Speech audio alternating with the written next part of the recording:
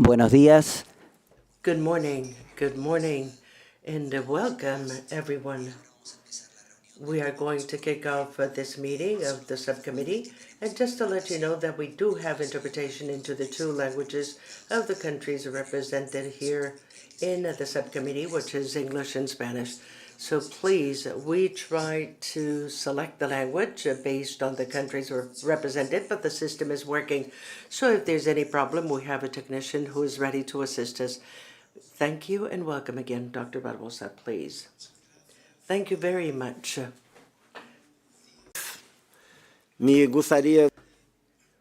Good morning. I would like to extend a warm welcome to the members of the subcommittee and all other member states who are participating as observers to the 19th session of the Subcommittee on Program, Budget, and Administration of PAHO. It is a pleasure for me to let you know that with the presence of Canada, Ecuador, Guyana, Guatemala, Mexico, Peru, we have 5 sub-members of the subcommittee, so we do have the quorum. Accordingly, I declare this session of the subcommittee officially open. And now I will proceed with my opening remarks. Accept my warm welcome to PAHO. This organization remains committed to the mission you entrusted to us of mobilizing collaborative efforts along with you, our member states and other partners to promote equity in health, to control disease, and to improve the quality of life of the peoples of the Americas. Allow me to highlight a few of technical achievements during the past year. As you know, the advancement towards the elimination of over 30 communicable diseases remain a top priority for us. In 2024, we celebrated a significant milestone as Belize, Jamaica, St. Vincent and the Grenadines were certified as free of mother-to-child transmission of HIV and syphilis. Brazil was also certified to have eliminated lymphatic filariasis. This achievement underscores our commitment to ensure a healthier future for all. And I think that's also important to mention that Suriname this year is already in the process to certify the elimination of malaria. Regarding non-communicable diseases, we have seen significant improvements in the control of hypertension and diabetes in our region. Over 4 million people are now receiving standardized hypertension treatment through the HEARTS program of the Better Care Initiative, with an impressive 62% achieving blood pressure control. 62%, I want to highlight this figure because when we don't have a HEARTS initiative, the average is only 25% of people that have hypertension and they have it controlled. So it's an impressive initiative that is providing better care for NCD and contributing to reduce the 1/3 of premature deaths related to NCDs that we still have in this region. These and other efforts are crucial in enhancing the objectives of the Better Care Initiative to provide quality NCD management at the first level of care. PAHO continues to deepen its cooperation with key partners in 10 countries across the Americas.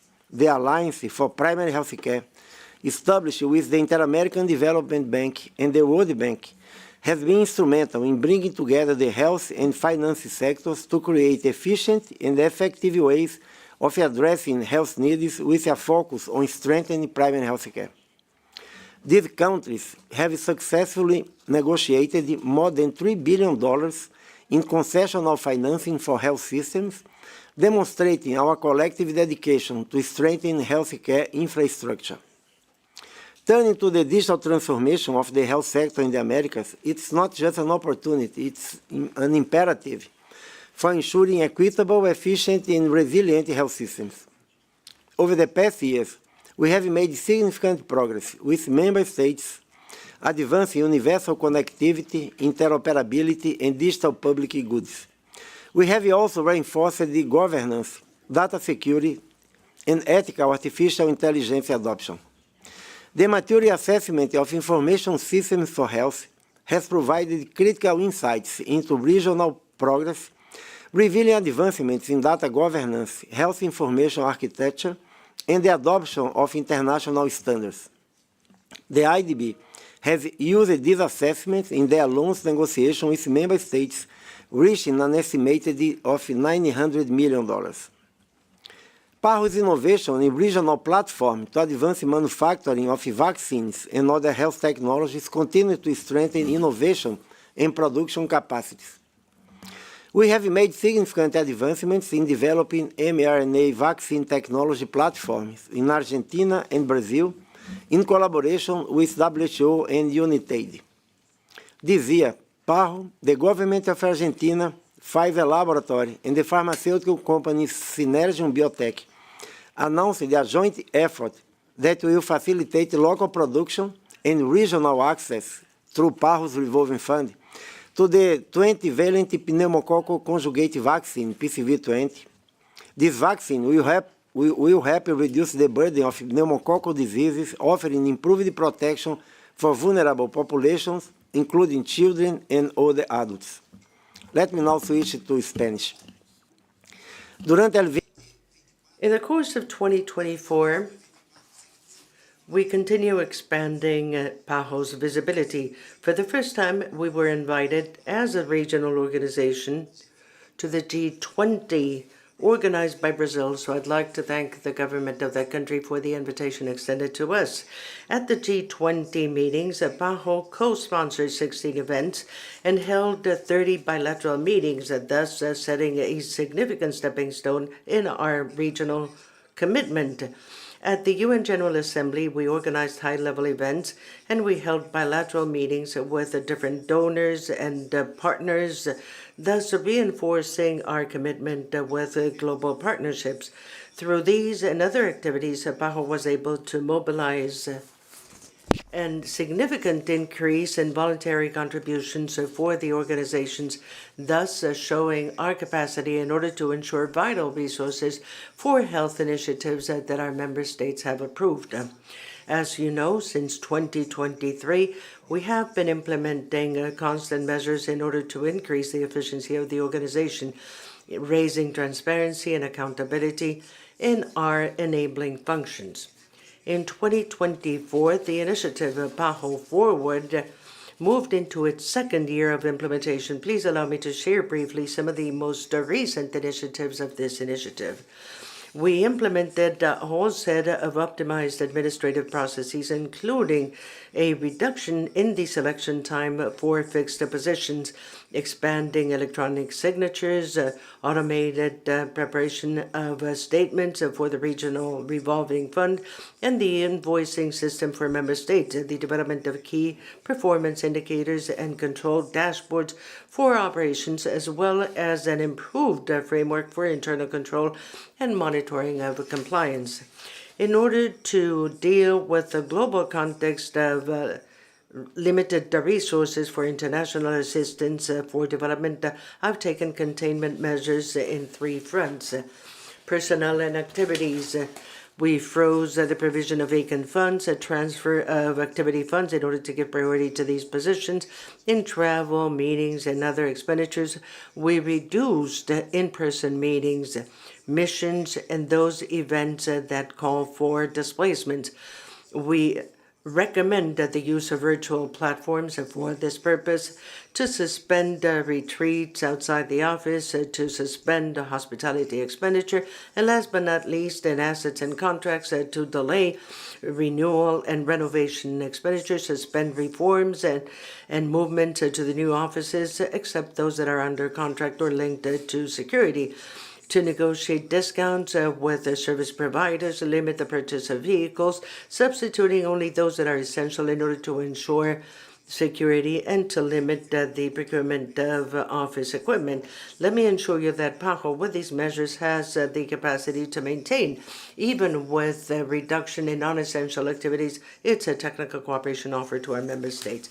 Now, moving to our agenda for this week, I'd like to highlight the draft of the new strategic plan of the organization for the 2026-2031 period. I'd like to thank member states for their participation throughout the consultation process of the new strategic plan of PAHO that responds to the priorities of countries and the commitment undertaken by the Secretariat to continue promoting dialogue.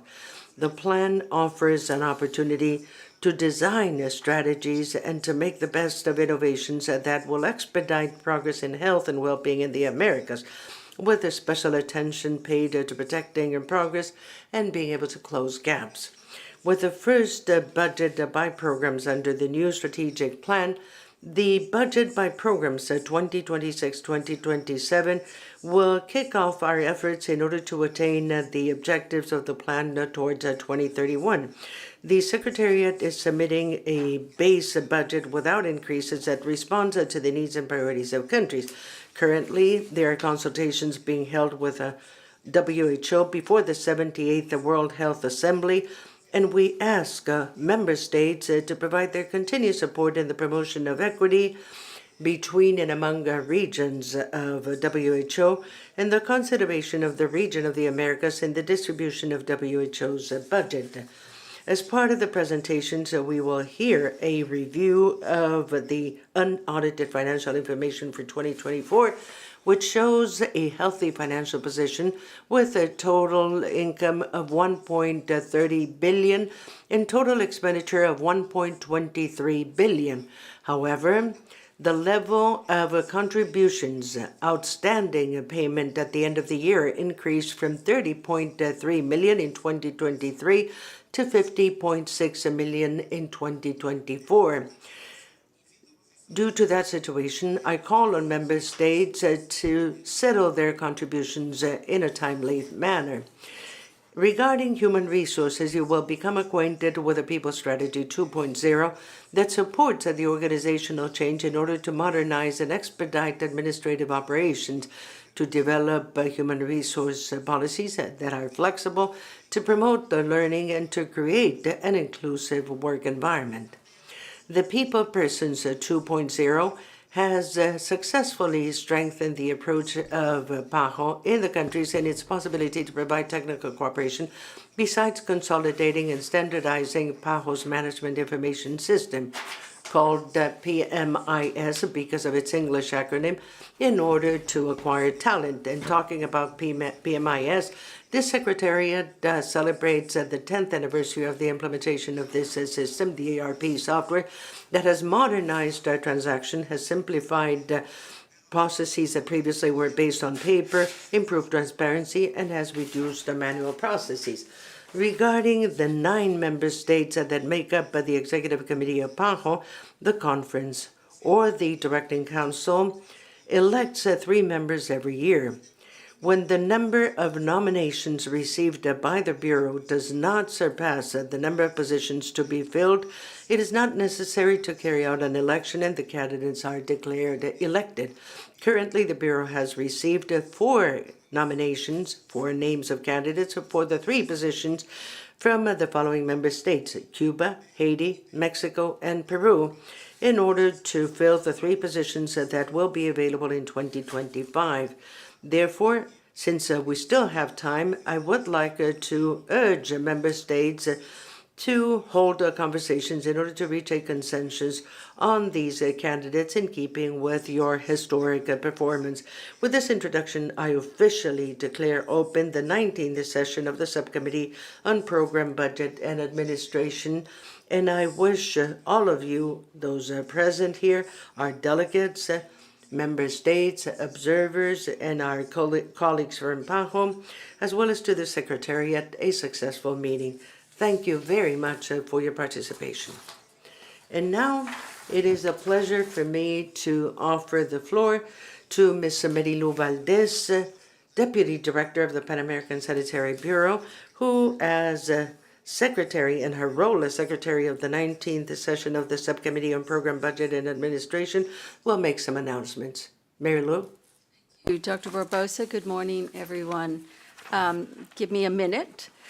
In accordance with the rules of procedure of the subcommittee, the working languages shall be those of the members of the subcommittee. Therefore, the interpretation is being provided in English and in Spanish. Delegates are please asked to give their name and country each time they take the floor. This will facilitate the official record the record keeping of the interventions. Members of the subcommittee will be recognized before other members participating as observers. As usual, all members are asked to limit, please, their interventions to 3 minutes. A time tracking system will be displayed on the screen to help delegates keep track of time during their interventions. Instructions for the use of the microphone system are as follows. To request the floor, please press the silver button in the middle of your microphone base. The green light, which is request, will light up to indicate that your request has been registered. Please note that pushing the silver button a second time will result in your request being deleted from the queue. So only hit it once, please, so that you don't have to get back in. To speak, the president will recognize your requests, and the red light, speak, will light up to indicate that your microphone has been activated. Your microphone will be live as long as the ring of the microphone is red. When you finish speaking, please press the silver button again to disconnect the microphone. We would like to respectfully remind our delegates to send their interventions to interventions@paho.org. This will help ensure with the preparation of the final report of the subcommittee session. Please ensure that each intervention includes the name of your country and the item written in full, along with its corresponding agenda item number. Access, and I think it's on your screen, access to documents, daily programs, and updates during the session of the subcommittee is available on the PAHO webpage and through the PAHO Governing Bodies app. You can download the app to your laptop or your smartphone. You are encouraged to use it, please. Each delegation has been provided with an iPad. The documents and the presentations for this session of the subcommittee have been uploaded onto the iPads, and any updates will be uploaded directly onto the iPad, so you don't need to worry. Tomorrow, Thursday morning, the 20th of March, the subcommittee will discuss item 3.5, non-state actors in official relations with PAHO. Today, a commemorative photo of the heads of delegation will be taken right after the morning session breaks for lunch, and it'll be in room A. At 4:30 p.m., a briefing session on the Shared Services Initiative will take place in this room, room B. And finally, but also importantly, please note that this room has 2 exit doors at the back. So please, in case of an emergency, proceed to evacuate through these doors and follow the instructions given by the floor wardens, who will be wearing an orange vest, only if it happens. Thank you. Back to you, Director. Thank you, Didi. Señalo la atención del subcomité. I would like to bring to the attention of the subcommittee agenda item 2.1, election of officers. As per Rule 5.2 of the Rules of Procedure of the Subcommittee on Program, Budget, and Administration, the subcommittee shall choose from among its members a president, a vice president, and a rapporteur, who shall hold office until their successors are elected. I would now like to invite nominations for the position of President of the 19th session of the Subcommittee on Program, Budget, and Administration. Yes. Please, Guyana, you have the floor. Guyana would like to propose Mexico.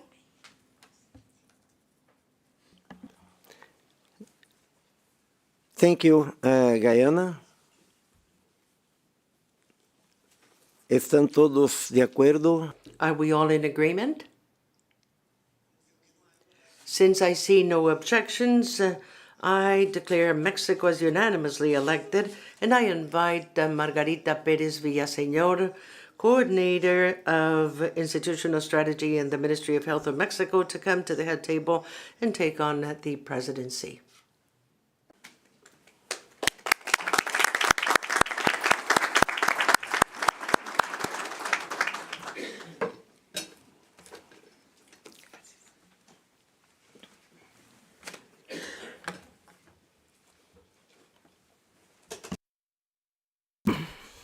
Muchas gracias. Buenos días. Thank you very much. Good morning, everyone.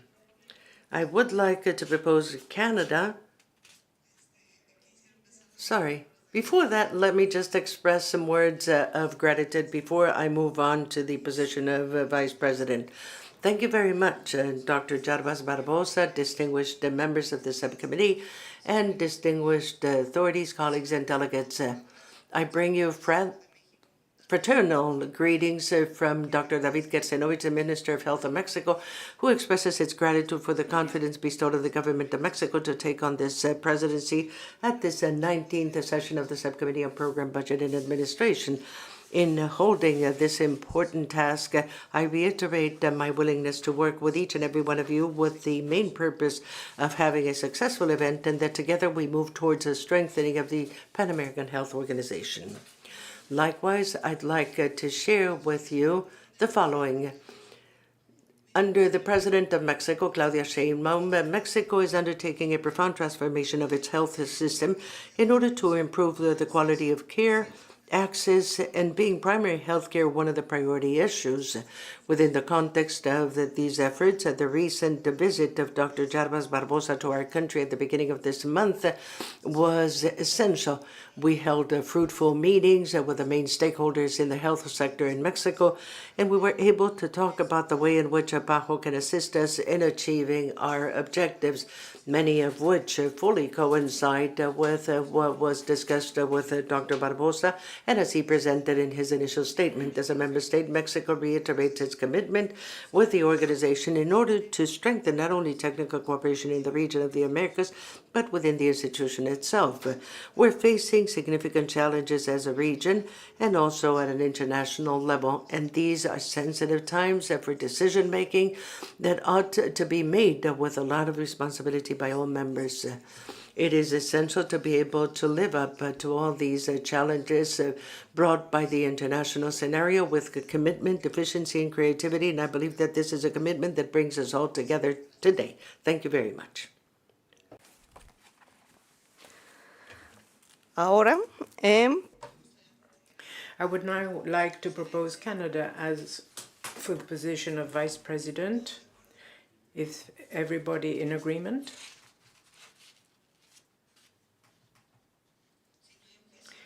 If there are no objections, and I don't see any, I declare Canada elected by acclamation and inform the delegate of Canada that she may remain in her seat. I'd now like to propose Peru to serve as rapporteur. Are you all in agreement? If there are no objections, I declare Peru elected by acclamation and invite Dr. Victor Josef Melt Campos, Director General of the Office of International General Cooperation of Peru, to take his seat at the head table.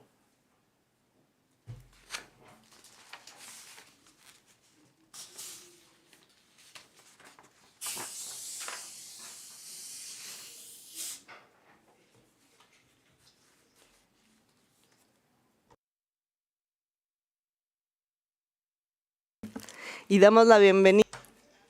And we welcome the representative of Ecuador. Very warm welcome to today's session. We could now move on to next agenda item 2.2, adoption of the agenda. I would like to bring documents SPBA 19/1, provisional agenda, and SPBA 19/WP, provisional program of meetings, to the attention of the subcommittee. I now ask the secretary to report to the subcommittee on the statutory provisions concerning this item. Madam Chair, Rule 4, Paragraph 4 of the Rules of Procedure for the Subcommittee reads as follows. The Subcommittee shall adopt its own agenda, and in doing so, may make such additions or modifications to the provisional agenda as it may wish, except to those items placed on it by the conference, directing council, or executive committee. regarding the preliminary work of meetings or program of meetings, please note that the meeting of the working group on the appointment of one member to the Audit Committee of PAHO will take place today during the lunchtime. Thank you, Madam President.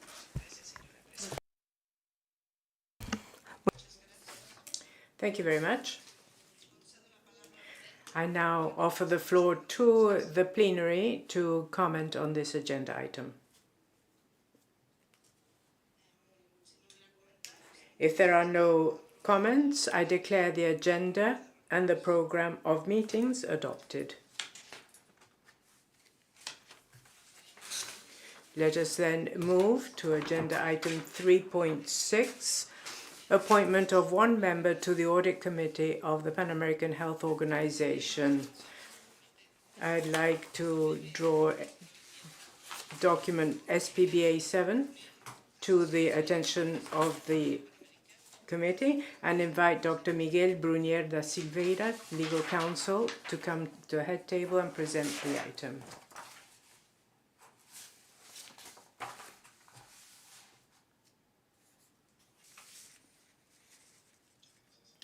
Thank you very much, Madam President, members of the subcommittee and participants and observers, director and colleagues. It is my pleasure to introduce agenda item 3.6 on the appointment of a member to the Audit Committee of PAHO. In 2009, the Directing Council established the Audit Committee of PAHO to function pursuant to the terms of reference of the Audit Committee adopted in Resolution CD 49R2. According to those terms of reference, the Audit Committee serves the Director and Member States of PAHO through the Executive Committee in its capacity as an independent expert advisory capacity on the operation of the organization's financial controls, reporting structures, risk management processes, and other audit-related controls. The Audit Committee is composed of 3 members appointed by the Executive Committee. Members shall serve no more than 2 full terms of 3 years each. Audit Committee members shall have the highest level of integrity, must be fully independent of PAHO. The criteria for selection, established in the terms of reference, require that candidates have had recent and relevant senior-level financial audit and/or other oversight-related experience. Compliance with the terms of reference, or in compliance with the terms of reference, 3 members of the Audit Committee were selected by the Executive Committee. In 2022, Mr. Alan Siegfried was elected for a second 3-year term through June this year. In 2023, Ms. Sarah Greenblatt was selected for a 3-year period through June 2026. And last year, Ms. Elizabeth Folsom was selected also for a 3-year term through June 2027. Given the expiry of the second mandate of Mr. Alan Siegfried, the Bureau, in early 2025, initiated a selection process in order to update the list of highly qualified candidates to fill this vacancy. The process included advertising in leading journals, as well as seeking candidates from PAHO member states through the PAHO country offices. The list of candidates underwent a thorough and detailed assessment, after which the leading candidates were selected based on the criteria outlined in the terms of reference of the Audit Committee of PAHO.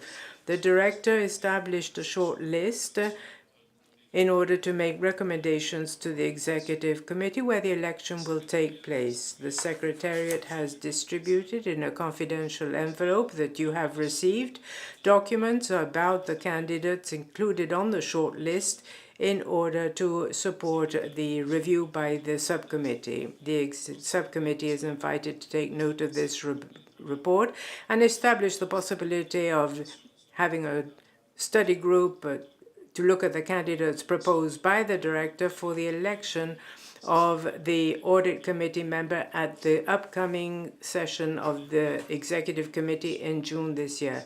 Madam President, this finalizes my presentation. I'll be happy to answer any question. Thank you very much, Dr. Brunier.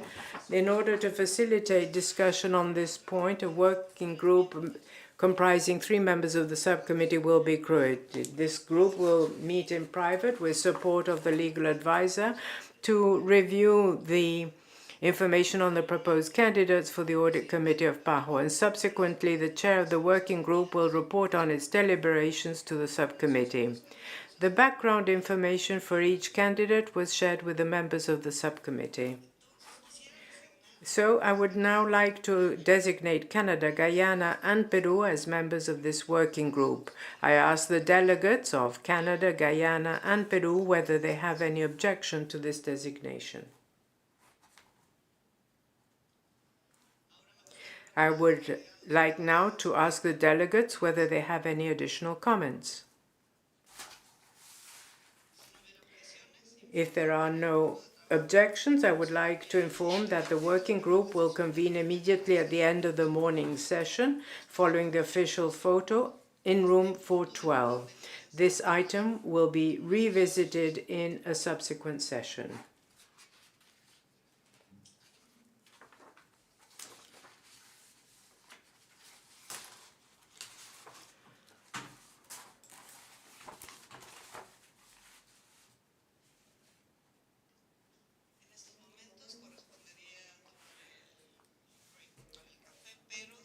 The coffee break would normally occur at this point, but since we're in advance with our agenda, and if there's no problem, I'd like to move on to the next agenda item, item 4.1. If there are no comments, we will act accordingly. So moving on to item 4.1, overview of the financial report of the director for 2024. I would like to bring document SPBA 19.8 to the attention of the subcommittee and invite Mr. Christos Casapantonio, Director of the Department of Financial Resources Management of the Pan American Sanitary Bureau, to come to the head table and present the item. Mr. Casapantonio, you have the floor to present this item.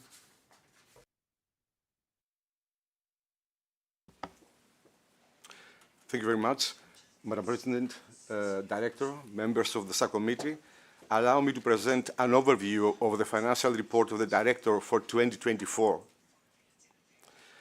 The financial report, as you know, the accounts are presented according to the International Public Sector Accounting Standards, IPSAS, as they have been approved by the governing bodies. They are preliminary, unaudited information for 2024. Because the external audit is in progress currently. The final results will be presented at the Executive Committee in June. On this chart, you see a trend with the bars and the line of the total revenue of the organization that in 2024 we reached 1,302 million. It's close to 24 million higher than the previous year. And you can see in the bars below the different components of it, for which we're going to talk one by one. So the first component, the dark blue, it's the assessed contributions. And on this slide, on the left side, we see the collections of the assessed contributions. The assessed contributions collections for 2024 were 84 million, in comparison with the previous year at 139.9. So clearly we have had a reduction in 2024. And so this had as a result, of course, the unpaid balance that had reached a really very low point in 2023 of 30.8 million to go to 50.6 million. So, as the Director mentioned earlier, it's important that Member States pay their dues in time in order to support the technical cooperation and plan of PAHO. On this slide, we see the revenue from procurement on behalf of member states. We see that the total revenue for 2024 was 813.7 million, the last green number, and it's composed of 691.4 million revolving funds for access to vaccines. We have the revolving fund for strategic public health supplies at 122.1, and a small almost 200,000, it's reimbursable procurement on behalf of member states. You see that we have an improvement versus the previous year. This happened because in 2022, there was an overstock of different supplies, which resulted in 2023 to lower revenue, and things are becoming more normalized now, close to the pre-pandemic levels, we would say. In this chart, we see the revenue from voluntary contributions, and the total revenue in comparison to previous year decreased to almost 200 million, 199.7 from 234.5. And we can see below in the bars, the composition of this reduction primarily is coming from the red bar, which is the emergencies. And this is something that is expected as we see the highest peak of the emergencies at 119.6 in 2022. We see that it's unwinding. It's reducing. It's normal, this reduction. But also it's useful to compare also with the baseline year, as we say, 2019, where, again, the emergency voluntary contributions are still higher than the baseline year. The voluntary contributions, we have had a slight increase there from 2023 to 2024, from 80 to 75, still higher than pre-pandemic. And we have a significant increase in the national voluntary contributions, 99 million. Slight increase versus previous year, but significant increase versus the baseline year that we compare. And primarily, it's attributed to Brazil. But other member states are utilizing this modality more. So on the side of the total expenses, you see that the expenses, they follow the flow of the revenue. The revenue is 1302, and here we see that the total expenses is 1,227.1, with the difference being a surplus. And we can see that there's a slight reduction versus the previous year, but if you see the different lines, it's not, perhaps it's not very legible, but one by one we can see that it's, there are significant reductions, for example, in staff cost. The first blue line, 149.2 million, it was 156.4 in 2023. Of course, the green line, which is the cost of the supplies, increased because, as expected, we had increase in the funds. We see the consultants, the second most significant, at 167.3 versus 201 the previous year. We see also that travel has been reduced, travel from PAHO staff and from meetings as well. And the increase that you see in the last bar, which is 32 million, which is the general expenses, from 22 to 32, that's because for this year we are reporting as revenue in kind and cost in kind. So when we report extra revenue, 10 million in kind, so we need to show this expense at the same time, and this 10 million shows up there. Something which we started showing from last year is the after-service health insurance, which is the health insurance plan that the organization has for its staff and its retirees. And we saw this chart from the beginning from the inception of the after-service health insurance plan. We see that there was a capitalization Capitalization is how much money we have, which is the blue, and gray is that what is our obligation. You see that the blue in the beginning, it used to be a very small component. And what we would like to share with you that over time, there is a significant increase in how much funding we have for this liability of the RASI. So in 2024, we have 102 million, and 143 is not covered, of total of 244. So, and this is 42% financed. This is a significant improvement.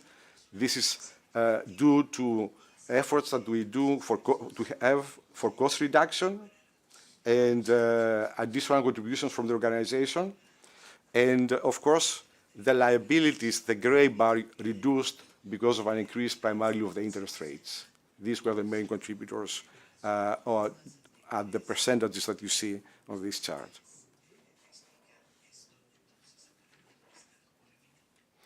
And as a summary of 2024, the financial report, as we said, it's not yet final, and the external audit is in progress. The results will be presented at the Executive Committee meeting in June 2025. Consolidated total revenue of 1,302 million for 2024, 1.8% higher than 2023. Unpaid balances of assessed contributions is as 50.6 million. We would like to thank also the two member states, Canada, that paid as the previous year in advance, and Peru for their payments of assessed contributions.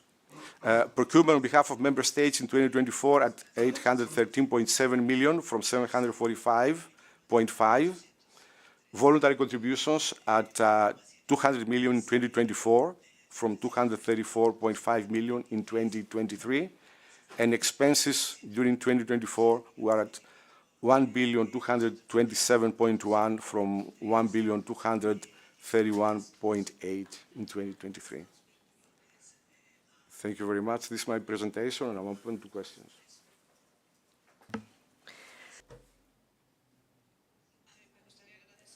I would like to thank Mr. Casapantonio and open the floor to the plenary for discussion.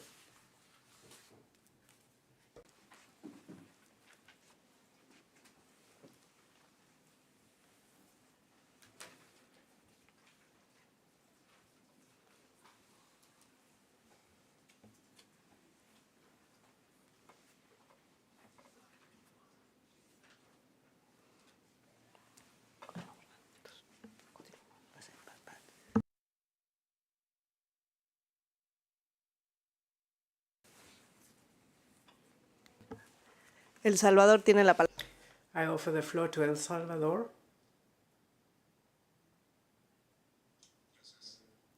Thank you.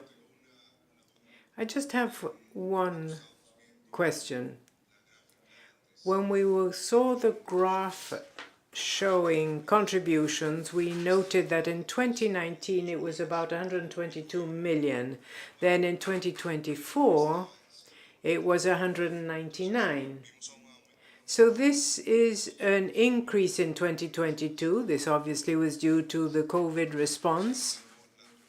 But my question is there a budgeted or projected ceiling for this new post-COVID reality that we're currently living? Will we reach the figures of 2019? I presume not because of inflation, but what kind of projection do we have for 2025, 2026 when it comes to contributions?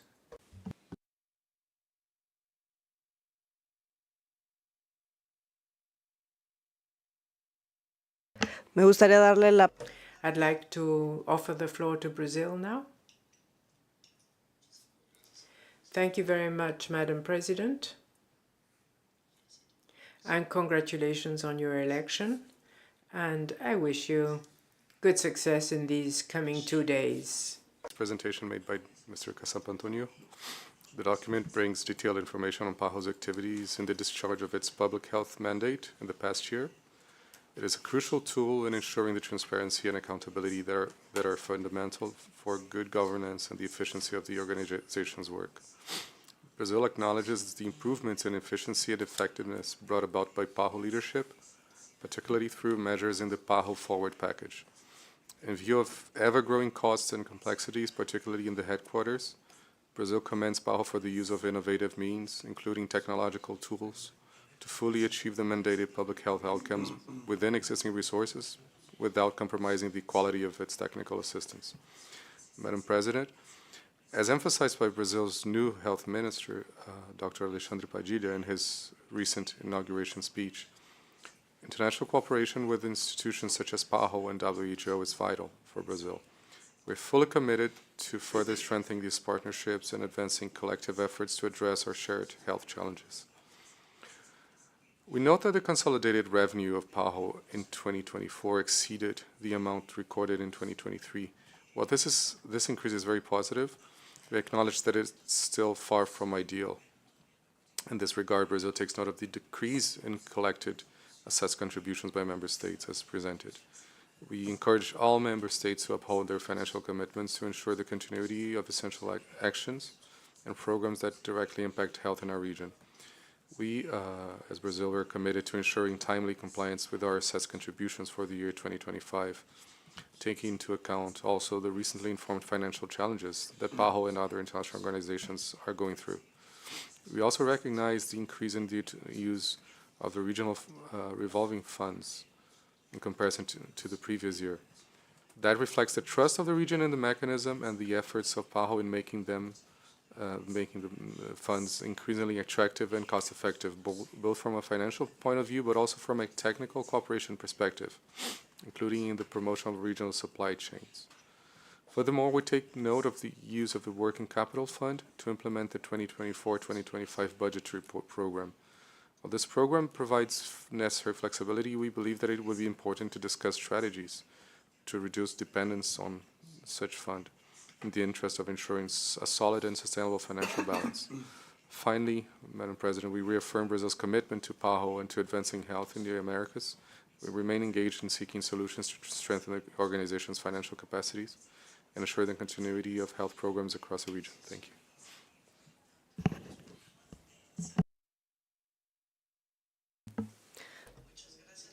Thank you very much, Brazil. Are there any further requests for the floor?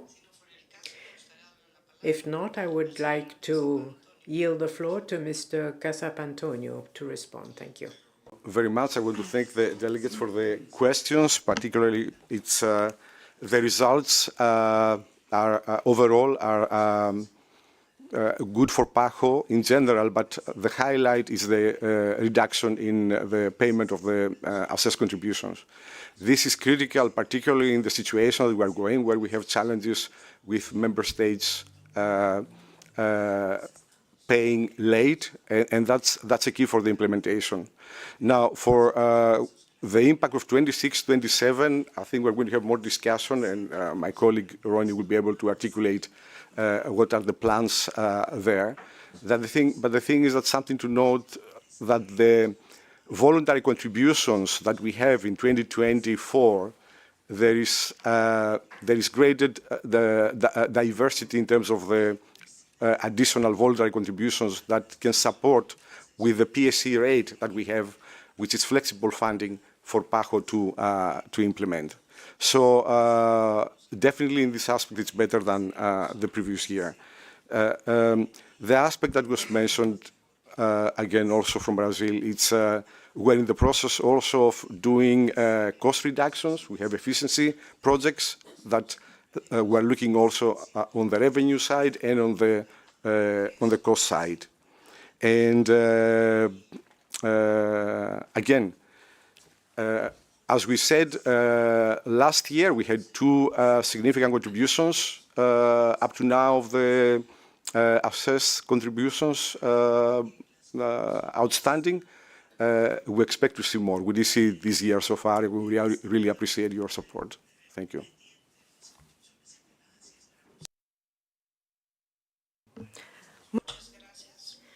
Thank you very much. Dr. Barbosa, have you got any comments? Yes, Madam President, and I'd like to thank Brazil and El Salvador for their comments. I'd just like to briefly comment on some items. We're talking about the year 2024, and I think it's important to note the recovery of procurement through the funds, as Mr. Casapantonio mentioned. In 2023, many countries reduced their demands from the revolving fund because they had an additional stock of vaccines given the vaccination coverage during the pandemic. But in 2024, we saw a return to earlier levels. And there are some important initiatives, such as the provision of new vaccines, such as the RSV vaccine, the new PCV20 vaccine that I mentioned, and there are yet others. And we're also going to conclude with the high-cost medicine plan, looking at medicine that have been requested by all countries. This will be available to all countries in the region. Medicine for lung, breast, and other cancer, and multiple sclerosis. We're in the final negotiation phases with the manufacturers, even manufacturers in the region. And once again, this is an activity that not only increases access by countries to medicines that are have a significant cost for the ministries of health, but in addition, they're able to support local manufacturing in the region, thus not depending on imports from other regions. And the telehealth teams, some countries such as Guyana, for instance, are negotiating with the fund, and hopefully others will join this effort, because it's part of a technical cooperation package. It's the teams, the software, the protocols, the equipment, by qualified manufacturers at prices that are far below those we heard of through some individual negotiations. So this is an initiative as well as others. There's an initiative, for instance, to further increase procurement through the funds. Now moving to the contributions. I think it's important to call upon all countries. It's important to pay up all arrears. Let us not forget that PAHO quotas have not increased in the past 12 years. Therefore, the changes that have occurred is because we depend on the OAS quota structure, but we have not proposed any increases for country quotas. This is a $75 million effective reduction if we look at the inflation that occurred over the period. In other words, we are doing more with less. And this is quite obvious. We have not proposed, because of the economic situation, because WHO did propose an increase to quotas, and I don't think it would be appropriate to also propose an increase of our quotas, but their payment is fundamental. It accounts for an important percentage of funds available to us, and these are what we call flexible funds. In other words, funds that we can use to pay salaries and to conduct activities and to allow us to function. With regards to the voluntary contribution funds, and I think that was a question from my friend of El Salvador, the voluntary contribution funds have two parts. One are the emergency contributions. We saw a peak during the pandemic, which is to be expected because we received many contributions to reinforce response. We had a very generous contribution, for instance, from the US Congress. It was $75 million, and this was turned into support for countries to strengthen the cold chain, get new equipment for the transportation of vaccines and specialized fridges and freezers, and also other kind of equipment, as well as to reinforce production capacity in the region. So it was a package of important interventions. That part of the voluntary contributions has today dropped, as to be expected, because the pandemic response, well, the pandemic came to an end, so there was a fall there.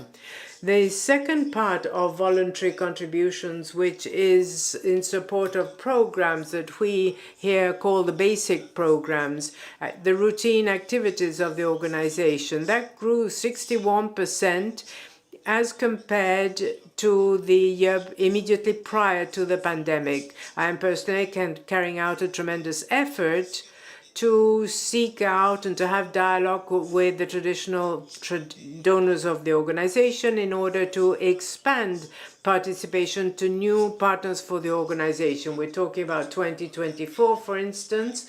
I acknowledge and thank the contribution from partners. It's not only donors, they are partners for the organization, and they do support and participate in our work. This includes the United States of America, Canada, European Union, Spain, but also new partners such as Korea, India, and yet others that join this effort to support initiatives in our region. Último, Last but not least, I'd like to highlight the fact that we're talking about 2024-2025. Maybe we will have to deal with a different reality, but I'd like to thank the countries in the region once again, because they always do a good job in promoting the region in World Health Assemblies so that the region might receive a fair share of the resources of the organization of WHO, so that we can add this up to the other resources available to the organization so that we can continue with the work we do, and mainly with beefing up the presence in the countries. You will recall that when the increase of 20% in the quotas was approved for WHO, I had that commitment in saying that this should strengthen the commitment in the participation or the presence in the countries.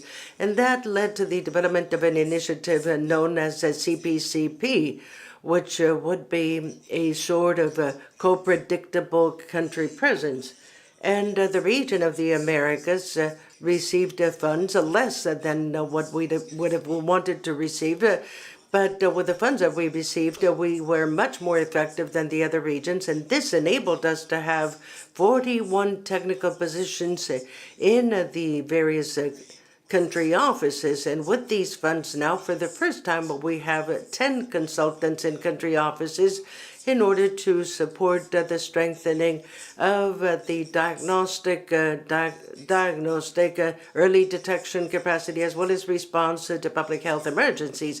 Others that are supporting the elimination of communicable diseases, and others are providing support to digital transformation and other important matters. Our region was the first one in filling all positions. Out of the 41, we now have 38, and the 3 that are not there, unfortunately, is due to the fact that the people selected had other offers, other job offers, and they did not come to the organization. But I believe that this was important, and I'd like to remind countries, because it seems to me that at the upcoming World Health Assembly, we ought to continue with that support. It is very important in order to make sure that the region of the Americas can continue receiving that fair share of the contributions coming from WHO.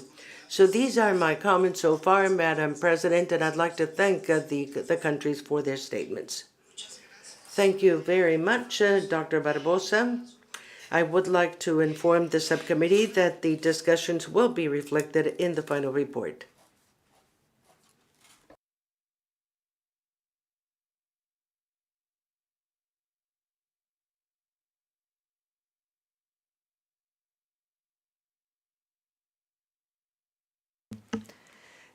Ahora los And now we invite you all to a coffee break downstairs in the lobby, and we will come back in half an hour. So 30 minutes coffee break. So we'll be back at 10:35. We will reconvene here. Thank you.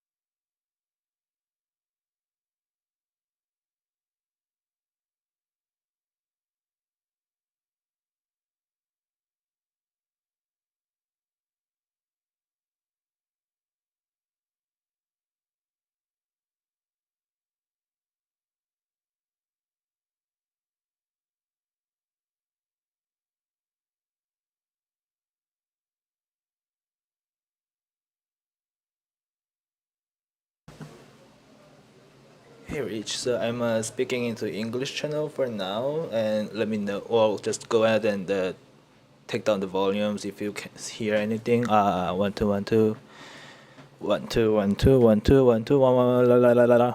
Hello, 1 2 checking 1 2. If I don't know if you can hear this. Checking 1 2 1 2 checking 1 2. Can you hear it? 1 1 2 2 1 2 1 2. 1 2 1 2 1 1 2 1 2 1 2. Checking the volumes here. 1 2 1 2 1 2 1 2 1 2 1 2 1 1 2 2. And do you hear anything too loud or 1 2 1 2 1 2 and 3 and you hear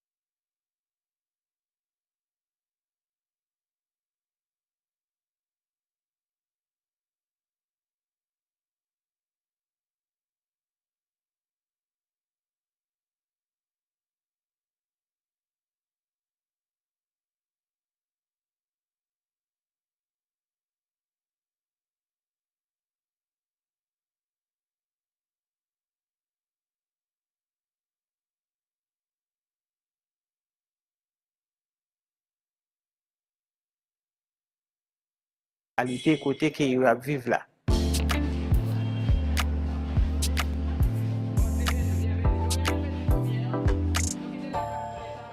Parler des maladies évitables par la vaccination, nous apprenons et diphtérie. Effectivement, c'est un cas de diphtérie suspect que l'équipe EDI là a fait réponse. Et nous en pleine activité réponse, j'en ai remarqué, nous cherchons rougeole, rubéole, nous cherchons syndrome rubéole congénitale, qui est moins d'un an. Nous cherchons catankou paralysie flasse aiguë. Nous cherchons surtout Kaiti et moun qui gen moins que 15 ans.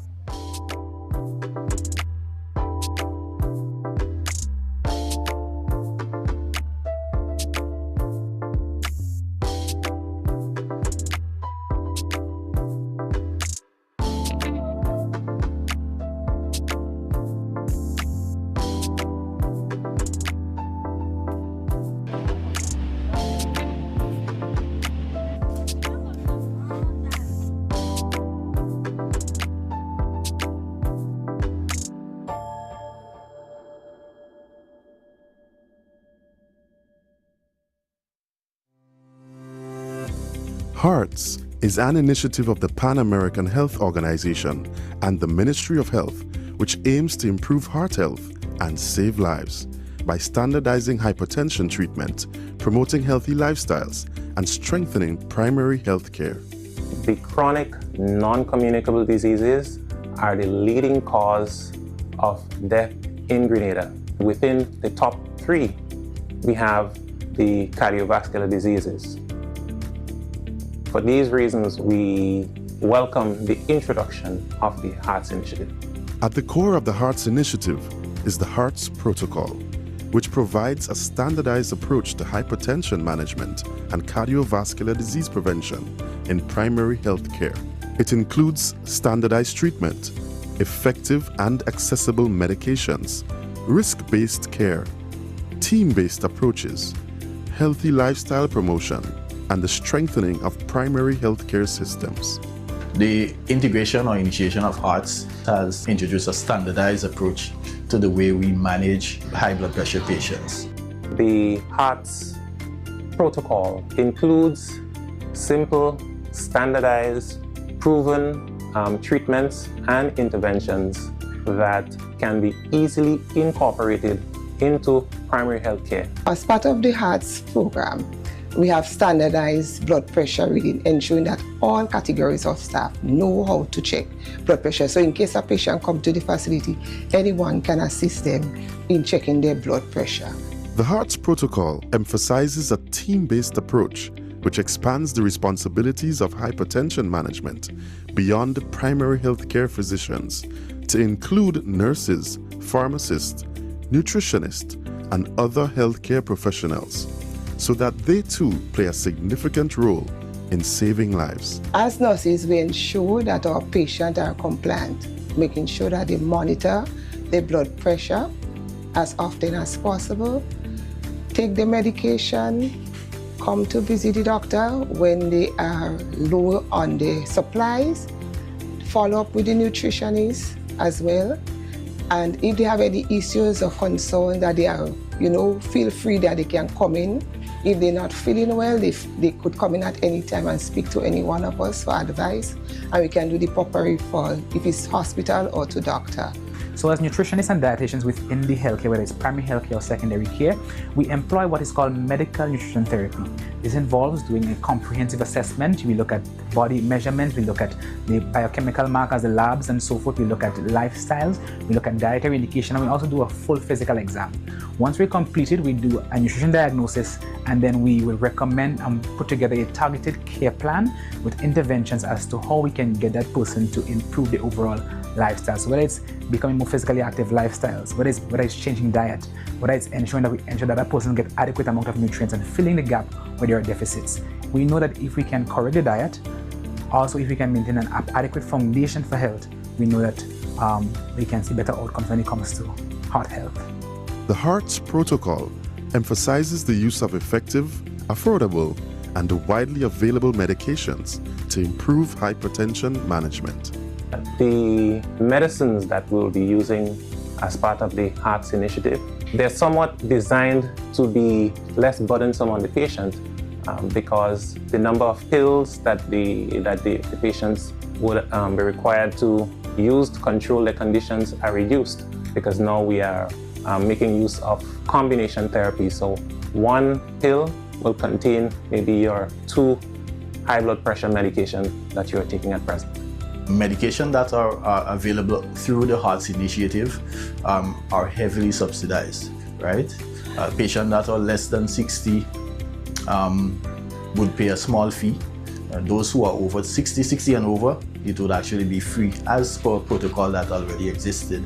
Following the introduction of the HEARTS initiative, we anticipate better compliance among our patients. We anticipate a reduction in the number of individuals who have uncontrolled high blood pressure. And at the end, we anticipate that in the long run, a reduction in the number of complications and the number of deaths that we are seeing as a result of high blood pressure and cardiovascular disease.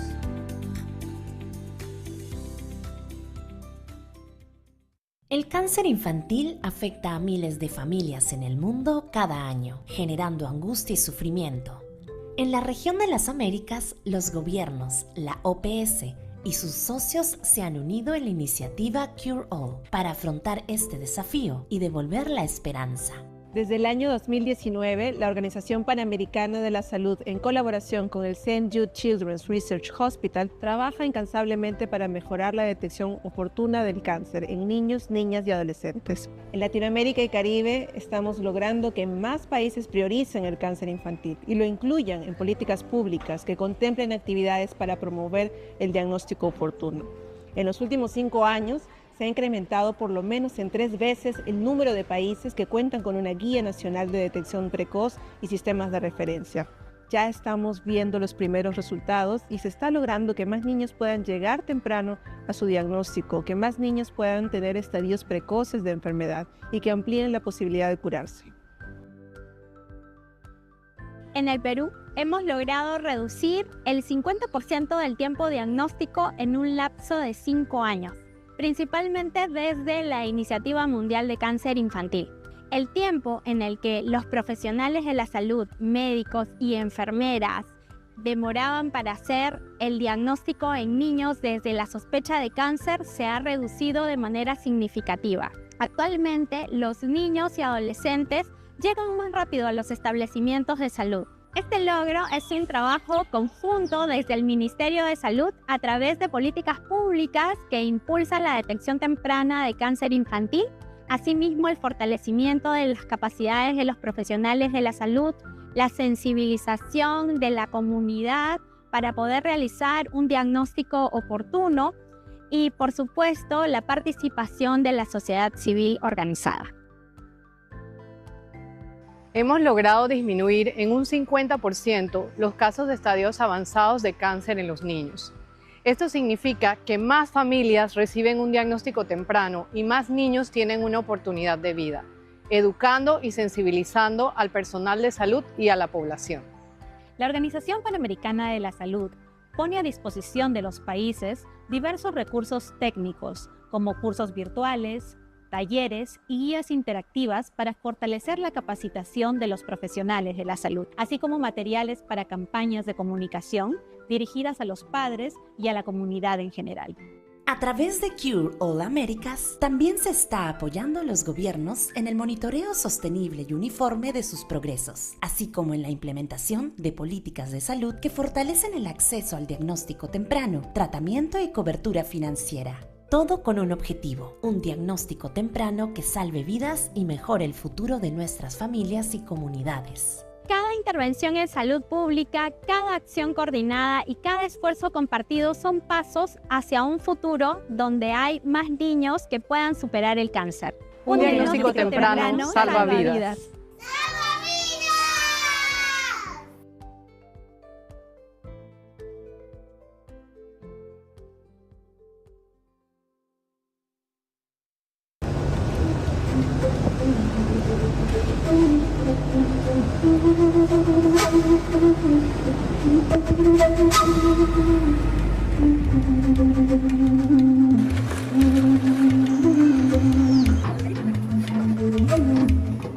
2019, los Estados miembros de la Organización Panamericana de la Salud, OPS, aprobaron la iniciativa para la eliminación de 30 enfermedades infecciosas en la región para el año 2030. En el marco de esta iniciativa, en 2023, se conformó una alianza con el gobierno de Canadá para un proyecto de eliminación del tracoma como problema de salud pública para el año 2028.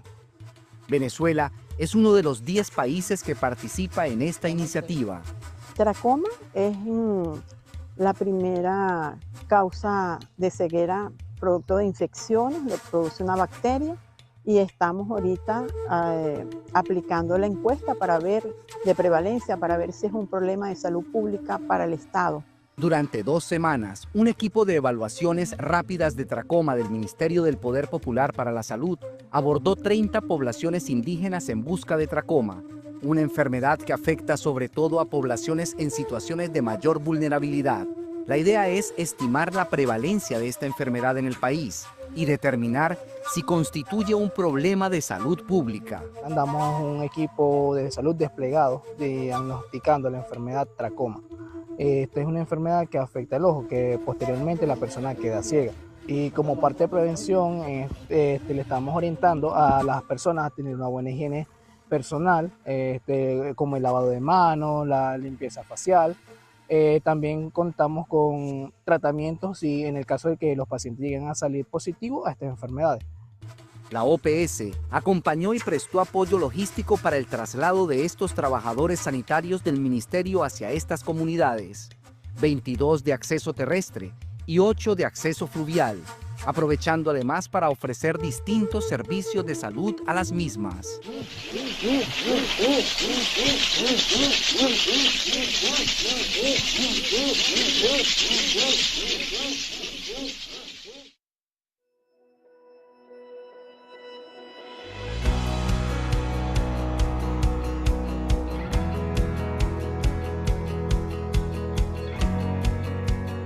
Hoy nos encontramos ya en las evaluaciones rápidas de tracoma en Aguachapán, específicamente en el municipio Tacuba. Esto es un proyecto que está enmarcado en la iniciativa 2030 de la Organización Panamericana de la Salud, donde pretende en esta etapa El Salvador identificar si existe el tracoma, primeramente para luego continuar con las demás etapas del proyecto.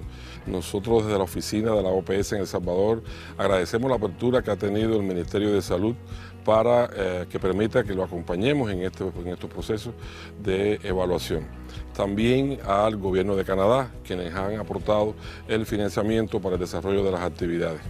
Creemos que van a tener los resultados esperados según se ha diseñado en este proyecto, porque lo más importante en este caso es velar por la salud de la población y sobre todo que podemos hacer acciones preventivas y evitar algo tan dañino a la comunidad como es la ceguera por causa infecciosa, en este caso por el tracoma.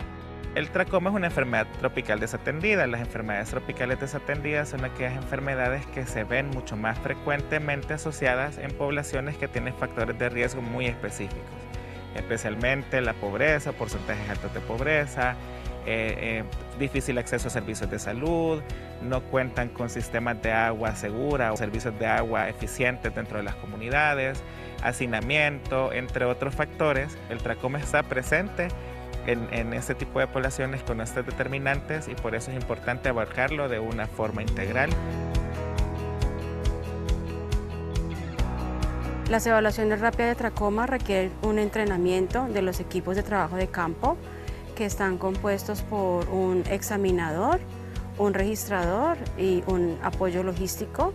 Consiste en examinar al menos 15 a 20 viviendas por cada una de las comunidades. Por unidad de evaluación se recomiendan evaluar alrededor de 7 comunidades.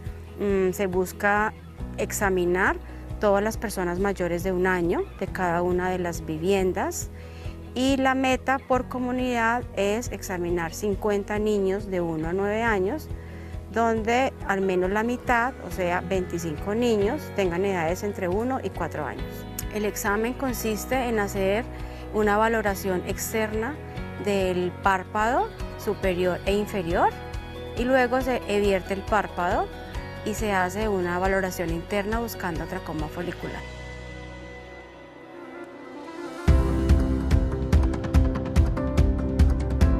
Me siento complacida porque todo lo aprendido durante la capacitación, que fue una semana completa, y ahora en campo lo ponemos en práctica. Hemos aprendido muchas cosas nuevas. La verdad que este tema era un poco desconocido para nosotros, pero siento que ha sido de gran valor. Dar un agradecimiento muy especial a la Embajada de Canadá, ¿verdad?, por el apoyo que nos ha brindado para poder formarnos en este tema y poder realizar la actividad. También al Ministerio de Salud, del cual soy parte, soy pues trabajador del Ministerio de Salud y me siento muy orgulloso de poder conformar este equipo.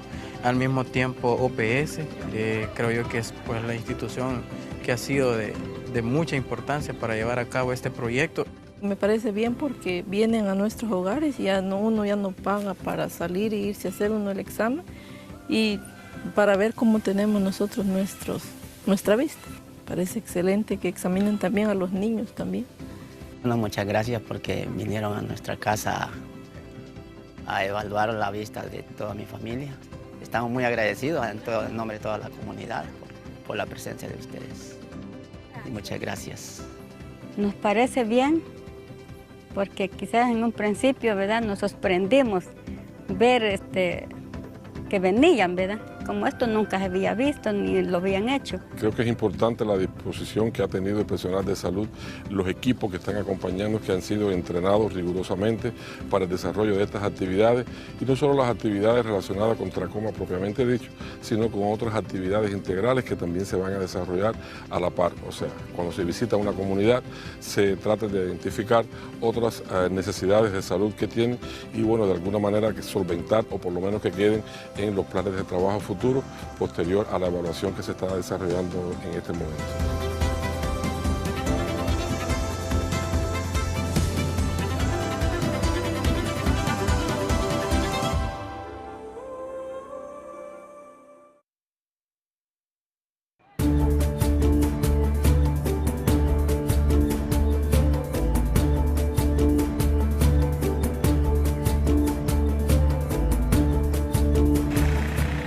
A migração tem feito parte da experiência dos países da região das Américas em vários momentos da história, tanto como países de origem quanto de trânsito ou de destino. Conflitos sociais e políticos, insegurança alimentar, desastres, mudanças climáticas, dificuldades econômicas, violências e outros fatores adversos levam as pessoas a buscar melhores condições de vida em outros lugares. E nessa jornada, a saúde é um dos aspectos mais afetados.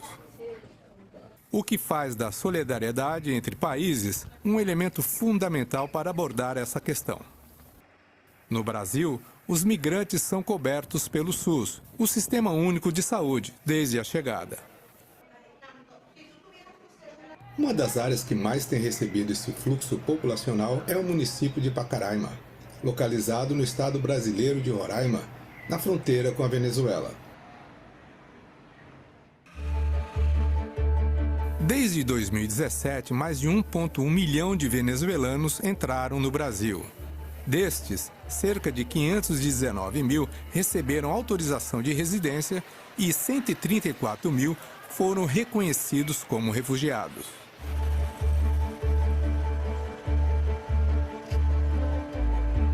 Esse trabalho ocorre por meio da Operação Acolhida, que é uma resposta organizada do governo brasileiro em parceria com agências especializadas das Nações Unidas e parceiros da sociedade civil organizada. A OPAS, a Organização Pan-Americana da Saúde, integra esse esforço contribuindo e apoiando as autoridades envolvidas para o desenvolvimento de ações de saúde que promovam a proteção e a inclusão dos migrantes nos serviços de saúde. A Operação Acolhida envolve ações na fronteira, acolhimento, proteção e interiorização dos migrantes e refugiados, oferecendo assistência desde o primeiro contato.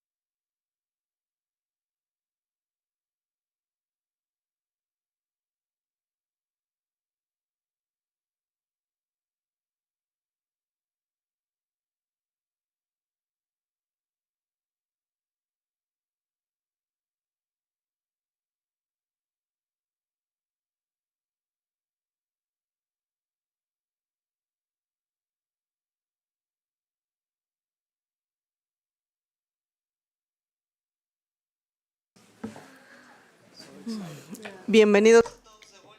Welcome back to all, and thank you.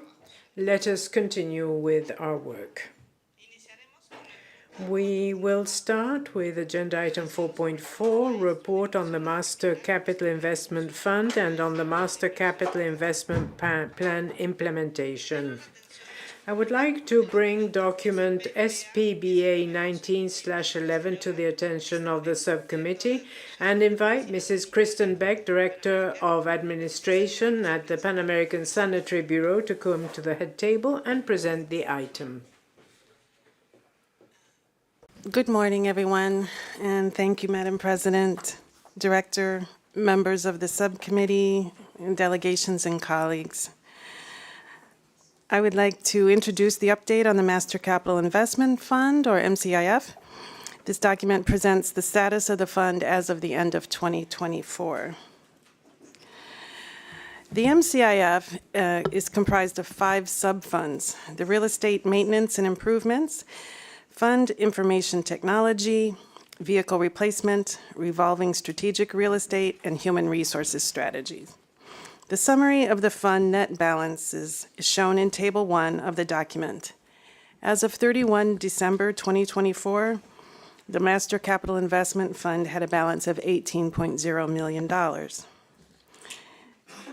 Table 2, titled MCIF Implementation, which begins on page 2 of the document, shows the detail by subfund of the 2024 expenses, totaling $3.38 million, also shown here in the 4th column of Table 1. The Real Estate Maintenance and Improvement Subfund total of $2.75 million was utilized for expenses related to the headquarters renovation project and for country office infrastructure improvements and maintenance projects. Under the Information Technology Subfund, investments of approximately $220,000 were made for PAHO's governing body's web pages to enhance member states' access to official documents and for IT SharePoint enhancements. The Vehicle Replacement Subfund shows that 3 vehicles were replaced in country offices during 2024, totaling $142,000. The Revolving Strategic Real Estate Subfund supported the Workplace Strategy Project at headquarters, the objective of which was to create a safe and efficient working environment aligned with staff well-being and up-to-date office design. And lastly, the Human Resources Strategy Subfund implementation of $207,000 supported the enhancement of Workday modules to optimize human resources business processes.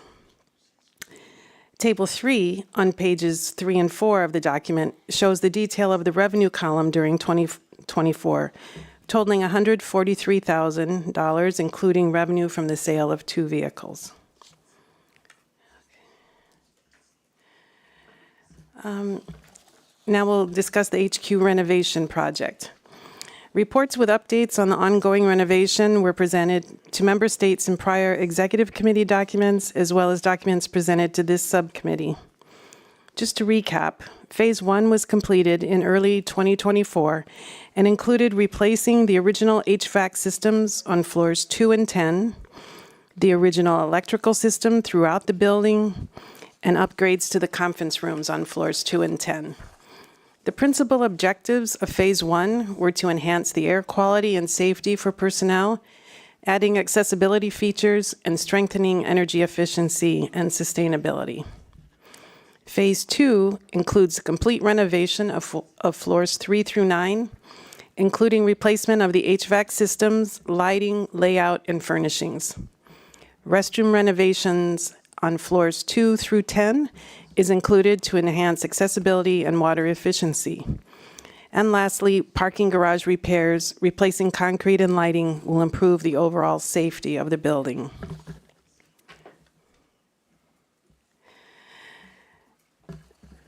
Table 4, starting at the bottom of page 4 of the document, presents the budget for Phase 2 of $24 million, as reported in CE 175/6, as well as expenses incurred through 31 December 2024. Phase 2 is underway, with construction on floors 7 through 9 currently ongoing. to be followed by demolition and construction on floors 3 through 6.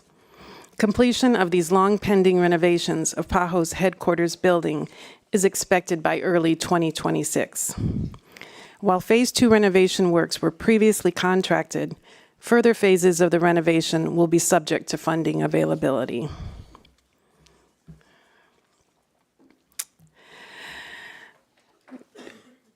During 2024, extensive mold was detected in PAHO's second headquarters building, which is referred to as HQ2, located at 2121 Virginia Avenue and shown on the left side of this slide.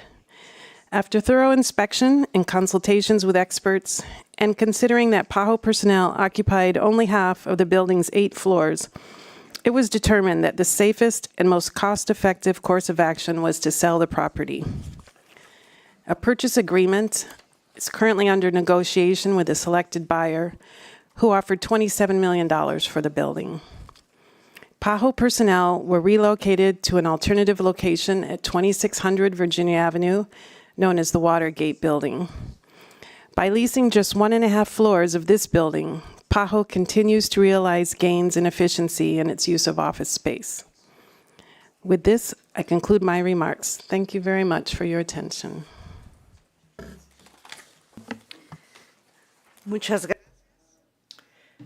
Thank you very much, Mrs. Kristen Beck.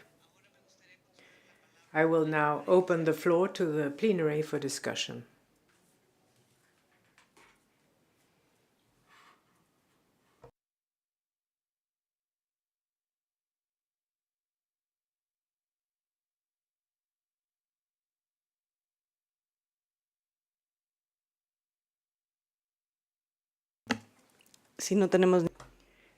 If there are no comments concerning this presentation, let me ask the director if he has any comments.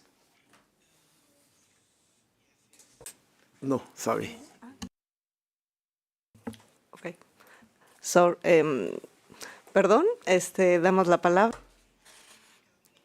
The Dominican Republic is recognized. Good morning. And thank you very much, Madam President, and I'd like to congratulate you for your election to guide our work in the coming 2 days, and we wish you very good success. And let me thank the director and everyone for convening this meeting. With regards to this topic, I just have one question. It's a matter about which I'm curious. I don't have data and I'd like to understand better. The sale of the building. The decision was taken to sell the building and part of the staff will be moved to another building. I'd like to know actually how many people work in the building that's going to be sold. And how did you come to the conclusion that in the longer term, it is better to rent in a different building instead of continue using that building or repairing it? So on what basis did you reach that decision? Thank you very much. Muchas gracias a... Thank you very much, Dominican Republic. Would any other delegate wish to comment?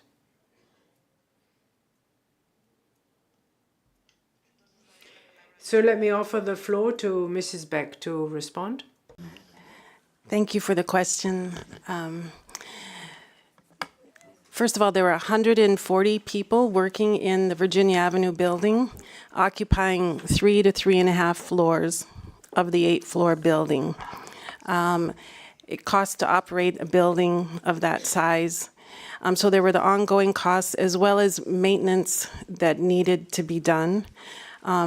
Even before the mold was detected, the HVAC systems needed to be updated in that building. And we realized that it would not be advantageous for PAHO to be updating HVAC systems in 2 buildings at once here in our headquarters. Also, the mold was so extensive that the cost of remediation, mold remediation, would have been much more expensive, more than we thought was reasonable for us to spend. So the decision was made for this small group of not small group, but 140 out of approximately 500 people in the headquarters, we would find a new location to lease, small enough that people could fit on, we're using floor 6 and half of floor 7 in the Watergate building. And therefore, we would be able to sell the building and use the proceeds for other needs within the organization. So it was a cost-benefit analysis. How will the people feel safe, have a safe working environment, close enough to PAHO's headquarters? The Watergate's just a couple of blocks down Virginia Avenue, and get us out of having to renovate the building that wasn't well maintained by its previous owners. So it was looking at the cost, the benefit, safety of the staff, those types of factors. Thank you.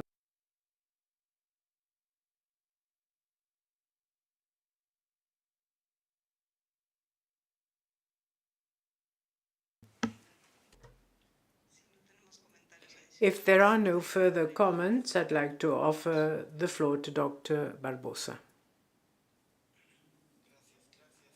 Thank you, Madam President.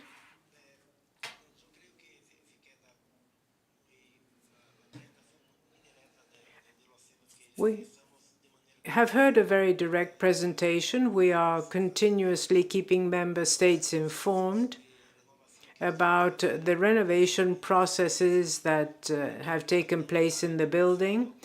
And we have in the past presented some emergency situations, such as what happened in this building's garage. We had problems with the concrete, which imposed jeopardy on the safety of the building, and the need to renew the HVAC systems that were 60 years ago, and it was no longer possible to find spare parts whenever we had a problem. Now we are continuing with the renovation process. We have yet another phase before us. It hasn't yet been contracted, and that's replacing the windows. The building has its original windows that don't offer sound protection or heating efficiency and cooling efficiency, things that one finds in modern windows. But we will be looking at that, looking forward, because when we have the financing. With regards to building security, Mrs. Beck has responded, but we only use about 30% of the building. And the needed investment, I think, would be approximately the same amount for which we're about to sell the building, or over 15 years rental expense for the new premises, which is close by at the Watergate. For this decision, the sale, I believe, will be providing additional resources for the organization, and the Watergate contract has a limited duration. This afternoon, we will be presenting the initiative of a shared services center for the organization. I've already mentioned this in the past, and I do believe it will result in reducing the number of staff in Washington. We have a limited time contract with Watergate, not one of those long contracts that one has in the United States of maybe 10 years. Our contract is 2 years. And after that, we will be able to assess, after implementing the shared services center, we will then decide whether or not we need to have offices in another building, or if we can just contain it to this building. So all of that will be factored in. The sale is a good business for PAHO. We bought it for $5 million, and we're selling the building for $27 million. So it was a good purchase. But the expenses to maintain that building are very high, and we don't know what to do with that remaining 70% that we don't use. We'd probably have to rent it out. and that would require investment every year to maintain the building. That is why we came to this decision. Thank you.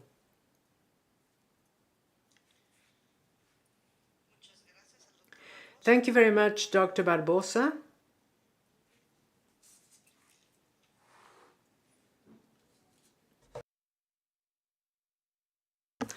Les pediría. I'd just take a moment, if you don't mind. We have some internal consultations to take place here.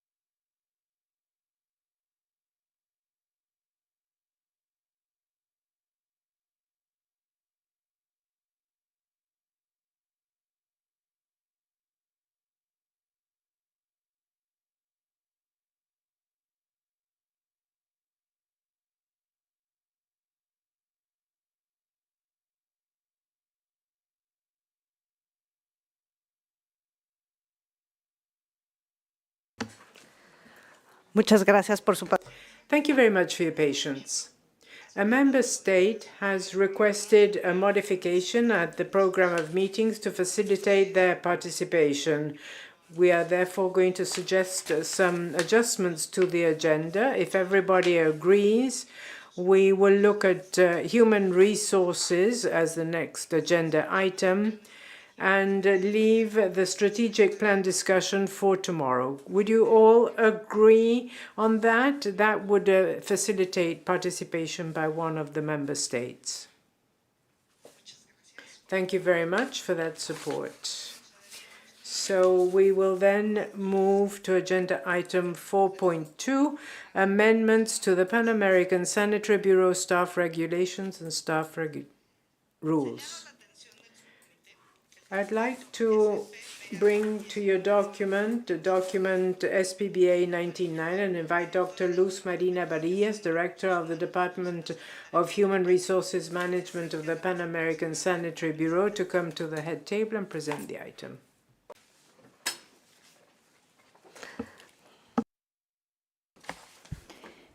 Muchísimas gracias, señora presidenta. Thank you very much, Madam President, distinguished director, distinguished members of the Subcommittee on Program, Budget, and Administration. Good morning.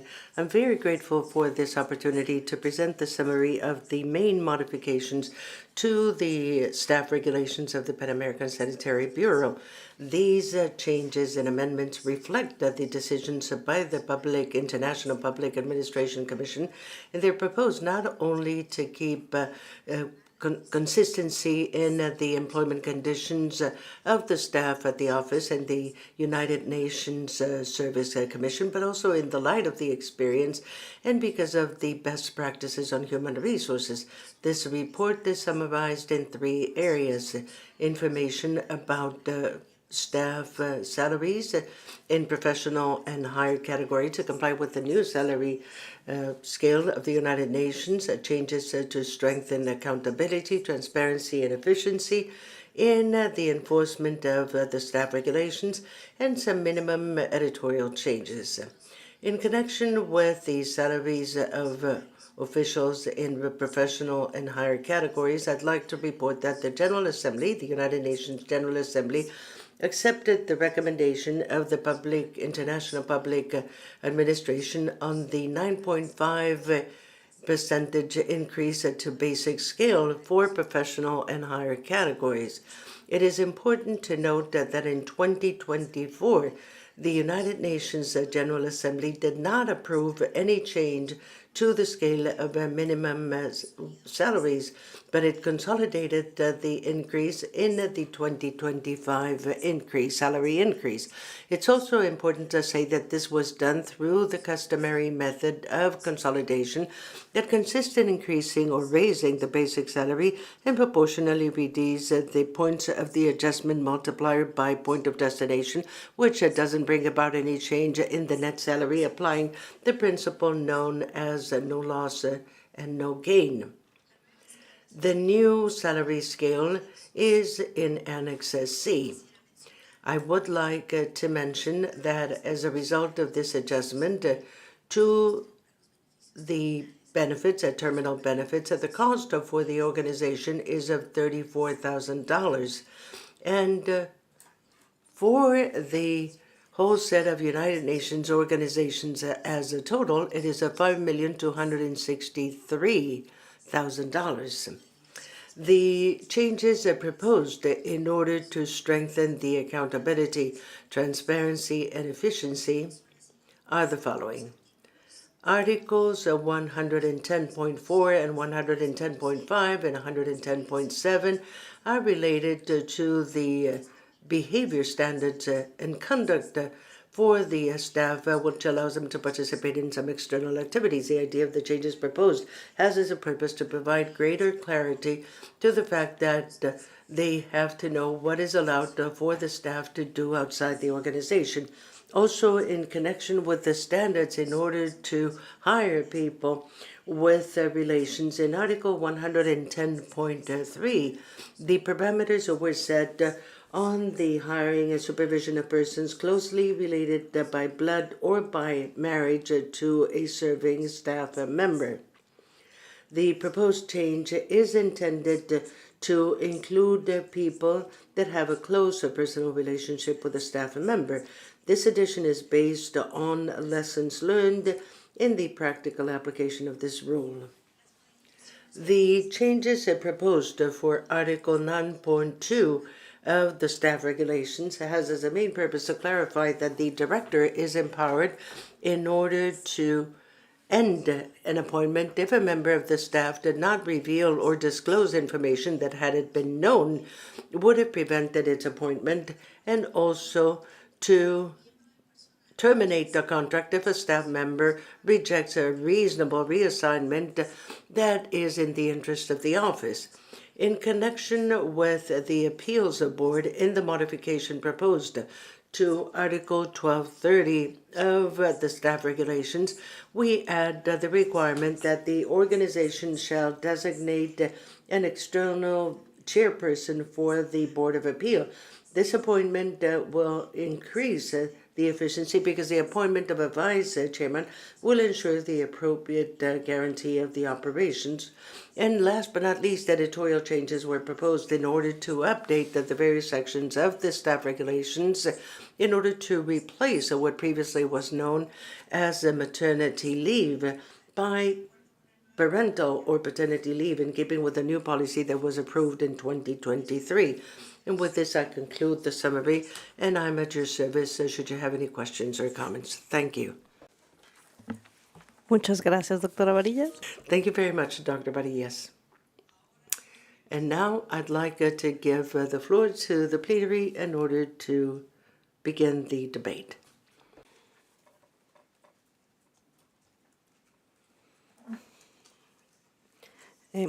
Canadá, por favor. Canada has the floor. It's not bad. Okay, thanks.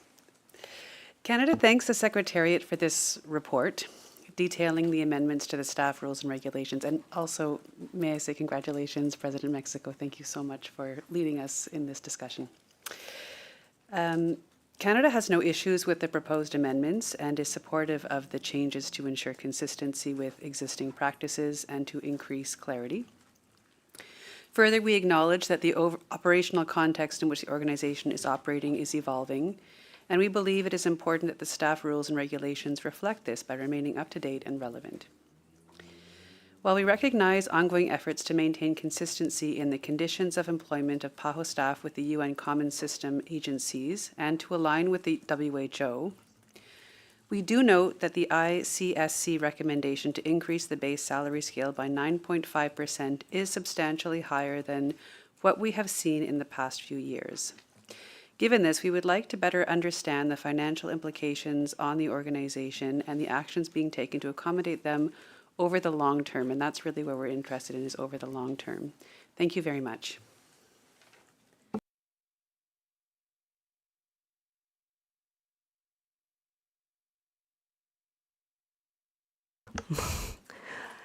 Thank you very much, Canada. Ahora le damos la palabra. And now we recognize Mexico.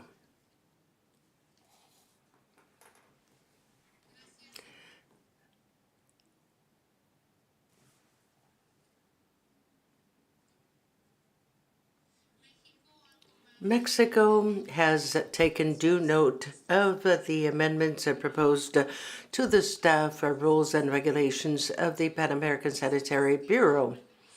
We have analyzed these carefully, bearing in mind the will of the director in order to align these instruments with the practices of the United Nations Common Plan in order to strengthen the management and development of human resources within the organization. In connection with the changes proposed, my delegation welcomes the establishment of the unified parental leave, which is a practice that strengthens joint responsibility in looking after the children and is aligned with the principles of gender equality that is promoted by Mexico. Also, as we've done in other fora of the Inter-American system, Mexico highlights the relevance of strengthening norms and provisions on the behavior of the staff and prevention of a possible conflict of interest, which is essential in order to give certainty to exercising its responsibilities as well as to ensure transparency, ethics, and confidence in the contractual processes. Thus, we positively value the adjustments made to the adjustments in the staff regulations and rules.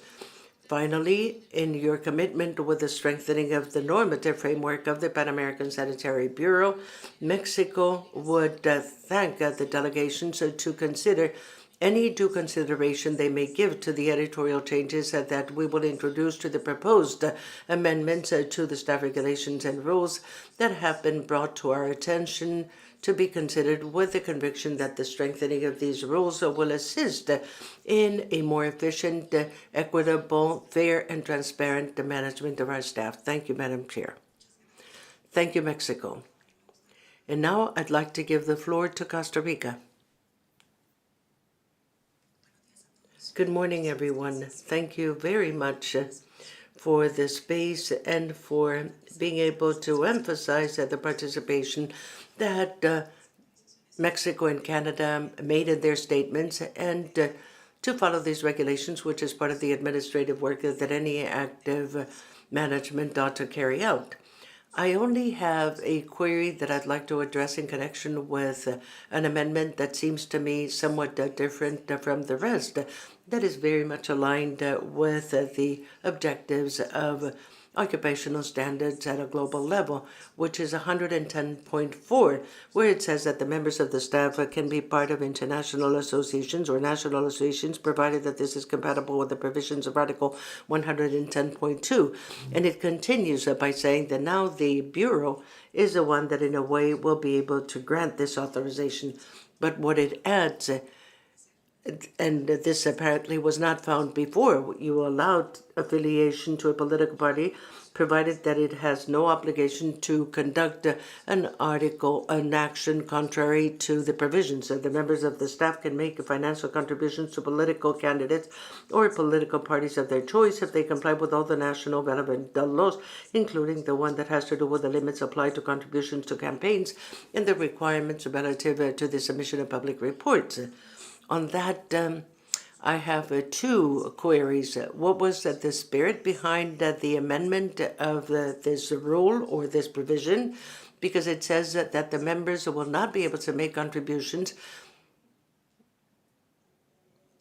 or in a way to their preferences. But one thing is the members, and something else is to express a certain affiliation, political party affiliation of a director, for example, because it might give a political image or a situation to a political entity. We note that the regulations in other organizations, such as the OAS, that sets clear directions regarding political participation of its staff, but it does establish certain guidelines on what sort of official ought to vote and affiliate, among other things.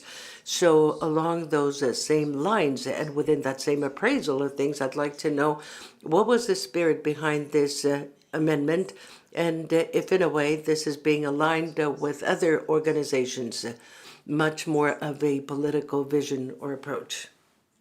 Thank you. Thank you, Costa Rica. And now I'd like to give the floor to Brazil, please. Thank you very much, Madam President. Varillas for the presentation of the amendments to the Pan American Sanitary Bureau Staff Regulations and Staff Rules. We commend the amendments, which bring greater clarity for the relationship between the personnel and the employer. Provisions on the participation in outside activity, for instance, they offer clear guidance and seem to provide relevant rules in a context in which use of social media and other technologies are ever more present. Other important improvements have been the amendments regarding termination, employment of family members, and the introduction of the parental leave.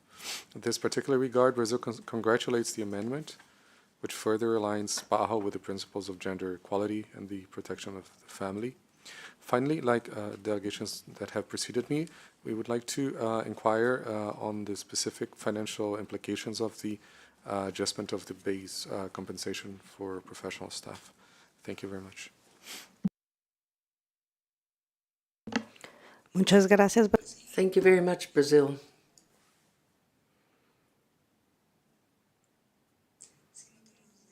Should we have no additional comments, I'd like to give the floor once again to Dr. Varillas.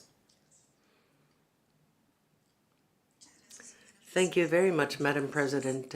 Thank you very much, distinguished delegates, for your comments and your questions. I will begin by answering the question posed by Canada in connection with the increase of 9.5. We understand that this is considered to be a substantial increase. However, I'd like to clarify that in 2024, at the United Nations Assembly that was held at the end of 2023, the International Civil Service Commission proposed an increase. This was not approved by the Assembly.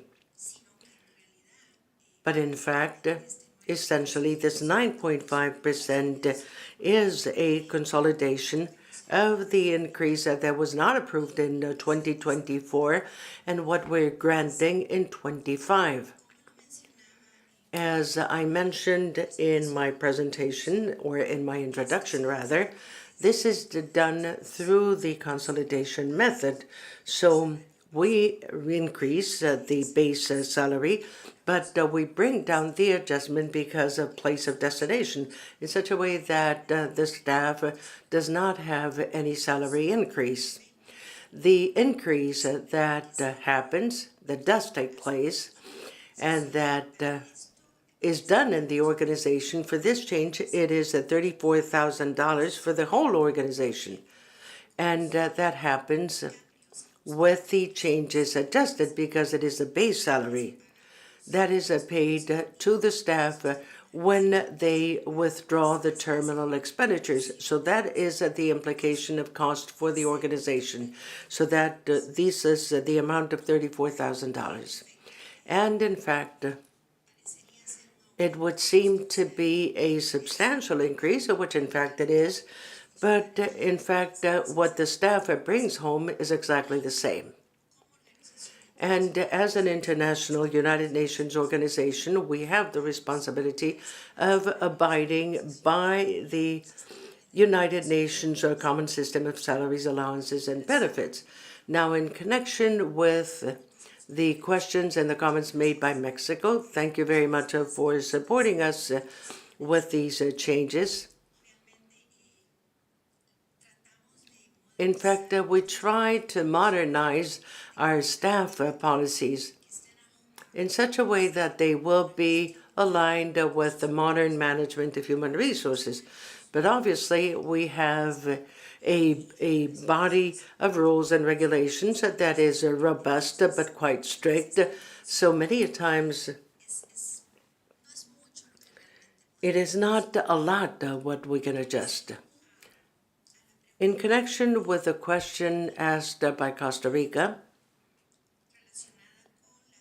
that has to do with affiliations and the amendment to the rules and regulations, which states that individuals may make contributions to political parties. This is a result of several consultations that have taken place and that were held over this last few months of individuals that want to make contributions to their political parties, perhaps in their own countries of origin. And this was done precisely to provide people that regulated option. Individuals can contribute to their political parties in keeping with their own wishes, but playing an active role or the activity of political parties is something that is quite regulated within the organization, because we clearly have as a first rule in the organization that we owe ourselves to the organization, and we cannot guide our actions to a specific country. Now, in connection with the comment and question asked by Brazil, once again, thank you for your comments. The financial implications of this increase, salary increase, as I said previously, are relatively small, $34,000 for the organization. And once again, I insist on saying that this is done through the methodology of no change in the salary, no gain and no loss. I hope I've answered your questions, and I'm very grateful for your comments.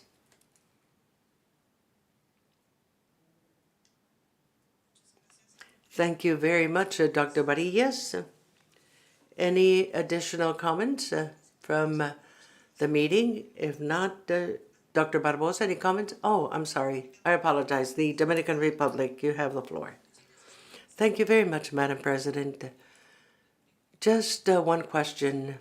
In connection with the strategy for the staff 2025-2030, I'd like to know if as part of this strategy you've considered any measure in order to continue improving the geographic distribution of the staff, the fixed staff of the organization. Thank you.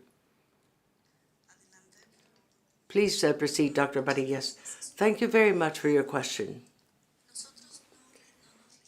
We do not abide by geographic distribution. We do not have any quotas of geographic distribution in PAHO. These quotas are handled by WHO. The organization has made a decision not to establish any quotas for countries. Obviously, We constantly report how many employees we have from what country and for each country, but the organization has made a decision not to establish any quotas. It is important to mention that our philosophy in terms of attracting talent is more because of the excellence of the candidates and that because of the quotas, the geographic quotas. That is something that we do not have, and we would have to analyze it if the organization desires to move towards that path. Thank you. Muchas gracias, doctor. Thank you very much, Dr. Barillas. Now, any comments, Dr. Barbosa, please? Yes, thank you. Thank you, Madam President, and I thank the countries for their comments and questions, which greatly contribute to improve this issue that is brought for discussion and that will be presented to our executive committee.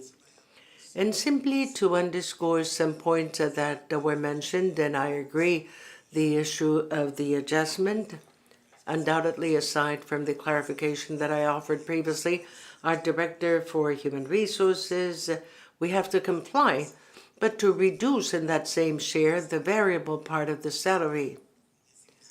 And as we say, this is a zero sum. That is to say, the salary for staff does not change. The impact of $34,000 is because of that, because the fixed share of the salary is used for compensations for retired people. It is $34,000 for the entire organization for a whole year. So the issue of a parental license, a parental leave, and I thank Mexico for the comment, it is important in order to allow the organization to value more equitable participation of fathers looking after their children. The other issue of conflict of interest, which is also important, has been clarified because we always follow a very strict policy of not leaving any sort of conflict of interest in the organization. Our ethics office receives queries and questions about everything. We invite our staff members to write an article, to participate in a meeting outside the organization, things that might lead to potential conflicts of interest. Now, the other issue that was brought up by the representative from Costa Rica is very important. The difference that we see is that individuals that are part of an international career maintain their political rights. That is to say, they can vote, they can be affiliated to a political party in their country of origin if they so wish, and can make contributions to this party if they so wish. But by no means do we accept, and in that I fully agree with the way you expressed your views, and that is our corporate philosophy. Our organization is a neutral organization, a platform that does not make any political decisions. Political decisions are made by people in their own countries in keeping with the democratic regime. Our staff members cannot express any political sympathies in favor of any party or any candidate during elections, and that has to be seen as one of the most basic rights and values of the organization. So by no means in any country where we act, we cannot follow or conduct any activity that may seem to be or may lead people to believe that we're participating in any sort of political activity. We are an organization that provides cooperation on health issues, and this is a neutral platform. This is a platform that allows all countries, irrespective of their political, ideological orientation. That is a decision to be made by the citizens of the country. It is a sovereign decision of citizens, and we respect that, and we share with each one of the countries that the best that we have to offer, which is our technical capability. So by no means will that change. It is now regulated in a more explicit way, and it is a recognition that people maintain their rights, their individual political rights. But as an organization, there's no change, and there can be no change because it would be committing and endangering the role itself of the organization. Thank you.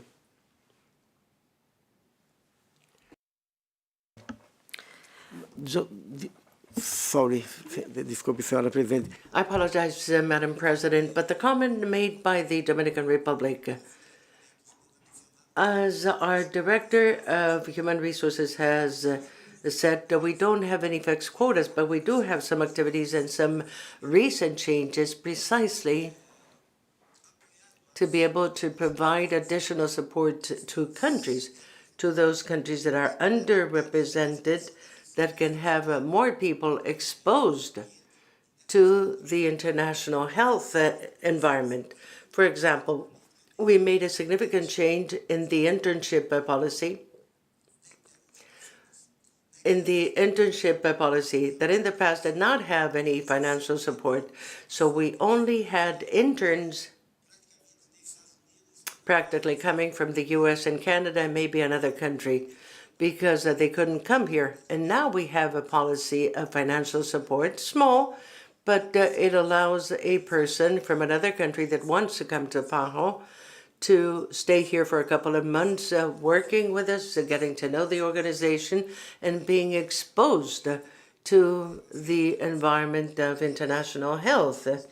And we also signed, after many years, we signed it, and this year we're going to implement the program for volunteers, the United Nations Volunteer Program, which will be another opportunity for people coming from other countries, countries that still do not have the corresponding representation before the organization to have a better opportunity. It seems to me that personally, it is also important to value other initiatives we have with some collaborating centers, such as the one in Fiocruz in Brazil. There is an international health program that PAHO supports, and in its last version, I believe that it had more than 300 people participating. So I am really worried when I take a look at the table, and I always attempt to have more participation from the different countries, because that diverse participation from our countries is what gives us strength to the organization. So thank you very much for your comments. And we have to make sure that we look for other alternatives that we can offer for trainings, for courses, webinars, with the internship program, a volunteer program, to have more and more people from all countries in the Americas to participate in that activity and to show up for selection processes whenever these are open. Thank you. Thank you very much, Madam President. Thank you, Dr. Barbosa, particularly for this last comment. I believe that there are opportunities and spaces of opportunities to improve. I don't know whether we're looking into how this is having an impact in our countries. The dissemination process could be much more active by all those here and represented.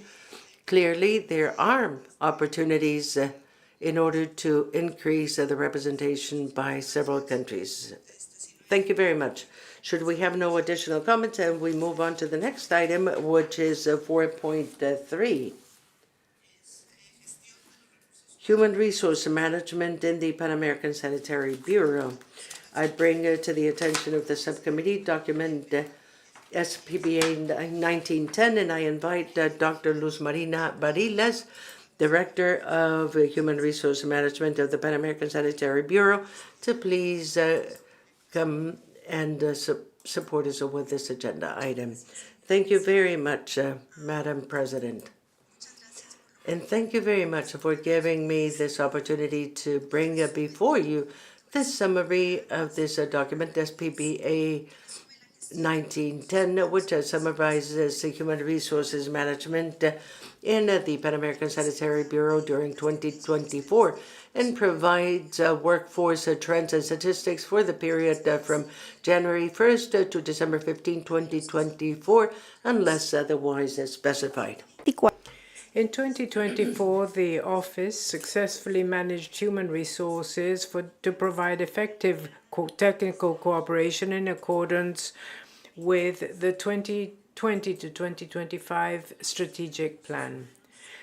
Management of human resources was in accordance with the 2.0 personnel strategy and the implementing of it in order to improve performance of human resources, generating innovation while reinforcing staff's commitment to efficiency, transparency, and accountability.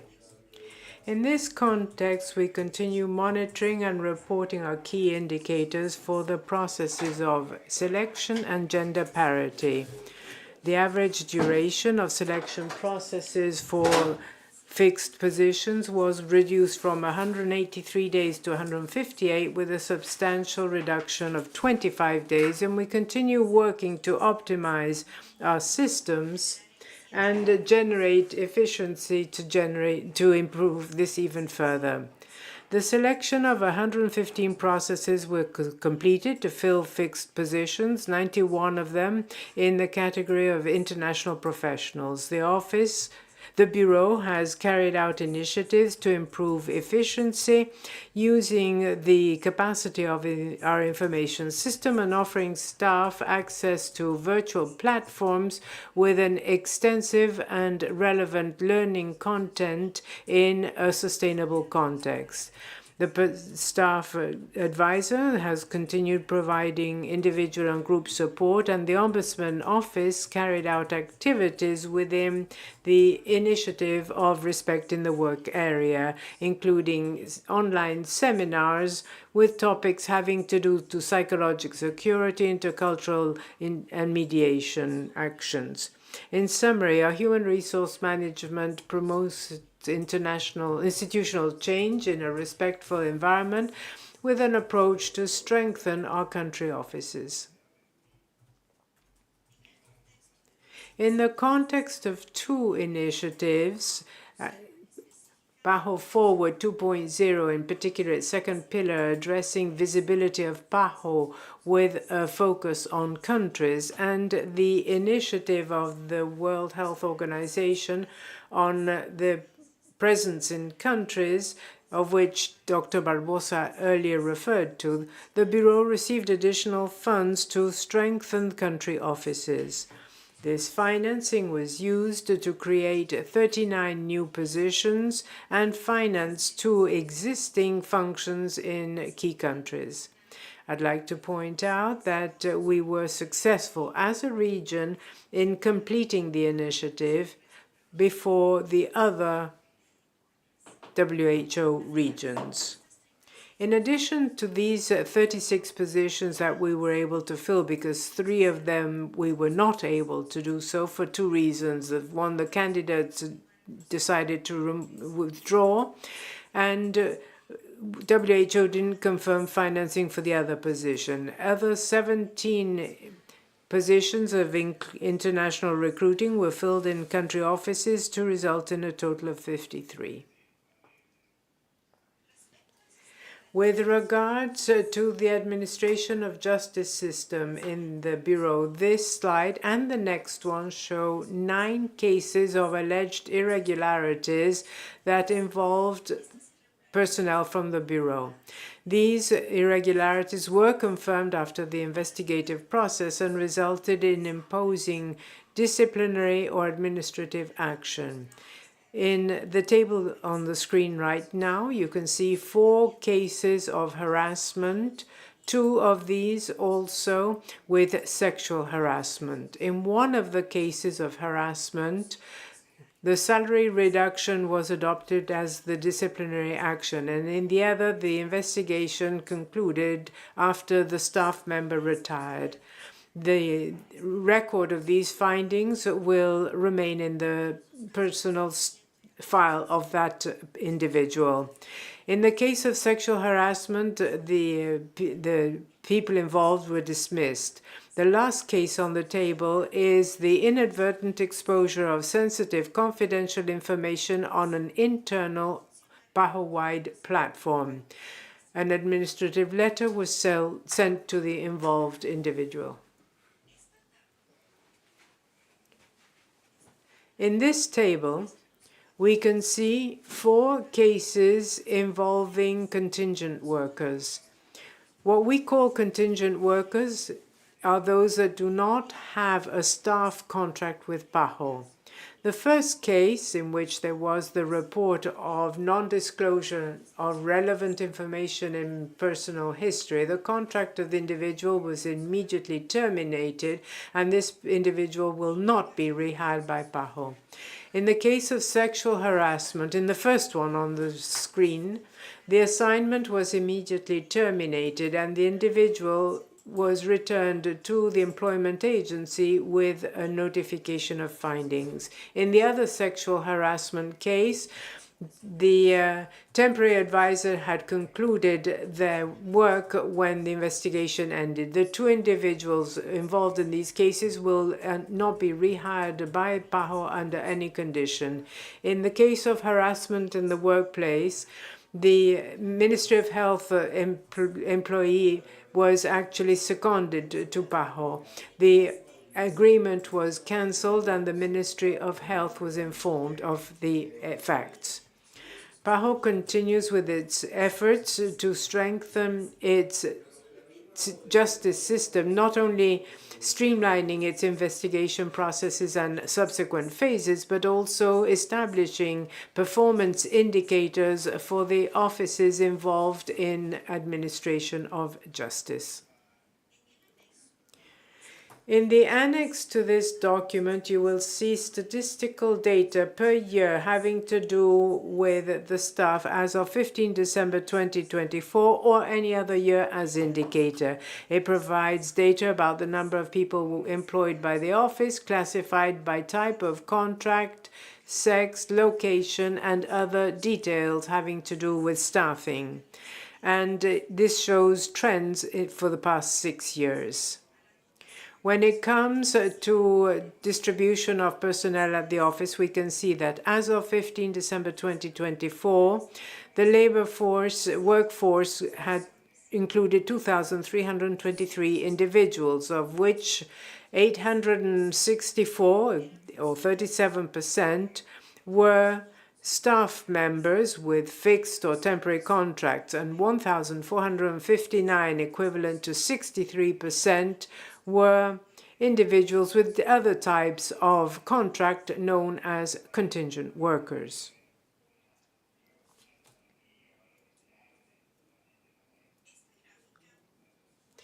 On this graph, you can see the trends in the number of fixed contract or temporary contract individuals and the number of consultants covering the period 2019 to 2024. In blue, we have the national and international consultants, and clearly there has been an increase resulting from the operations of the organization during the pandemic. In particular, this can be seen for the year 2021, and a 13% drop compared to the year 2023, whereas the number of individuals with a fixed contract in green increased by 3.6% since 2023. The number of consultants fluctuates not only based on the volume and nature of technical cooperation activities, but also in keeping with the number of fixed staff at the main office. There was an increase in 2024 of officials, in particular in country offices, showing therefore a drop in the number of consultants. The number of individuals with temporary professional contract, shown in orange, dropped slightly as compared to 2023. This graph shows trends for the number of fixed-term staff in the professional category, general services, and national professionals for the period 2019 to 2024. It can be noted that compared to 2023, the total number of professional fixed staff, shown in violet, increased by 34, which is a 7% increase. And compared to 2019, the increase was 21, equivalent to 4.6%. This increase reflects the efforts carried out by the office to fill critical positions to strengthen the country offices. the number of general service positions, as shown here in blue, dropped by 14.2% compared to 2019. And national professional positions, reflected in orange, have remained relatively stable. With regards to the distribution of personnel by gender as of 15 December 2024, as you can see on this graph, the total number, or of the total 2,323, 1,420, or 61%, were female, and 903, which is 39%, were male. And lastly, I'd like to share with you this graph showing the progress in gender parity of fixed-term positions in positions P4 and up from in that same period. In blue, you can see that 58% of country representative positions are held by women.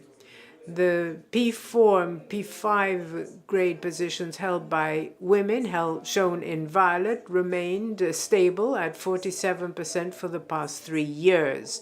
Let me point out that the positions P6 and directors held by women that you can see in orange have increased in the past 3 years.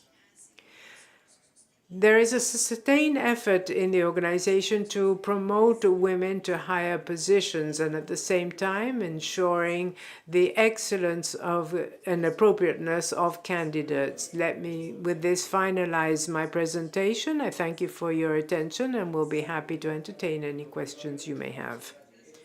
Thank you very much, Dr. Varillas. I would now like to offer the floor to the plenary for the discussion. But let me first point out that we recognize the presence of the United States. Welcome.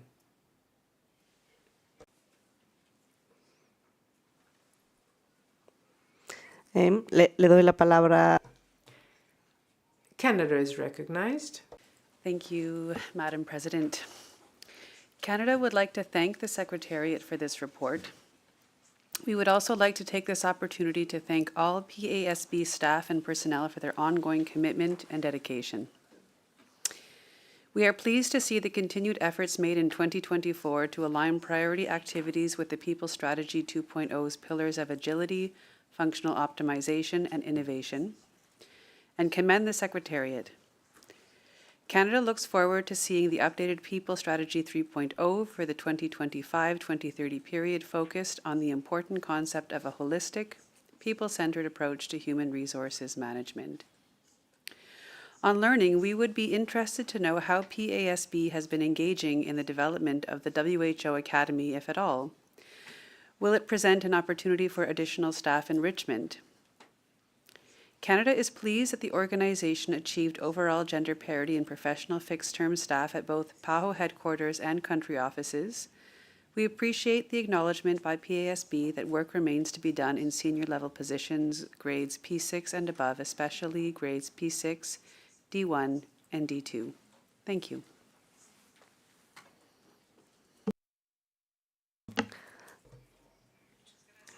Thank you very much, Canada.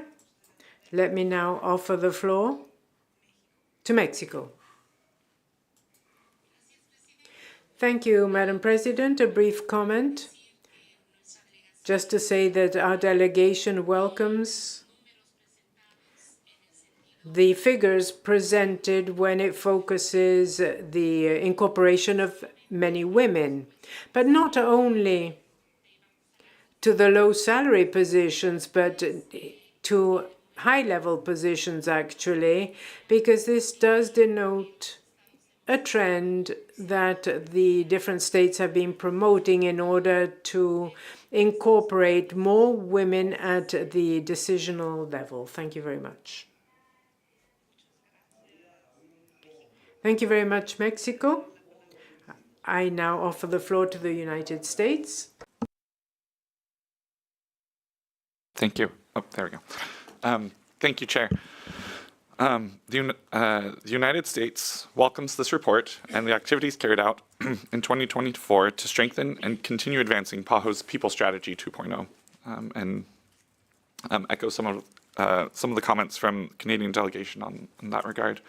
We note the progress made on key objectives during 2024, especially efficiencies gained through enhancements to PAHO's management information system and its continued reductions in recruitment periods.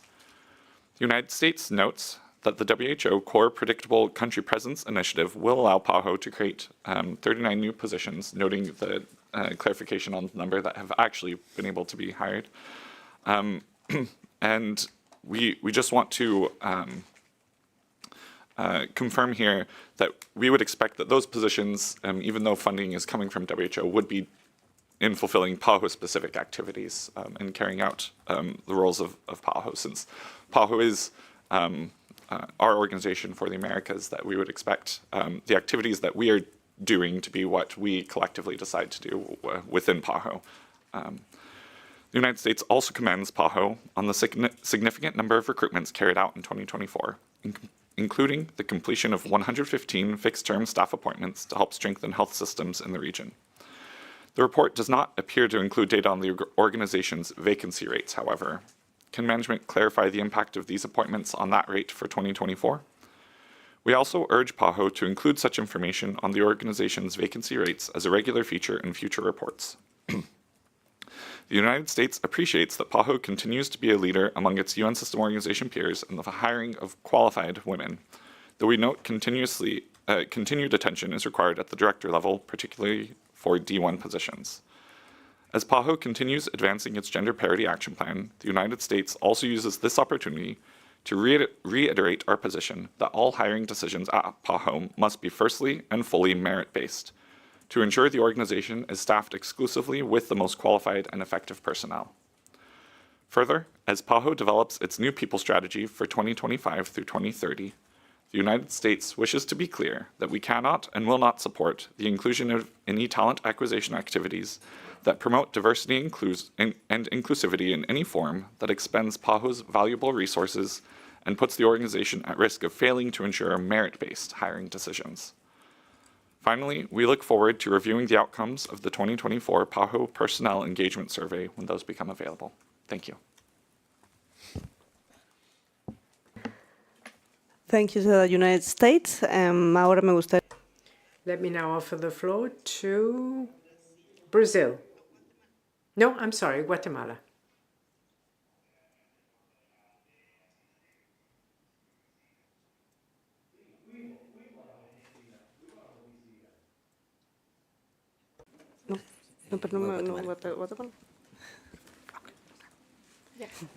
Muchas gracias, Presidenta. Thank you very much, Madam President. We're grateful for the report by the Director. Guatemala would like to congratulate you on your election to this meeting. We have a question about the potential impact on the organization's human resources, looking at the budget cutback that we have seen the reduction from 840 to 820 million. Will there be an impact on staffing and under what items? Perhaps you could share with us some information if there is any available. Thank you very much. Thank you very much, Guatemala. Brazil now, please.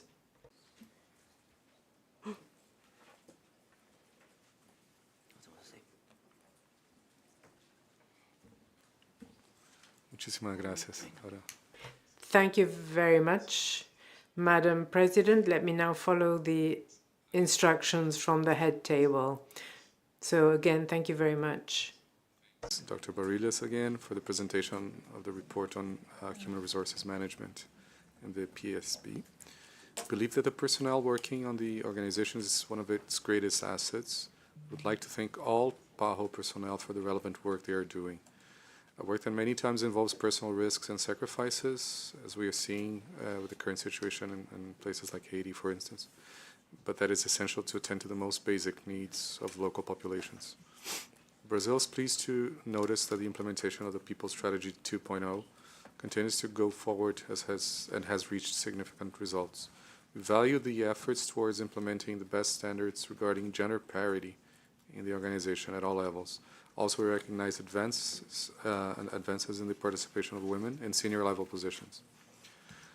Brazil highly values the greater efficiency, transparency, and accountability in the completion of competitive selection processes for fixed-term positions. We particularly commend the reduction in the time needed to hire new talent from 183 days to 158 days. In that regard, Brazil would like to inquire on possible strategies to further reduce the time needed for recruitment. We're also pleased with the high interest generated by the internship opportunities, with over 1,500 applicants for 66 positions. The new internship policy with a small stipend has proven very effective in attracting talent from a more diverse pool from 16 countries in the Americas and 5 outside the Americas. We expect that such opportunities may in the future revert to increased diversity in the talent pool of consultants and staff and other personnel. Finally, Brazil also appreciates the actions taken to deal with potential wrongdoings by PAO staff and associated staff, especially sexual harassment. We particularly commend PAHO for reporting on those unfortunate cases with great transparency to us member states while providing the necessary protection of personal data. Thank you.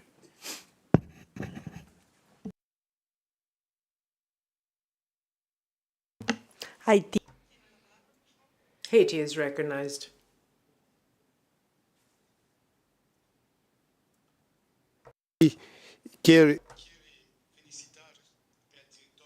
I would like to congratulate the director and his team in the implementation of the decision to reinforce country offices.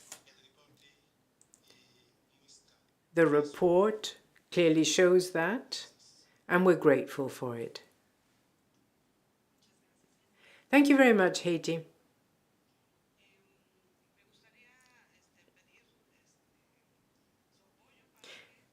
I'd like to seek your support so that we continue with this discussion after the break. As you know, we have a number of activities to take place during the lunch break, and we will reconvene at 2 p.m. But before that, I express our support for the Secretary. And this afternoon, what we will do is finalize our discussion on this point, and then we will see agenda items 5.1 and 3.4. Madam Secretary, you have the floor. President, we would like to remind the heads of delegation that a commemorative photo of the subcommittee participants will be taken in room A just as soon as this meeting breaks for lunch. The working group that will study the information on the candidates for the audit committee will gather with the legal counsel in private today, right after the official photo, and that meeting will take place in room 412. And then, just to remind you all, please, this afternoon, following the information session that will take place, we are inviting delegates for coffee and light refreshments after that briefing session. And this gathering will take place right down the hall in the Delegates Lounge. So just don't run away fast this afternoon. Come and spend some time with us. Thank you, Madam President. Muchas gracias. Thank you very much, and we reconvene at 2 p.m. Thank you. So we go, please, all the delegates, the head of the delegations, to delegates to room A to take the picture as just now, please. Vamos a la sala A, por favor. Muchas gracias.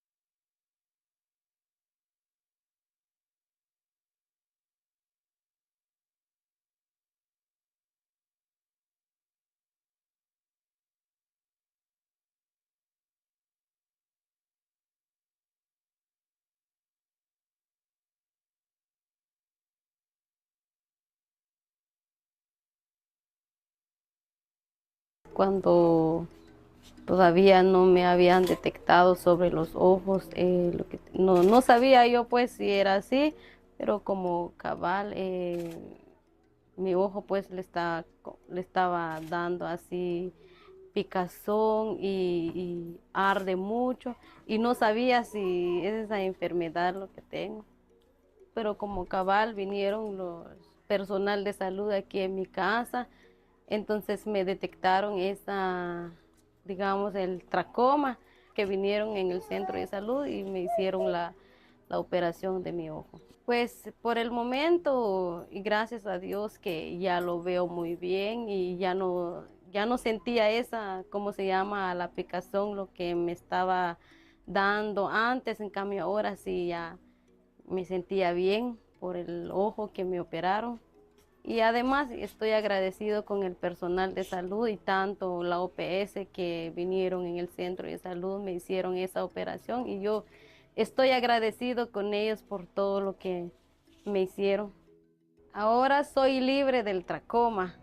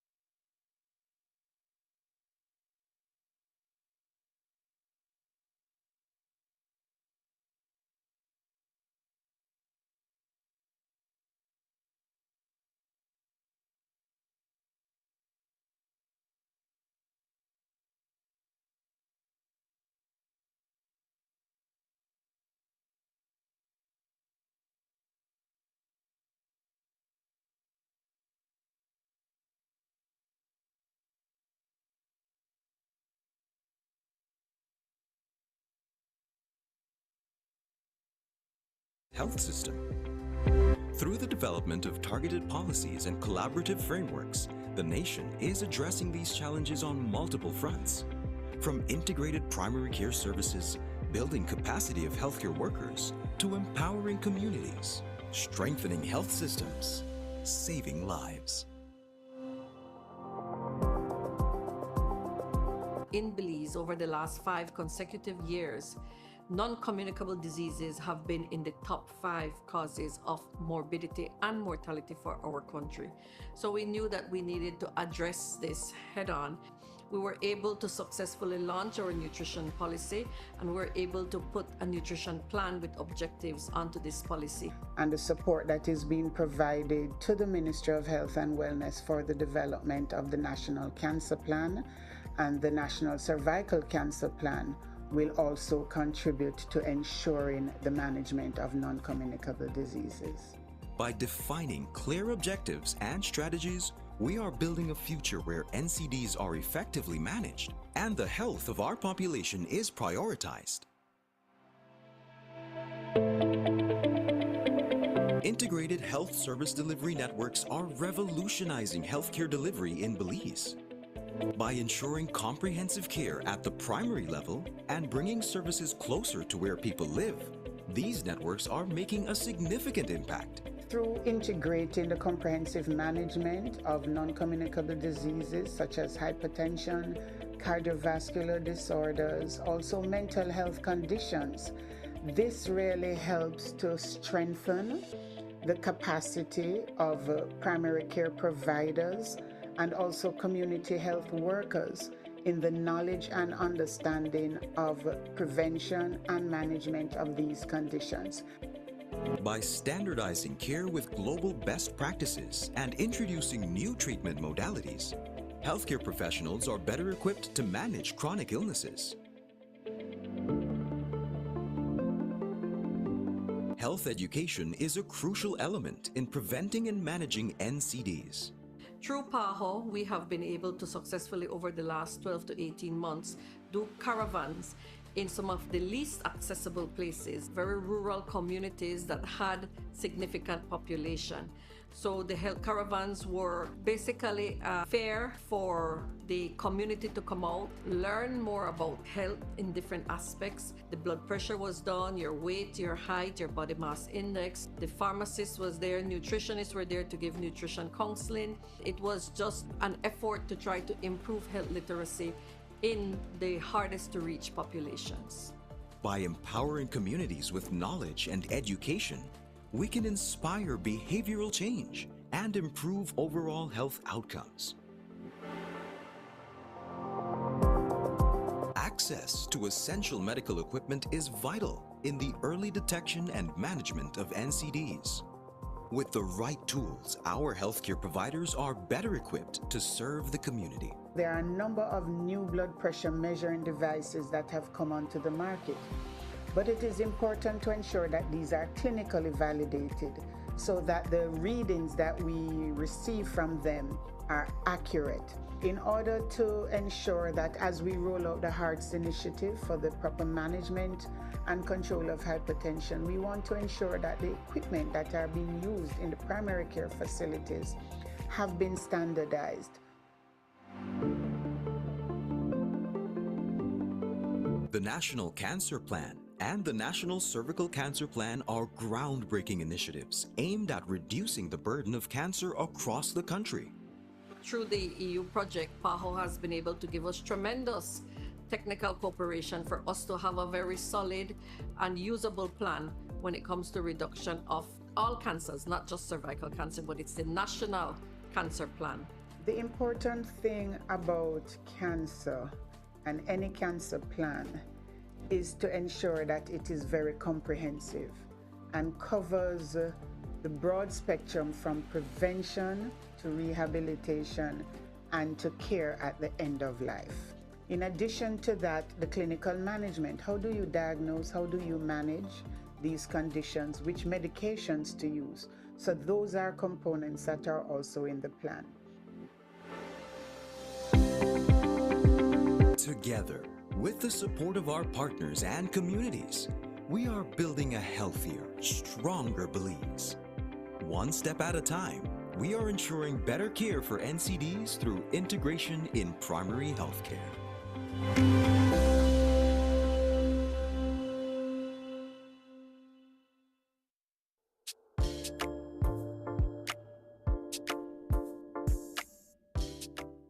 Amid a challenging security environment, vital work by the Ministry of Public Health and Population is strengthening routine immunization services in Haiti. Supported by PAHO and funded by the Canadian government through the Can Give initiative, these efforts seek to ensure equitable access to life-giving vaccines for vulnerable communities and groups, including girls and pregnant women.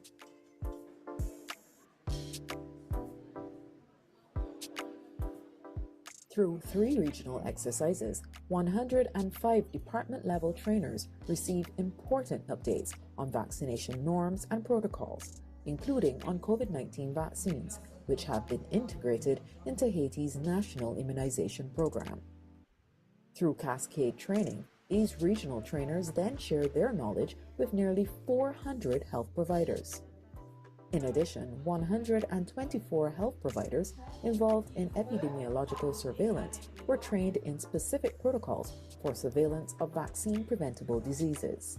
And 221 health facilities benefited from supportive supervision to ensure their compliance with vaccination quality standards.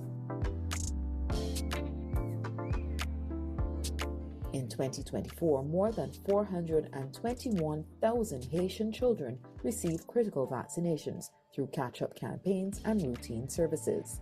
And as Haiti faced recurring cases of deadly diphtheria, PAHO supported the vaccination of more than 340,000 children against the disease.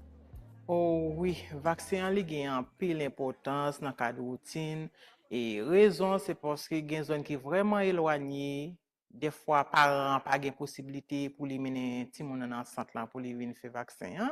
Des fois négligence parents tout et les nouveaux équipes sous terrain comme ça vraiment aider parents yo, aider ti moun yo pour capable joindre vaccin dans localité côté que yo a vivre là.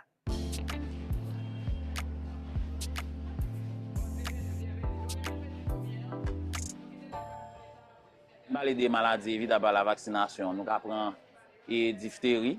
Effectivement, c'est un cas de diphtérie suspect que l'équipe aidée là a fait réponse. Et nous en pleine activité de réponse, j'en ai remarqué, nous cherchons rougeole, rubéole, nous cherchons syndrome rubéole congénital, qui est moins d'un an. Nous cherchons catankou paralysie flasse aiguë. Nous cherchons surtout Kaiti et moun qui gen moins que 15 ans.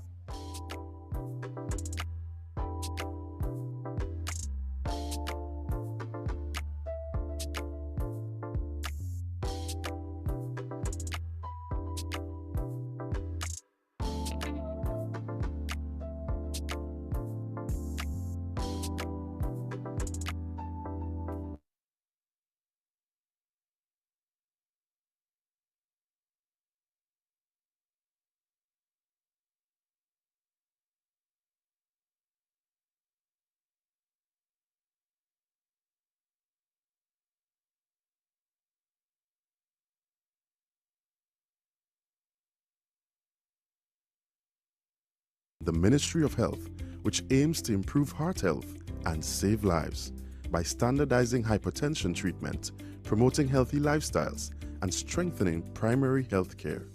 The chronic non-communicable diseases are the leading cause of death in Grenada. Within the top 3, we have the cardiovascular diseases. For these reasons, we welcome the introduction of the Hearts Initiative.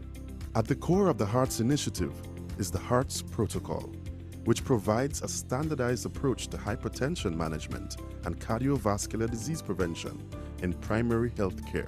It includes standardized treatment, effective and accessible medications, risk-based care, team-based approaches, healthy lifestyle promotion, and the strengthening of primary healthcare systems. The integration or initiation of Hearts has introduced a standardized approach to the way we manage high blood pressure patients. The Hearts protocol includes simple, standardized, proven treatments and interventions that can be easily incorporated into primary health care. As part of the Hearts program, we have standardized blood pressure reading, ensuring that all categories of staff know how to check blood pressure. So in case a patient comes to the facility, anyone can assist them in checking their blood pressure. The Hearts Protocol emphasizes a team-based approach which expands the responsibilities of hypertension management beyond primary healthcare physicians to include nurses, pharmacists, nutritionists, and other healthcare professionals, so that they too play a significant role in saving lives. As nurses, we ensure that our patients are compliant, making sure that they monitor their blood pressure as often as possible, take the medication, come to visit the doctor when they are low on the supplies, follow up with the nutritionist as well. And if they have any issues or concerns that they are, feel free that they can come in. If they're not feeling well, they could come in at any time and speak to any one of us for advice, and we can do the proper referral if it's hospital or to doctor. So as nutritionists and dietitians within the healthcare, whether it's primary healthcare or secondary care, we employ what is called medical nutrition therapy. This involves doing a comprehensive assessment. We look at body measurements, we look at the biochemical markers, the labs and so forth. We look at lifestyles, we look at dietary indication, and we also do a full physical exam. Once we're completed, we do a nutrition diagnosis, and then we will recommend and put together a targeted care plan with interventions as to how we can get that person to improve the overall lifestyle. So whether it's becoming more physically active lifestyles, whether it's changing diet, whether it's ensuring that person gets adequate amount of nutrients and filling the gap where there are deficits. We know that if we can correct the diet, Also, if we can maintain an adequate foundation for health, we know that we can see better outcomes when it comes to heart health. The HEARTS protocol emphasizes the use of effective, affordable, and widely available medications to improve hypertension management.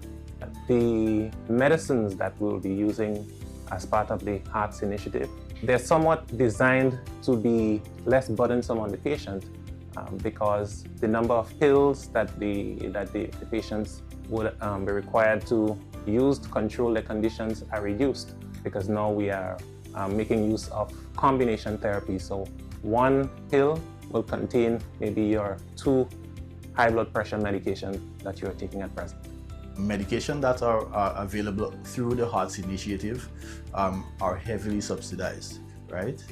Patients that are less than 60 would pay a small fee. Those who are over 60 and over, it would actually be free as per protocol that already existed.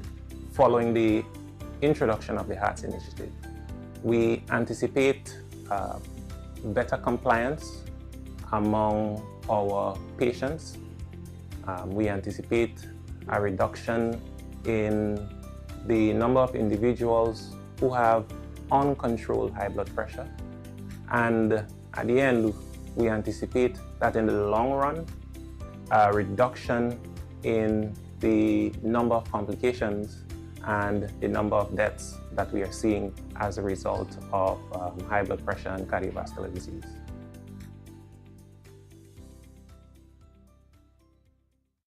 El cáncer infantil afecta a miles de familias en el mundo cada año, generando angustia y sufrimiento.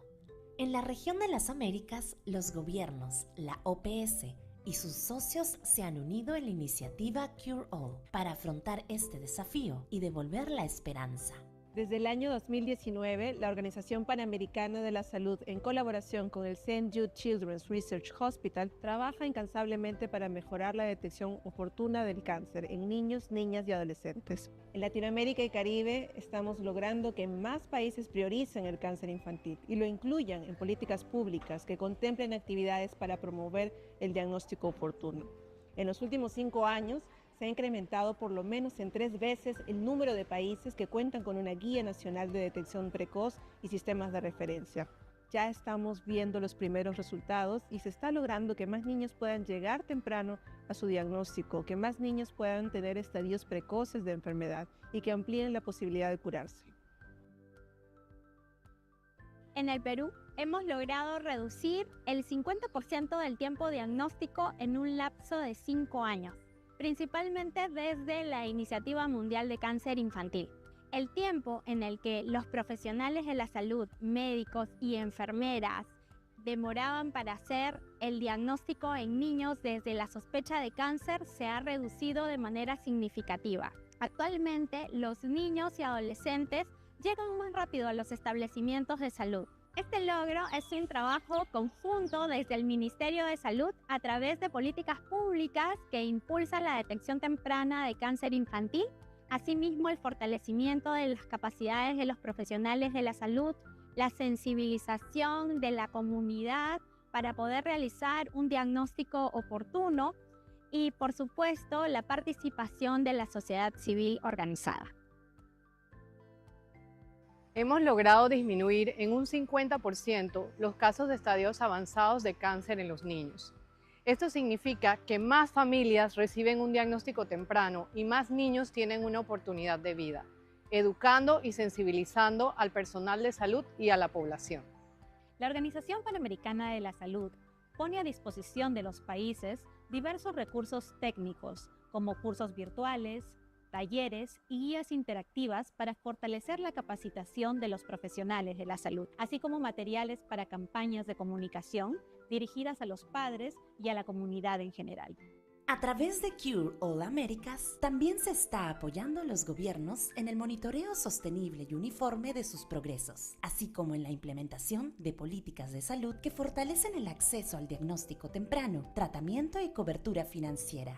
Todo con un objetivo, un diagnóstico temprano que salve vidas y mejore el futuro de nuestras familias y comunidades. Cada intervención en salud pública, cada acción coordinada y cada esfuerzo compartido son pasos hacia un futuro donde hay más niños que puedan superar el cáncer. Un diagnóstico temprano salva vidas.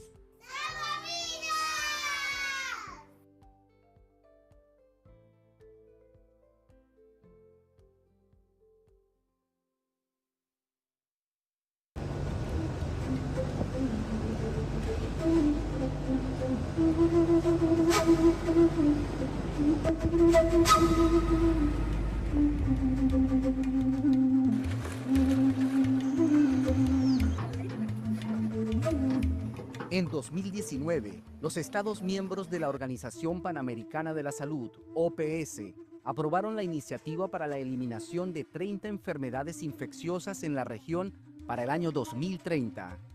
En el marco de esta iniciativa, en 2023, se conformó una alianza con el gobierno de Canadá para un proyecto de eliminación del tracoma como problema de salud pública para el año 2028. Venezuela es uno de los 10 países que participa en esta iniciativa. Tracoma es la primera causa de ceguera producto de infecciones, lo produce una bacteria y estamos ahorita aplicando la encuesta para ver de prevalencia, para ver si es un problema de salud pública para el Estado. Durante 2 semanas, un equipo de evaluaciones rápidas de tracoma del Ministerio del Poder Popular para la Salud abordó 30 poblaciones indígenas en busca de tracoma, una enfermedad que afecta sobre todo a poblaciones en situaciones de mayor vulnerabilidad.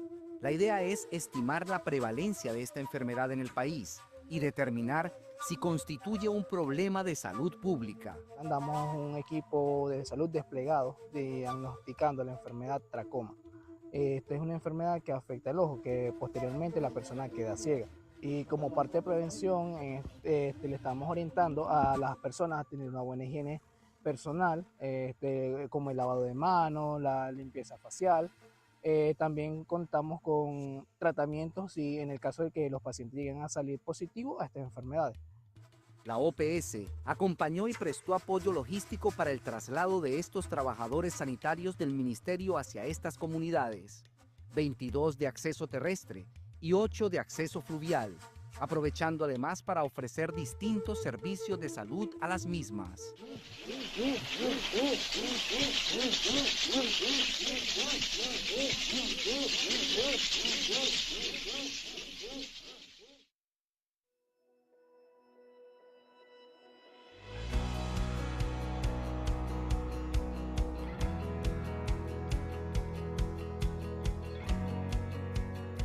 Hoy nos encontramos ya en las evaluaciones rápidas de tracoma en Aguachapán, específicamente en el municipio Tacuba.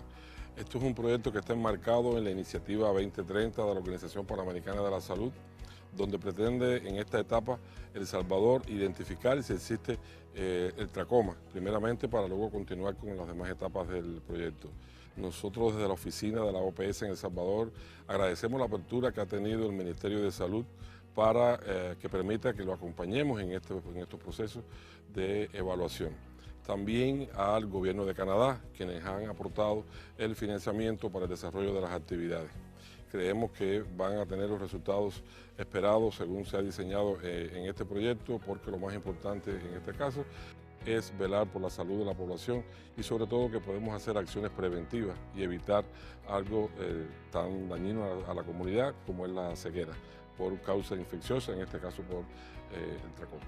El tracoma es una enfermedad tropical desatendida. Las enfermedades tropicales desatendidas son aquellas enfermedades que se ven mucho más frecuentemente asociadas en poblaciones que tienen factores de riesgo muy específicos, especialmente la pobreza, porcentajes altos de pobreza, difícil acceso a servicios de salud, no cuentan con sistemas de agua segura o servicios de agua eficientes dentro de las comunidades, hacinamiento, entre otros factores. El tracoma está presente en este tipo de poblaciones con estos determinantes y por eso es importante abarcarlo de una forma integral.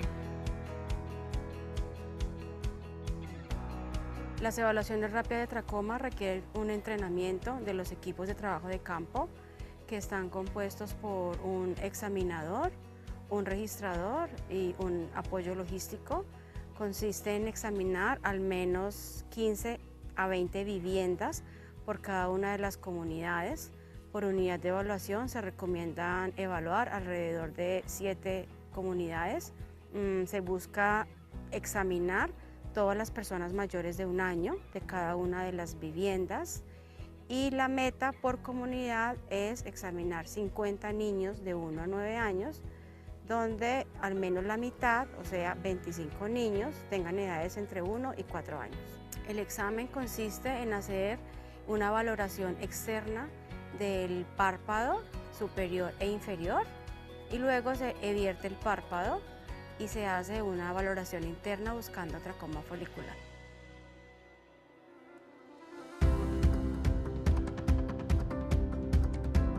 Me siento complacida porque todo lo aprendido durante la capacitación, que fue una semana completa, y ahora en campo lo ponemos en práctica. Hemos aprendido muchas cosas nuevas. La verdad que este tema era un poco desconocido para nosotros, pero siento que ha sido de gran valor. Dar un agradecimiento muy especial a la Embajada de Canadá, ¿verdad?, por el apoyo que nos ha brindado para poder formarnos en este tema y poder realizar la actividad. También al Ministerio de Salud, del cual soy parte, soy pues trabajador del Ministerio de Salud y me siento muy orgulloso de poder conformar este equipo. Al mismo tiempo OPS, creo yo que es pues la institución que ha sido de mucha importancia para llevar a cabo este proyecto. Me parece bien porque vienen a nuestros hogares y uno ya no paga para salir e irse a hacer uno el examen y para ver cómo tenemos nosotros nuestra vista. Parece excelente que examinen también a los niños también. Bueno, muchas gracias porque vinieron a nuestra casa a evaluar la vista de toda mi familia. Estamos muy agradecidos en nombre de toda la comunidad por la presencia de ustedes. Y muchas gracias. Nos parece bien porque quizás en un principio, ¿verdad?, nos sorprendimos ver que venían, ¿verdad? Como esto nunca se había visto ni lo habían hecho. Creo que es importante la disposición que ha tenido el personal de salud, los equipos que están acompañando, que han sido entrenados rigurosamente para el desarrollo de estas actividades, y no solo las actividades relacionadas con tracoma propiamente dicho, sino con otras actividades integrales que también se van a desarrollar a la par. O sea, cuando se visita una comunidad, se trata de identificar otras necesidades de salud que tienen y, bueno, de alguna manera que solventar o por lo menos que queden en los planes de trabajo futuro posterior a la evaluación que se está desarrollando en este momento.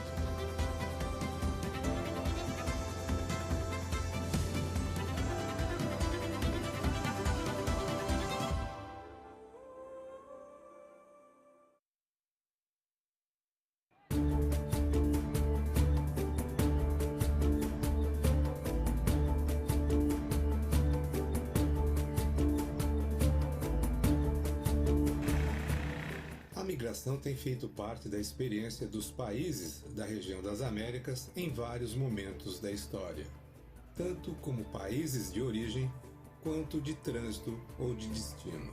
Conflitos sociais e políticos, insegurança alimentar, desastres, mudanças climáticas, dificuldades econômicas, violências e outros fatores adversos levam as pessoas a buscar melhores condições de vida em outros lugares. E nessa jornada, a saúde é um dos aspectos mais afetados. O que faz da solidariedade entre países um elemento fundamental para abordar essa questão. No Brasil, os migrantes são cobertos pelo SUS, o Sistema Único de Saúde, desde a chegada. Uma das áreas que mais tem recebido esse fluxo populacional é o município de Pacaraima, localizado no estado brasileiro de Roraima, na fronteira com a Venezuela.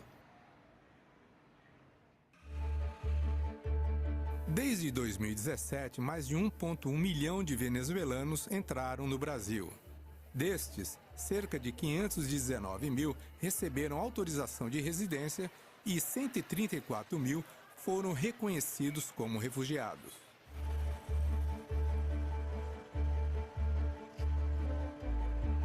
Esse trabalho ocorre por meio da Operação Acolhida, que é uma resposta organizada do governo brasileiro em parceria com agências especializadas das Nações Unidas e parceiros da sociedade civil organizada.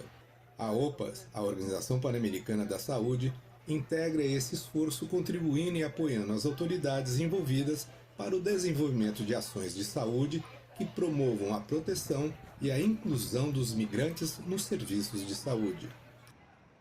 A Operação Acolhida envolve ações na fronteira, acolhimento, proteção e interiorização dos migrantes e refugiados, oferecendo assistência desde o primeiro contato. O município de Pacaraima fica a cerca de 200 quilômetros da capital de Roraima, Boa Vista. Em ambos os locais, a Operação Acolhida oferece abrigos equipados para garantir alimentação, segurança e saúde. Esses abrigos contam com espaços específicos para grupos em situação de vulnerabilidade, como povos indígenas, LGBTQIAPN+, idosos e pessoas com deficiência, além de todo o apoio das autoridades do Sistema Único de Saúde e da Secretaria de Saúde do Estado de Roraima. Assim que chegam, os migrantes passam por uma triagem de saúde, recebendo pelo SUS as vacinas previstas no calendário de vacinação do Brasil. Eles também têm acesso a todos os serviços de saúde do país, incluindo na atenção primária, como acompanhamento pré-natal, diagnóstico e tratamento de doenças transmissíveis e outros cuidados de saúde, tanto em Boa Vista quanto nos próximos destinos, que são definidos no processo de interiorização. A estratégia de interiorização é realizada pelo fato de que o aumento repentino no tamanho da população gera uma sobrecarga nos sistemas de saúde. Para reduzir esse impacto e, ao mesmo tempo, atender às necessidades de saúde dos migrantes, o Brasil realoca essa população em municípios de outros estados brasileiros. Esse processo também busca oferecer oportunidades aos migrantes para reconstruir suas vidas em condições seguras e estáveis. Desde 2018, mais de 140 mil venezuelanos foram interiorizados. Para seguir avançando, o Ministério da Saúde do Brasil tem desenvolvido uma política nacional de saúde integral para populações migrantes, refugiadas e apátridas, que busca ampliar a capacidade do SUS e reduzir as barreiras que limitam o acesso aos serviços de saúde. Todas essas ações integradas beneficiam a população de acolhida e, ao mesmo tempo, significam maior dignidade, proteção, oportunidades e inclusão para todas as pessoas que buscam uma nova chance de recomeçar e construir um futuro melhor e mais saudável.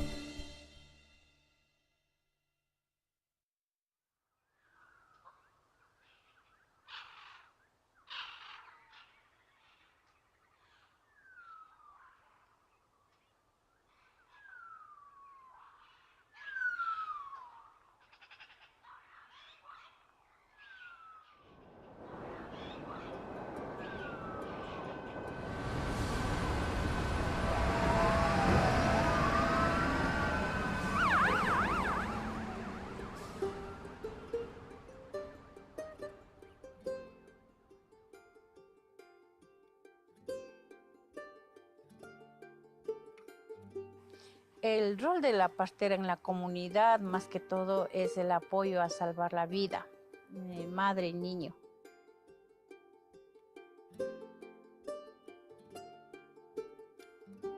Entonces nosotros hacemos como acompañamiento con sus baños, con vapores, con plantas tradicionales, el acompañamiento de pareja, desde la parte espiritual también, porque ahí viene un trabajo desde lo espiritual.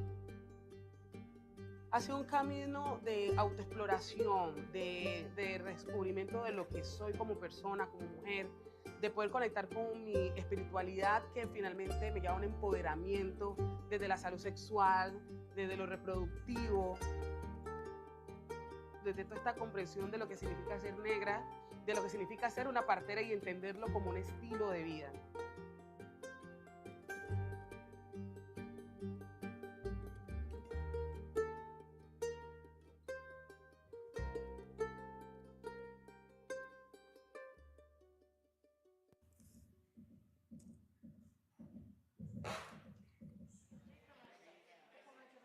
La capacitación a las parteras es muy importante, especialmente para fortalecer los conocimientos, tanto en la medicina ancestral como en la medicina formal. Porque en la medicina ancestral, como ya tienen sus conocimientos de sus abuelitas, desde su experiencia, desde sus otras compañeras parteras, entonces con esos dos conocimientos para que pueda salvar la vida a una mujer embarazada, una mujer parto y posparto y asimismo al recién nacido. La tecnología comunitaria genera un punto de encuentro entre la medicina occidental y la medicina tradicional. Lo que queremos es que no se mueran las mujeres gestantes, las mujeres en el posparto, las mujeres después del parto.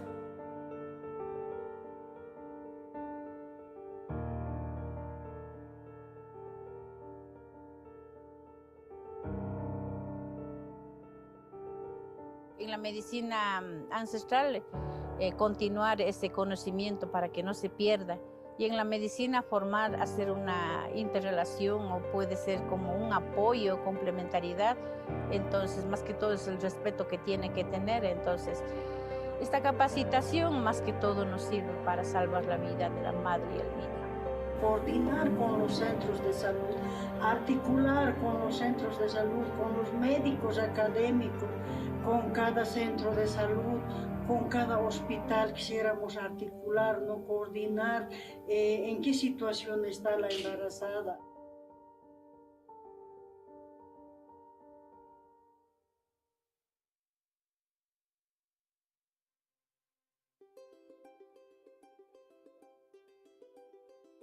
Esta reunión, pues muy buena, porque hay un intercambio de muchas culturas, ¿sí? De muchas maneras de cómo cada uno atiende su parto, ¿sí? Entonces aprende uno de otras mujeres que vienen a esto o de otros hombres que también son parteros. Entonces, pues primeramente el respeto, ¿no? Y luego sí, aprender y también desaprender. Para mí es una satisfacción ver que los partos que he atendido, ahorita ya los niñas que fueron atendidos, ahorita ya son profesionales. Para mí es una satisfacción y una alegría y podemos salvar a la vida y más que todo evitar esa muerte materna, porque cuando una madre se muere se pierde todo ese poder en el hogar, porque la madre quien es lo que da fortaleza, lo que cuida a los niños y hasta su desarrollo.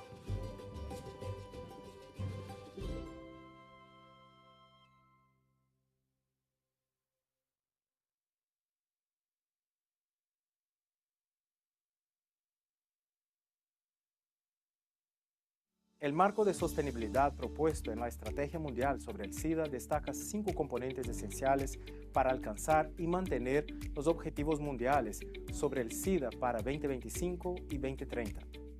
Compromiso político con gobernanza multisectorial, inclusiva y participativa con las comunidades en el centro, programas de prevención y tratamiento basados en la ciencia, eficaces y de gran impacto, sistemas de gestión con capacidades locales e institucionales sólidas para servicios centrados en las personas, políticas propicias para que los servicios de VIH sean equitativos, accesibles y de alta calidad, y financiación adecuada nacional e internacional sostenible y equitativas. América Latina ha recorrido un camino significativo hacia la sostenibilidad de la respuesta al VIH, logrando avances que son motivo de orgullo y esperanza. Sin embargo, el reto está lejos de ser superado. Hola, soy Daniel de Castro y hoy en Diálogos Latinoamericanos VIH 2030 analizaremos la sostenibilidad en la respuesta al VIH y en el marco de la nueva estrategia mundial que se diseñará en 2025. Le damos la bienvenida a este espacio de diálogo y reflexiones.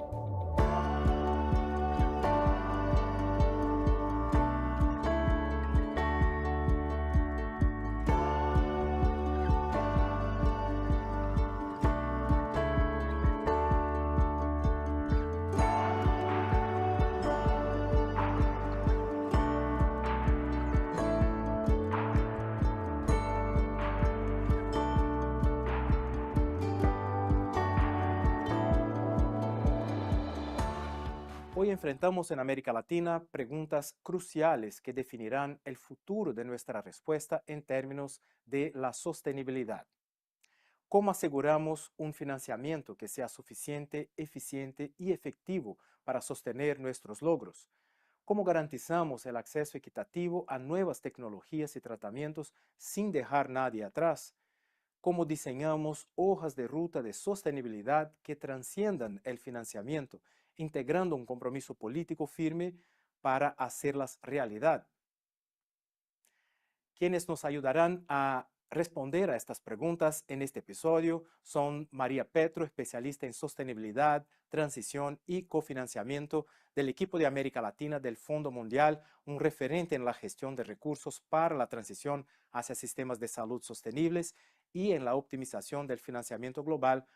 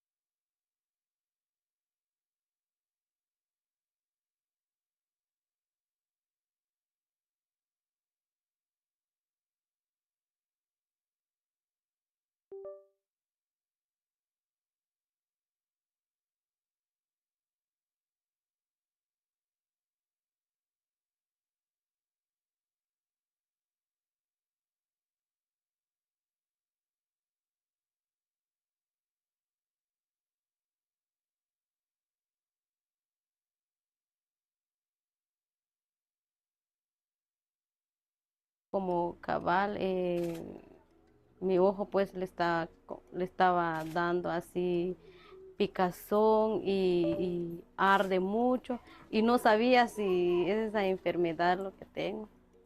Pero como cabal vinieron los personal de salud aquí en mi casa, entonces me detectaron digamos, el tracoma, que vinieron en el centro de salud y me hicieron la operación de mi ojo. Pues por el momento, y gracias a Dios que ya lo veo muy bien y ya no sentía ¿cómo se llama? La picazón, lo que me estaba dando antes, en cambio ahora sí ya me sentía bien por el ojo que me operaron.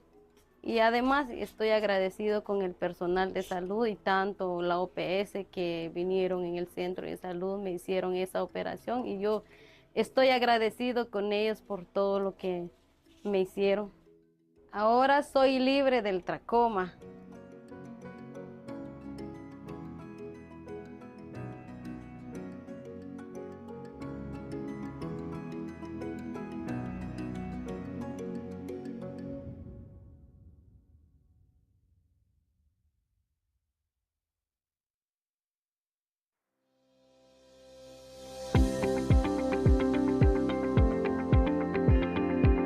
With the rising prevalence of non-communicable diseases, the Ministry of Health and Wellness believes, supported by the European Union's Health Sector Support Program, EUHSSP, and PAHO, is proactively strengthening its health system. Through the development of targeted policies and collaborative frameworks, the nation is addressing these challenges on multiple fronts. From integrated primary care services, building capacity of healthcare workers, to empowering communities, strengthening health systems, saving lives. In Belize, over the last 5 consecutive years, non-communicable diseases have been in the top 5 causes of morbidity and mortality for our country. So we knew that we needed to address this head-on.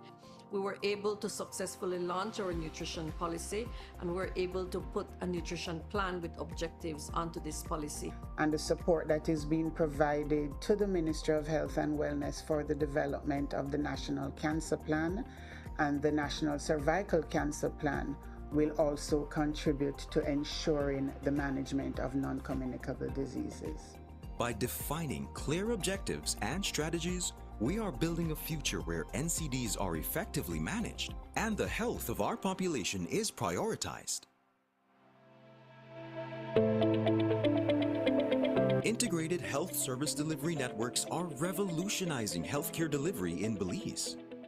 By ensuring comprehensive care at the primary level and bringing services closer to where people live, these networks are making a significant impact. Through integrating the comprehensive management of non-communicable diseases such as hypertension, cardiovascular disorders, also mental health conditions, this really helps to strengthen the capacity of primary care providers and also community health workers in the knowledge and understanding of prevention and management of these conditions. By standardizing care with global best practices and introducing new treatment modalities, healthcare professionals are better equipped to manage chronic illnesses. Health education is a crucial element in preventing and managing NCDs. Through PAHO, we have been able to successfully, over the last 12 to 18 months, do caravans in some of the least accessible places, very rural communities that had significant population. So the health caravans were basically a fair for the community to come out, learn more about health in different aspects. The blood pressure was done, your weight, your height, your body mass index. The pharmacist was there, nutritionists were there to give nutrition counseling. It was just an effort to try to improve health literacy in the hardest to reach populations. By empowering communities with knowledge and education, we can inspire behavioral change and improve overall health outcomes. Access to essential medical equipment is vital in the early detection and management of NCDs. With the right tools, our healthcare providers are better equipped to serve the community. There are a number of new blood pressure measuring devices that have come onto the market. But it is important to ensure that these are clinically validated so that the readings that we receive from them are accurate.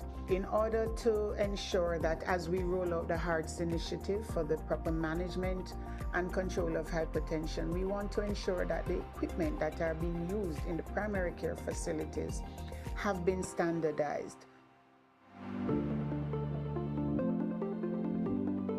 The National Cancer Plan and the National Cervical Cancer Plan are groundbreaking initiatives aimed at reducing the burden of cancer across the country. Through the EU project, PAHO has been able to give us tremendous technical cooperation for us to have a very solid and usable plan when it comes to reduction of all cancers, not just cervical cancer, but it's the National Cancer Plan. The important thing about cancer and any cancer plan is to ensure that it is very comprehensive and covers the broad spectrum from prevention to rehabilitation and to care at the end of life. In addition to that, the clinical management, how do you diagnose, how do you manage these conditions, which medications to use? So those are components that are also in the plan. Together, with the support of our partners and communities, we are building a healthier, stronger Belize. One step at a time, we are ensuring better care for NCDs through integration in primary health care.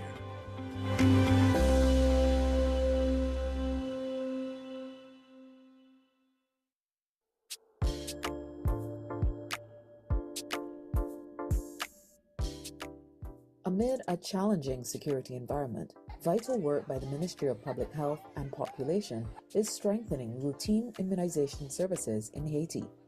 Supported by PAHO and funded by the Canadian government through the Can Give initiative, these efforts seek to ensure equitable access to life-giving vaccines for vulnerable communities and groups, including girls and pregnant women.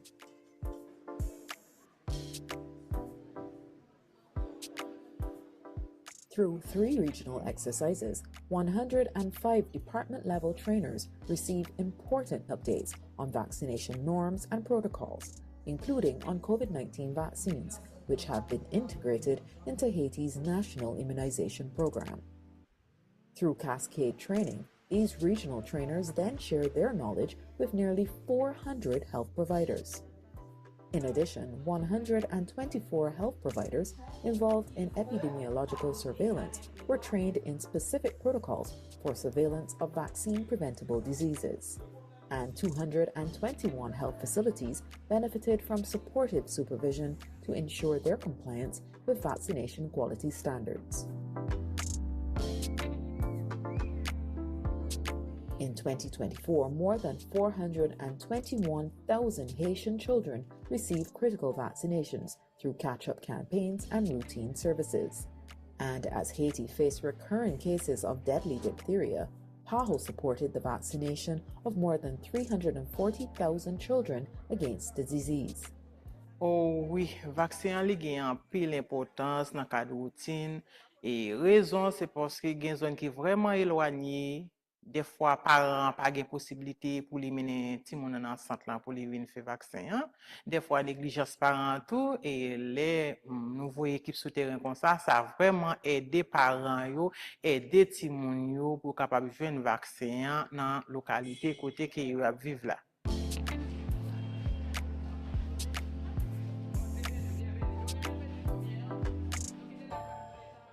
Parler des maladies évitables à la vaccination, nous apprenons et diphtérie. Effectivement, c'est un cas de diphtérie suspect que l'équipe aidée là a fait réponse. Et nous en pleine activité de réponse, j'en ai remarqué, nous cherchons rougeole, rubéole, nous cherchons syndrome rubéole congénitale, qui est moins d'un an. Nous cherchons catankou paralysie flasse aiguë. Nous cherchons surtout Kaiti et moun qui gen moins que 15 ans.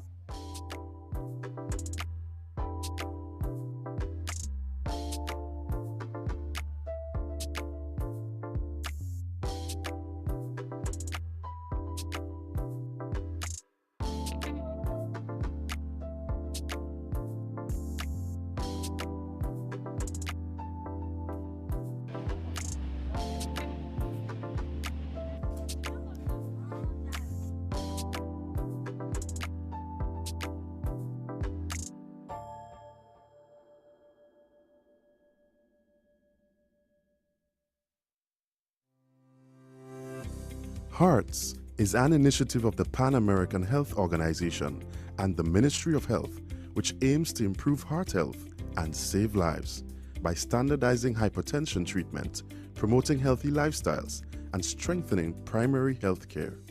The chronic non-communicable diseases are the leading cause of death in Grenada. Within the top 3, we have the cardiovascular diseases. For these reasons, we welcome the introduction of the HEARTS Initiative. At the core of the HEARTS Initiative is the HEARTS Protocol, which provides a standardized approach to hypertension management and cardiovascular disease prevention in primary health care. It includes standardized treatment, effective and accessible medications, risk-based care, team-based approaches, healthy lifestyle promotion, and the strengthening of primary healthcare systems. The integration or initiation of HEARTS has introduced a standardized approach to the way we manage high blood pressure patients. The HEARTS protocol includes simple, standardized, proven treatments and interventions that can be easily incorporated into primary health care. As part of the HEARTS program, we have standardized blood pressure reading, ensuring that all categories of staff know how to check blood pressure. So in case a patient comes to the facility, anyone can assist them in checking their blood pressure.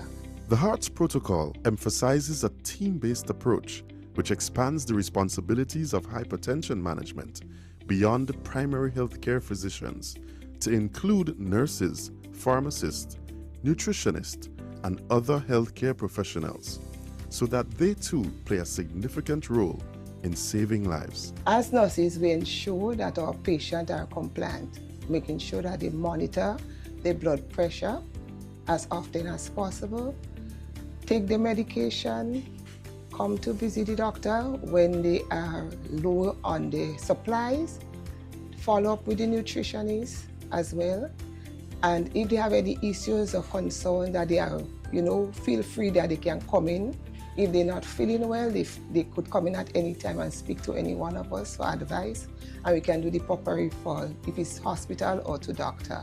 So as nutritionists and dietitians within the healthcare, whether it's primary healthcare or secondary care, we employ what is called medical nutrition therapy. This involves doing a comprehensive assessment. We look at body measurement, we look at the biochemical markers, the labs and so forth. We look at lifestyles, we look at dietary indication, and we also do a full physical exam. Once we're completed, we do a nutrition diagnosis, and then we will recommend and put together a targeted care plan with interventions as to how we can get that person to improve the overall lifestyle. So whether it's becoming more physically active lifestyles, whether it's changing diet, whether it's ensuring that person gets adequate amount of nutrients and filling the gap where there are deficits. We know that if we can correct the diet, also if we can maintain an adequate foundation for health, we know that we can see better outcomes when it comes to heart health. The HEARTS protocol emphasizes the use of effective, affordable, and widely available medications to improve hypertension management. The medicines that we'll be using as part of the HEARTS initiative, they're somewhat designed to be less burdensome on the patient because the number of pills that the patients would be required to use to control their conditions are reduced, because now we are making use of combination therapy. So one pill will contain maybe your 2 high blood pressure medications that you're taking at present. Medication that are available through the HEARTS initiative are heavily subsidized, right? Patients that are less than 60 would pay a small fee. Those who are over 60 and over, it would actually be free as per protocol that already existed. Following the introduction of the HEARTS initiative, we anticipate better compliance among our patients. We anticipate a reduction in the number of individuals who have uncontrolled high blood pressure. And at the end, we anticipate that in the long run, a reduction in the number of complications and the number of deaths that we are seeing as a result of high blood pressure and cardiovascular disease.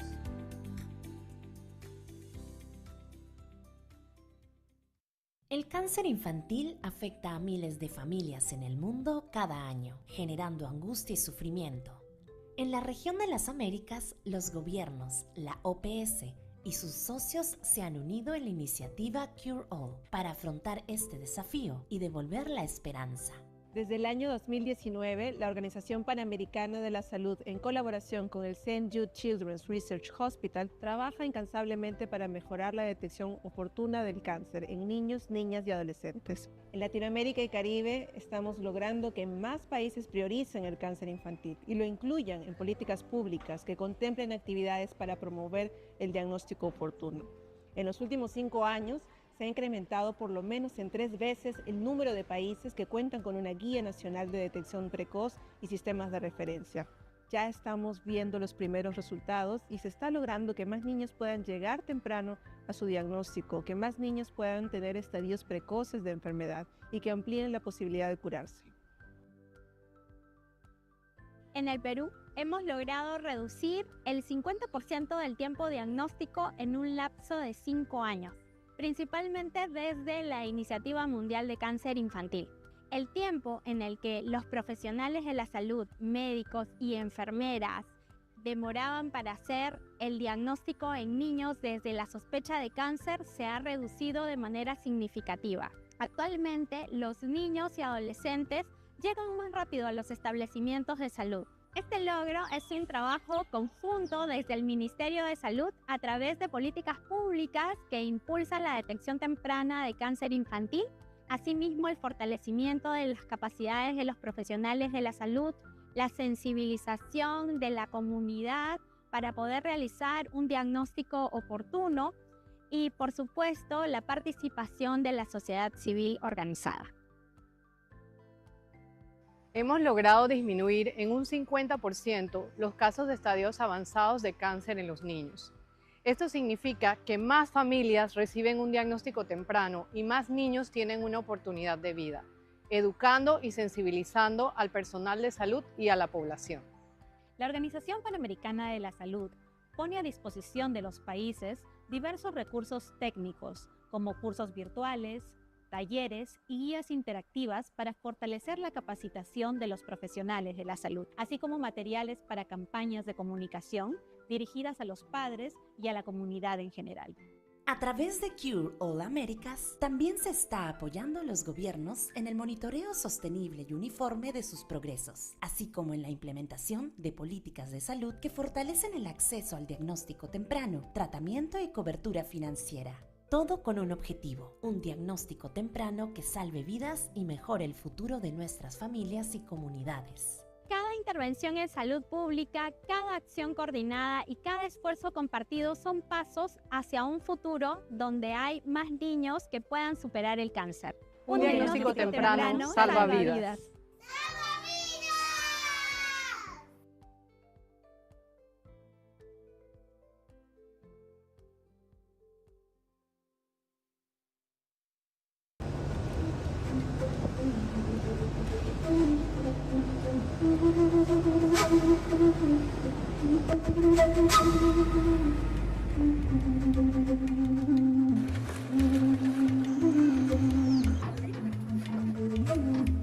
En 2019, los Estados miembros de la Organización Panamericana de la Salud, OPS, aprobaron la iniciativa para la eliminación de 30 enfermedades infecciosas en la región para el año 2030.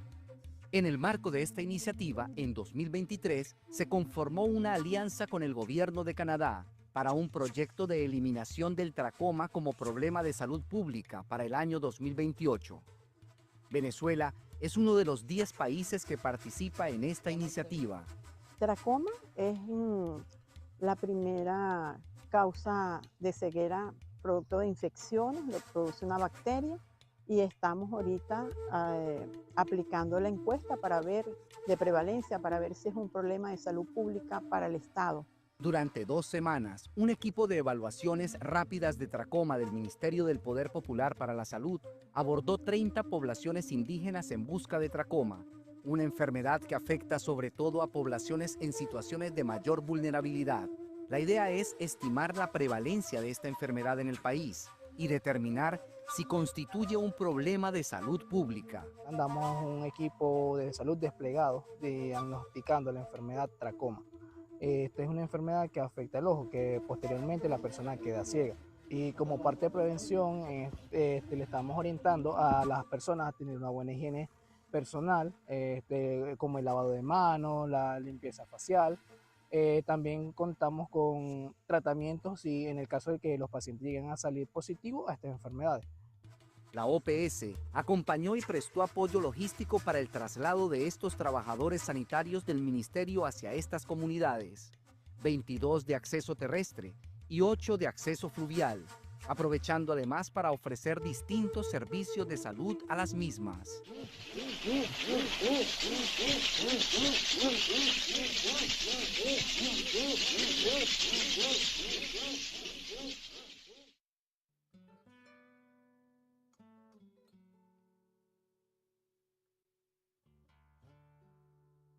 Es un centro de salud de primer nivel, realizamos atenciones médicas generales. Hay bastante pobreza por estos lugares. El agua no es potable por estos lados y las comunidades consumen de los pozos que tienen agua para los animales. El Chaco en Bolivia es una vasta llanura de tierras bajas. El Chaco es guaraní. El guaraní dice, la tierra no es mía, yo soy de la tierra. Entonces todo lo que le pase a la tierra, me pasa a mí. El sistema de salud del Chaco cruceño está compuesto por la red de salud cordillera, que cuenta con 77 establecimientos de salud. Camiri es el centro urbano más importante de la zona, una ciudad intermedia en el corazón del Chaco cruceño. Aquí funciona el hospital de referencia de segundo nivel que beneficia a todos los municipios y autonomías indígenas de la provincia cordillera. La región enfrenta problemas de salud significativos relacionados con enfermedades transmisibles y no transmisibles altamente prevalentes en la zona. En este territorio, en esta entidad que en Bayambay, muchos pacientes con chagas, Las enfermedades no transmisibles también van en ascenso. Se ve bastante ahora el problema de diabetes. Hay personas que están enfermas de diabetes, de presión arterial, que antes no sabíamos qué era eso. Hay muchas mujeres, mayormente las mujeres son los que se están muriendo del cáncer. Nunca antes pasaba esa cosa. En el marco del cumplimiento de la Estrategia de Cooperación País de la Organización Panamericana de la Salud, con y en el Estado Plurinacional de Bolivia 2023-2027, desde inicio del 2024, la organización, en conjunto con las autoridades subnacionales de Camiri y de la autonomía indígena Careín-Bayambái, trabajaron en el ensayo de un modelo de implementación interprogramático que permitió avanzar hacia una iniciativa de atención integrada e integral de los principales problemas de salud de la población desde la atención primaria en salud. La primera fase de la experiencia comprendió la elaboración del perfil de situación de salud de la población a nivel local con el ensayo de una serie de herramientas como la valoración de condiciones esenciales de los establecimientos de salud, la socialización de la metodología de gestión productiva de servicios de salud, así como la importancia de las redes integradas de servicios de salud y la identificación de indicadores trazadores. También hubo un levantamiento de una encuesta de hogares en comunidades urbanas y rurales. Hemos aprendido a reconocer nuestros errores y la necesidad de coordinar entre todos para obtener soluciones a los problemas encontrados. Y esto determina qué circunstancias. Por ejemplo, la parte de los recursos humanos, la parte de la infraestructura y también entre las cosas de los manuales y procedimientos que deben existir. Porque de esta manera lo que se va a hacer es una red muy integral en salud con una atención de calidad que lógicamente quieren los personeros de salud, más que todos los habitantes que del Chaco boliviano.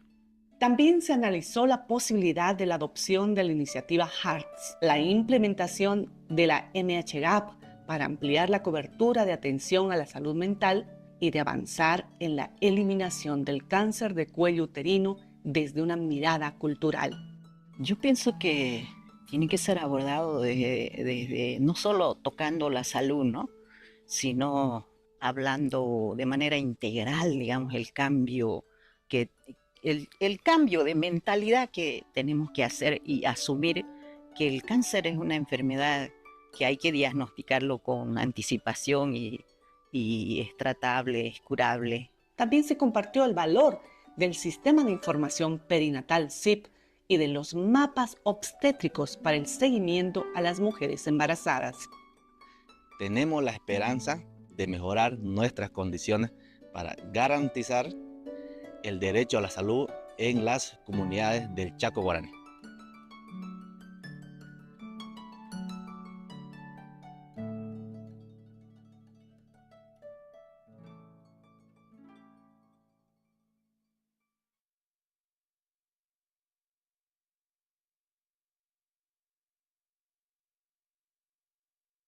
Soy Rebeca Landa, directora del Centro de Autismo y Patologías Relacionadas en el Instituto Kennedy Krieger. Está a punto de ver un breve tutorial que muestra los primeros signos de los trastornos del espectro autista, TEA. Usted verá 3 pares de vídeos de niños de 1 año de edad. Dentro de cada par de vídeos aparecerá un niño con desarrollo normal.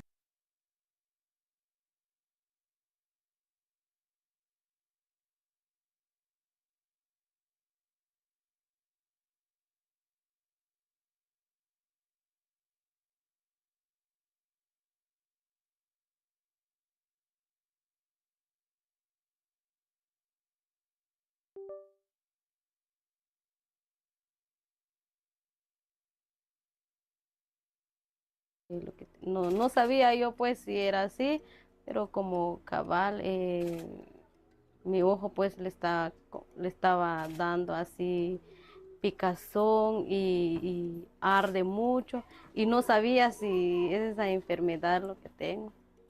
Pero como cabal vinieron los personal de salud aquí en mi casa, entonces me detectaron digamos, el tracoma, que vinieron en el centro de salud y me hicieron la operación de mi ojo. Pues por el momento, y gracias a Dios que ya lo veo muy bien y ya no sentía esa, ¿cómo se llama?, la picazón, lo que me estaba dando antes, en cambio ahora sí ya me sentía bien por el ojo que me operaron.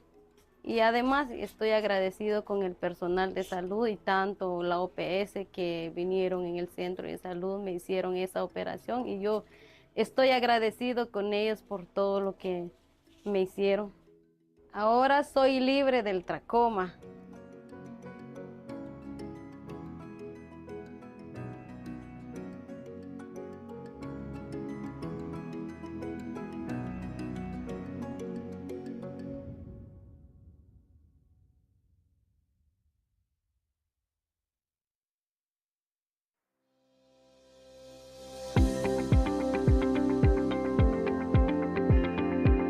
With the rising prevalence of non-communicable diseases, the Ministry of Health and Wellness believes, supported by the European Union's Health Sector Support Program, EUHSSP, and PAHO, is proactively strengthening its health system.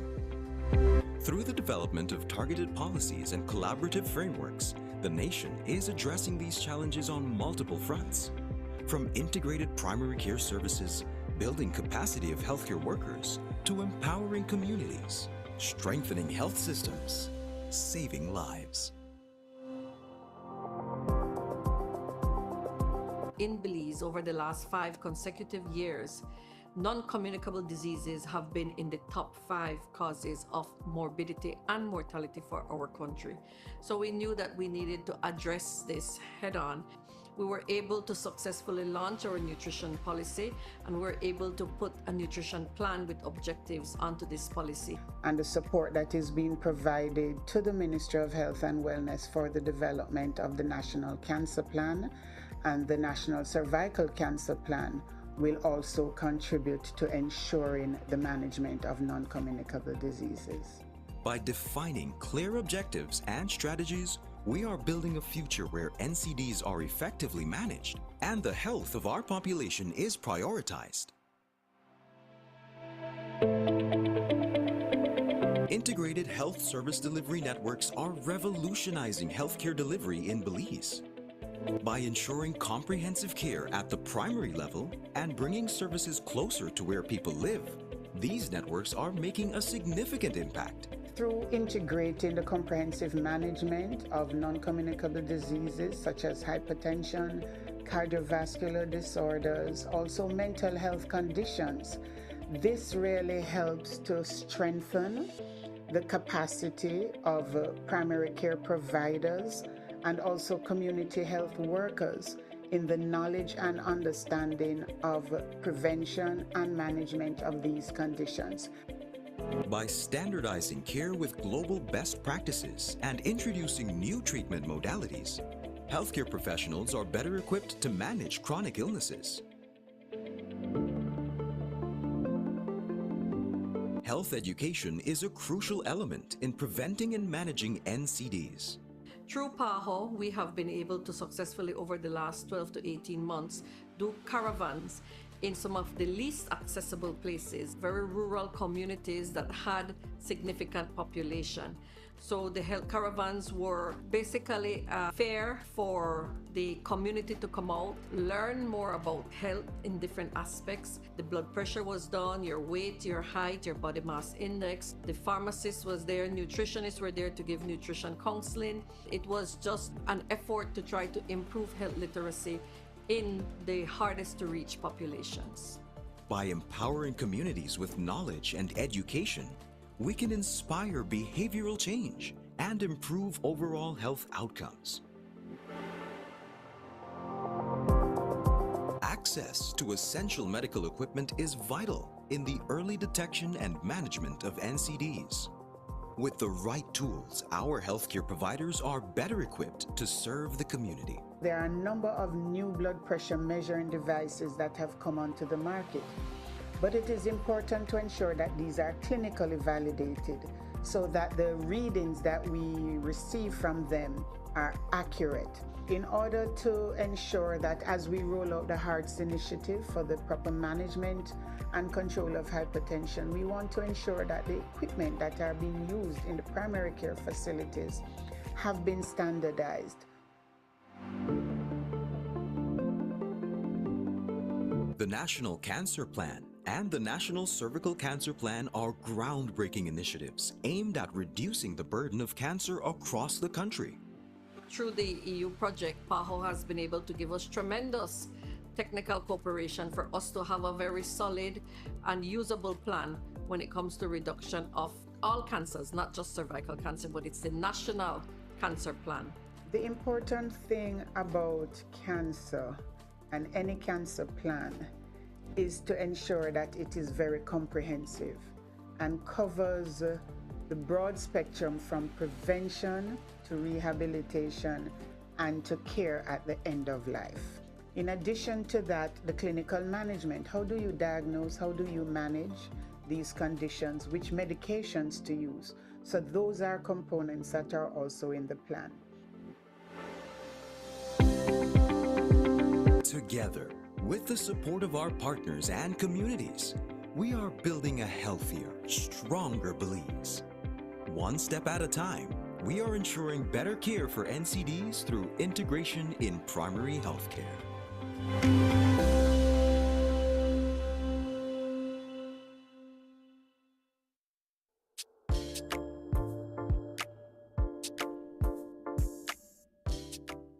Amid a challenging security environment, vital work by the Ministry of Public Health and Population is strengthening routine immunization services in Haiti.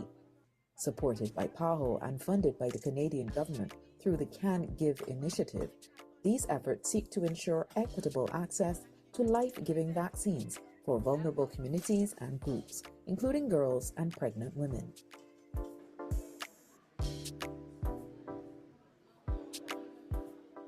Through 3 regional exercises, 105 department-level trainers receive important updates on vaccination norms and protocols, including on COVID-19 vaccines, which have been integrated into Haiti's national immunization program. Through Cascade training, these regional trainers then share their knowledge with nearly 400 health providers.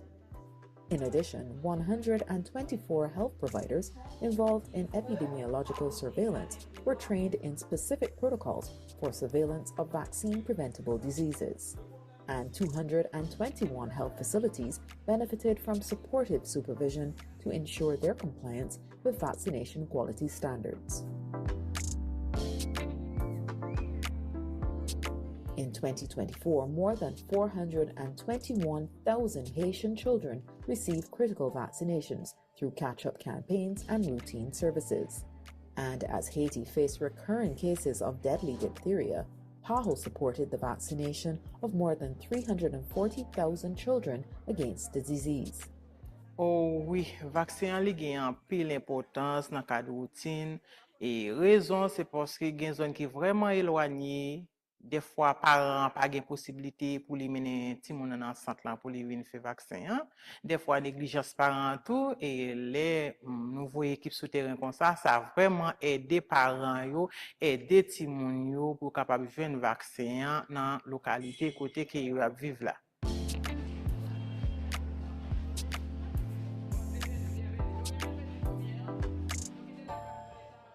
Parler des maladies évitables par la vaccination, nous apprenons et diphtérie. Effectivement, c'est un cas de diphtérie suspect que l'équipe aidée là a fait réponse. Et nous en pleine activité de réponse. J'en ai remarqué, nous cherchons rougeole, rubéole, nous cherchons syndrome rubéole congénitale, qui est moins d'un an. Nous cherchons catankou paralysie flasse aiguë. Nous cherchons surtout Haïti et moun qui gen moins que 15 ans.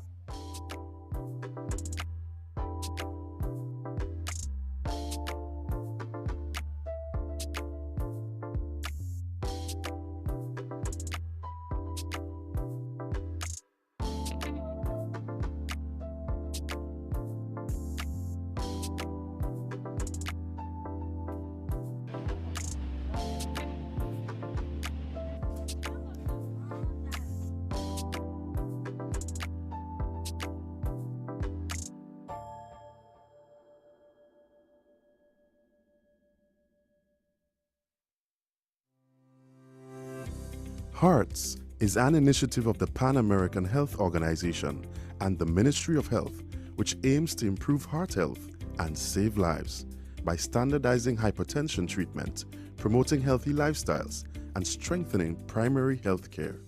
The chronic non-communicable diseases are the leading cause of death in Grenada. Within the top 3, we have the cardiovascular diseases. For these reasons, we welcome the introduction of the Hearts Initiative.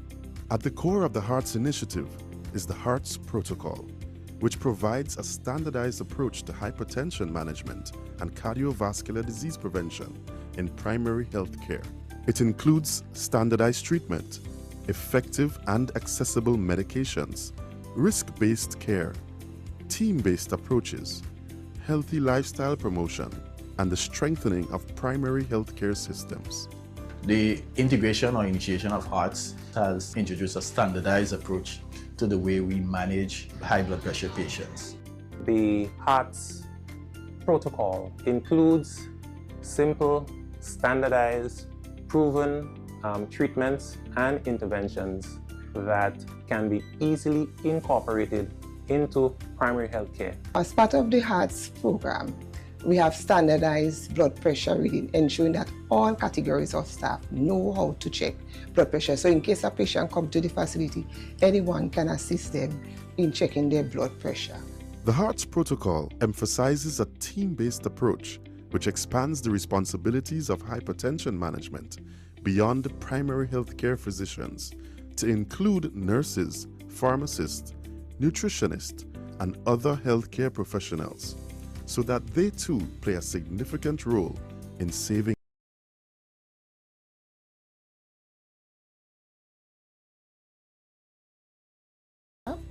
As often as possible, take the medication, come to visit the doctor when they are low on the supplies, follow up with the nutritionist as well, and if they have any issues or concerns that they are, feel free that they can come in. If they're not feeling well, they could come in at any time and speak to any one of us for advice, and we can do the proper referral if it's hospital or to doctor. So as nutritionists and dietitians within the healthcare, whether it's primary healthcare or secondary care, we employ what is called medical nutrition therapy. This involves doing a comprehensive assessment. We look at body measurements, we look at the biochemical markers, the labs and so forth. We look at lifestyles, we look at dietary indication, and we also do a full physical exam. Once we're completed, we do a nutrition diagnosis, and then we will recommend and put together a targeted care plan with interventions as to how we can get that person to improve the overall lifestyle. So whether it's becoming more physically active lifestyles, whether it's changing diet, whether it's ensuring that person gets adequate amount of nutrients and filling the gap where there are deficits. We know that if we can correct the diet, also if we can maintain an adequate foundation for health, we know that we can see better outcomes when it comes to heart health. The Hearts Protocol emphasizes the use of effective, affordable, and widely available medications to improve hypertension management. The medicines that we'll be using as part of the Hearts Initiative, they're somewhat designed to be less burdensome on the patient because the number of pills that the patients would be required to use to control their conditions are reduced, because now we are making use of combination therapy. So one pill will contain maybe your 2 high blood pressure medications that you're taking at present. Medication that are available through the Hearts Initiative are heavily subsidized, right? Patients that are less than 60 would pay a small fee. Those who are over 60 and over, it would actually be free as per protocol that already existed. Following the introduction of the Hearts Initiative, we anticipate better compliance among our patients. We anticipate a reduction in the number of individuals who have uncontrolled high blood pressure. And at the end, we anticipate that in the long run, a reduction in the number of complications and the number of deaths that we are seeing as a result of high blood pressure and cardiovascular disease.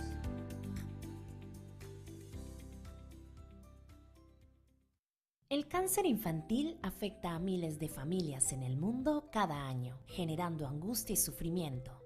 En la región de las Américas, los gobiernos, la OPS y sus socios se han unido en la iniciativa Cure All para afrontar este desafío y devolver la esperanza. Desde el año 2019, la Organización Panamericana de la Salud, en colaboración con el St. Jude Children's Research Hospital, trabaja incansablemente para mejorar la detección oportuna del cáncer en niños, niñas y adolescentes. En Latinoamérica y Caribe estamos logrando que más países prioricen el cáncer infantil y lo incluyan en políticas públicas que contemplen actividades para promover el diagnóstico oportuno. En los últimos 5 años, se ha incrementado por lo menos en 3 veces el número de países que cuentan con una guía nacional de detección precoz y sistemas de referencia.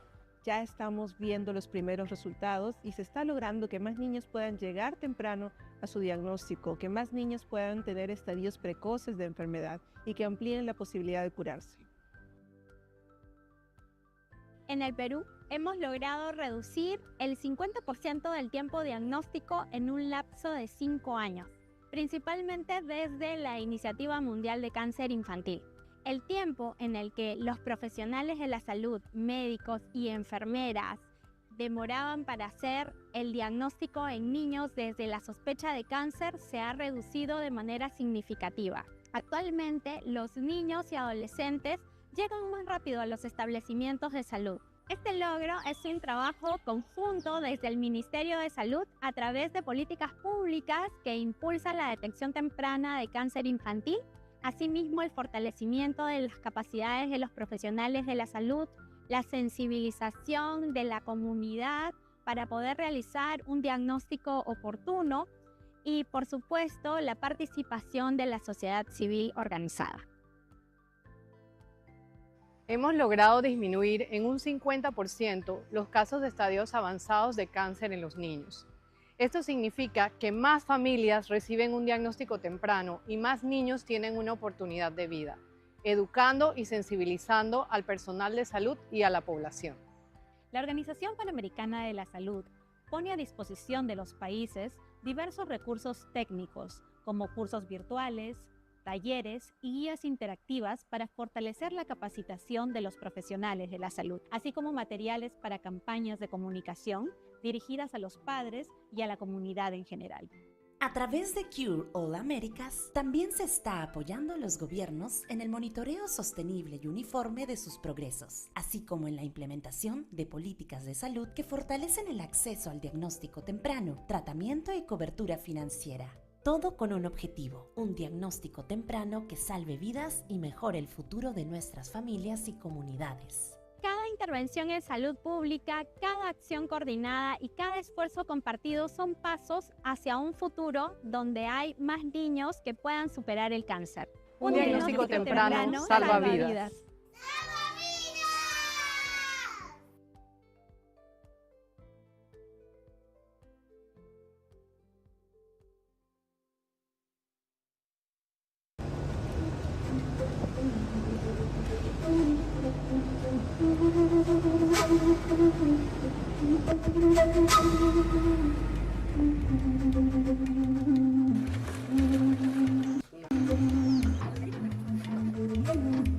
En 2019, los Estados miembros de la Organización Panamericana de la Salud, OPS, aprobaron la iniciativa para la eliminación de 30 enfermedades infecciosas en la región para el año 2030.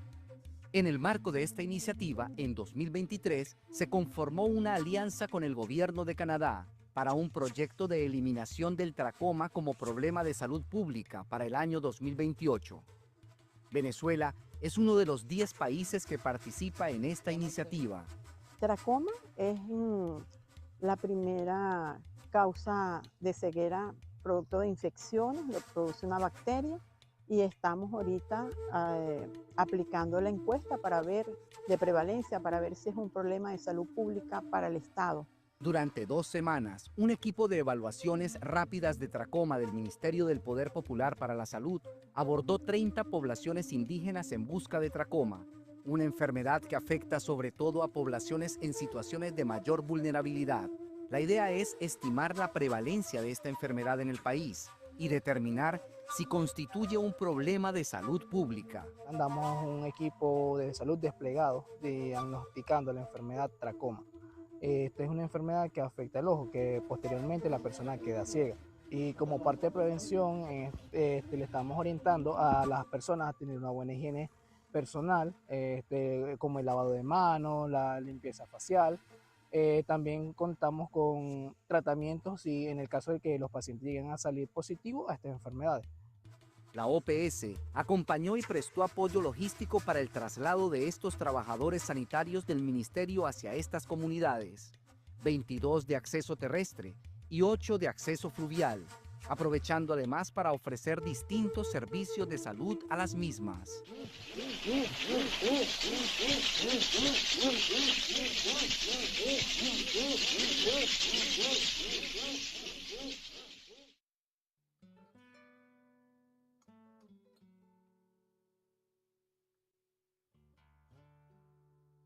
Es un centro de salud de primer nivel. Realizamos atenciones médicas generales. Hay bastante pobreza por estos lugares. El agua no es potable por estos lados y las comunidades consumen de los pozos que tienen agua para los animales. El Chaco en Bolivia es una vasta llanura de tierras bajas. El Chaco es guaraní. El guaraní dice, la tierra no es mía, yo soy de la tierra. Entonces, todo lo que le pase a la tierra, me pasa a mí.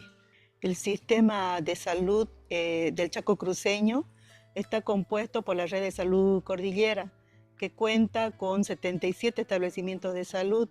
Camiri es el centro urbano más importante de la zona, una ciudad intermedia en el corazón del Chaco cruceño. Aquí funciona el hospital de referencia de segundo nivel que beneficia a todos los municipios y autonomías indígenas de la provincia cordillera.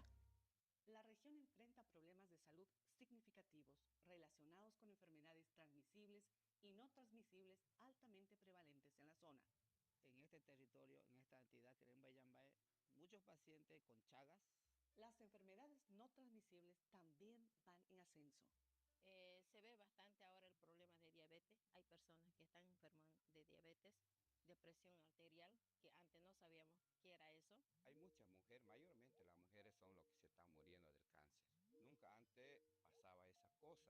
En el marco del cumplimiento de la Estrategia de Cooperación País de la Organización Panamericana de la Salud, con y en el Estado Plurinacional de Bolivia 2023-2027, desde inicio del 2024, la organización, en conjunto con las autoridades subnacionales de Camiri y de la autonomía indígena Careín-Mayambae, trabajaron en el ensayo de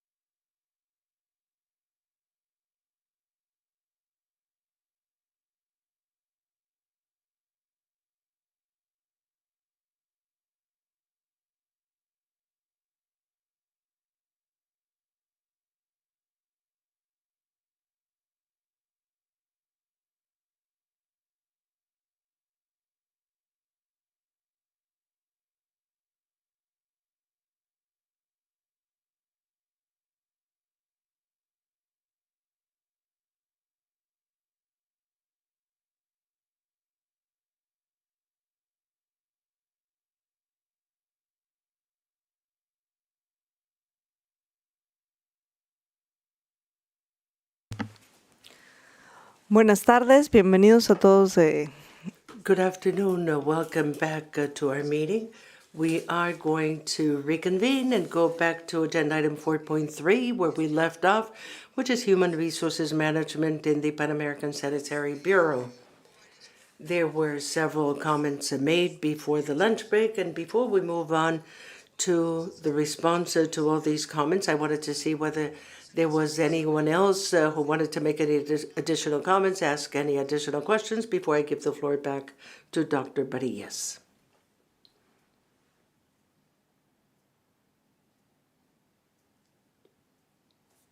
Guyana, please.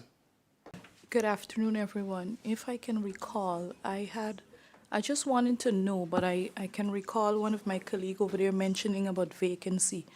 So when it comes to the staff, as well as the staff that are not permanent, do you have like a consensus as to if you have 50% of the permanent staff or 40% of the not temporary staff? So I just need some clarity there.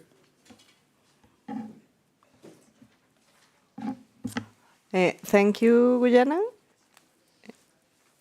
Peru? No? Ah. Okay, if there are no... Si no tenemos ningún... If we don't have any additional comments, I would then give the floor to Dr. Barillas. Thank you very much, Madam President.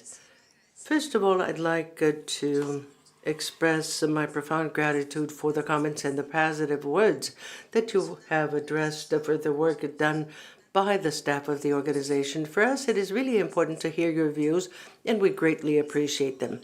In connection with the specific questions raised, I would like to go back to the question raised by the U.S. in connection to the following: the positions of the basic presence foreseeable in the country, whether they perform specific functions of PAHO. The answer is yes. These are positions that belong to PAHO, and the individuals hired under those premises for these positions are PAHO staff members. And it is very important to say that when the descriptions of the positions were developed, this was joint work done between the directors of the technical departments, the representatives of country offices in the region, and obviously with the support of human resources. So the answer is yes, it is our staff members, and they perform PAHO functions exclusively.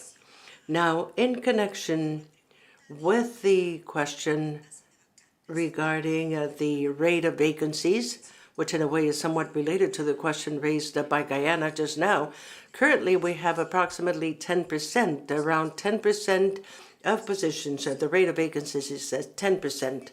And usually we maintain a percentage of vacancies that is used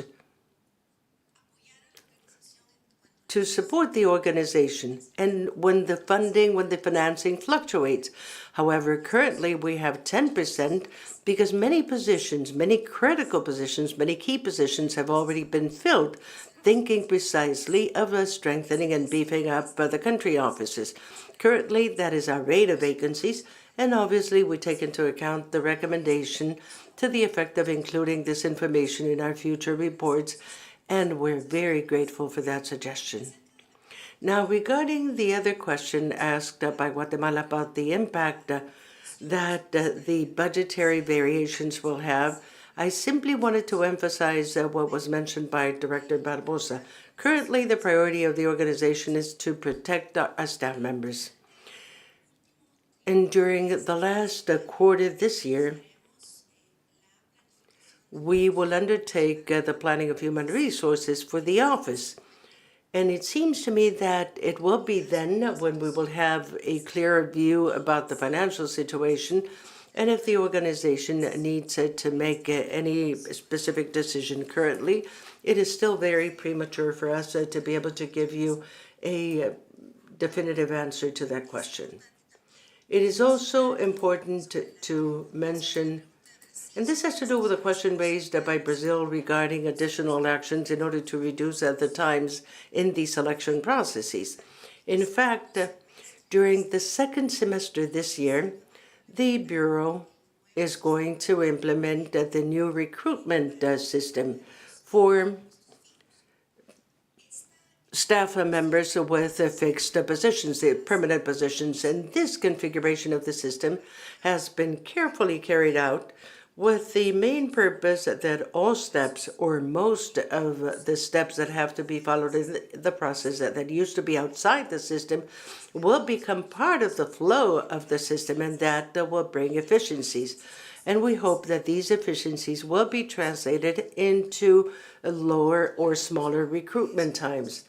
Not only that, but we're looking into a whole set of tools that we're exploring, whereby modern recruitment offers these tools in order to determine whether this can support us in order to be efficient or to achieve additional efficiencies. And it seems to me that with this, I conclude the answers, and I hope I've answered all your queries. And thank you very much once again for your questions and your comments.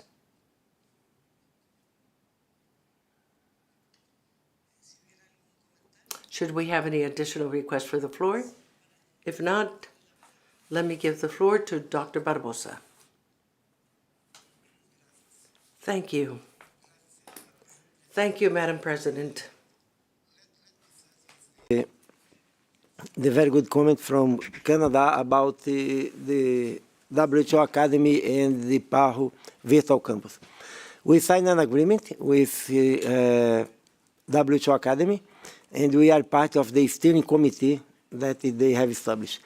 I told my colleagues in Geneva that I do believe that they can learn from our experience. Because let me tell you that I'm very proud to see that with a small structure that we have, based in Panama, but serving all the countries in the region, the PAHO Virtual Campus has more than 3 million healthcare workers in the region that engaged in different courses. Only last year, we had more than 400,000 healthcare workers that participate in the virtual campus. This, unfortunately, was also related with the dengue fever outbreak. You know that we had more than 12 million cases last year. It's a record, historical record number of cases. But we have a very good training about the clinical management of dengue fever cases that can reduce the mortality related to dengue almost to zero. And we had more than 300,000 out of these 400,000 that participated in virtual campus to take this course.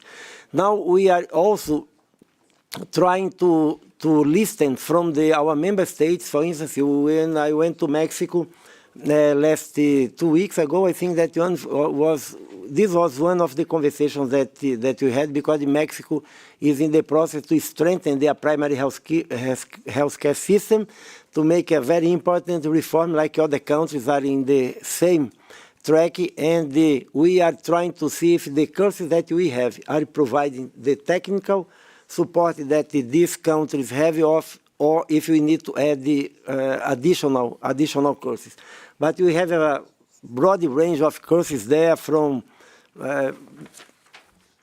dengue fever clinical management, the non-communicable diseases that I mentioned, that we need to reduce the premature and preventable death related to non-communicable disease. So we have courses related to that, regulatory strengthening at the country level. So, and we do believe that this is a very interesting initiative, and the interaction with our member states for sure will, I think that will make our portfolio more customized to serve the purpose of the priorities that you have in the region. Strengthen primary health care, moving to fill the gaps, to remove barriers, to promote more access to health services, to reduce maternal mortality, to increase the vaccination coverage, and so on.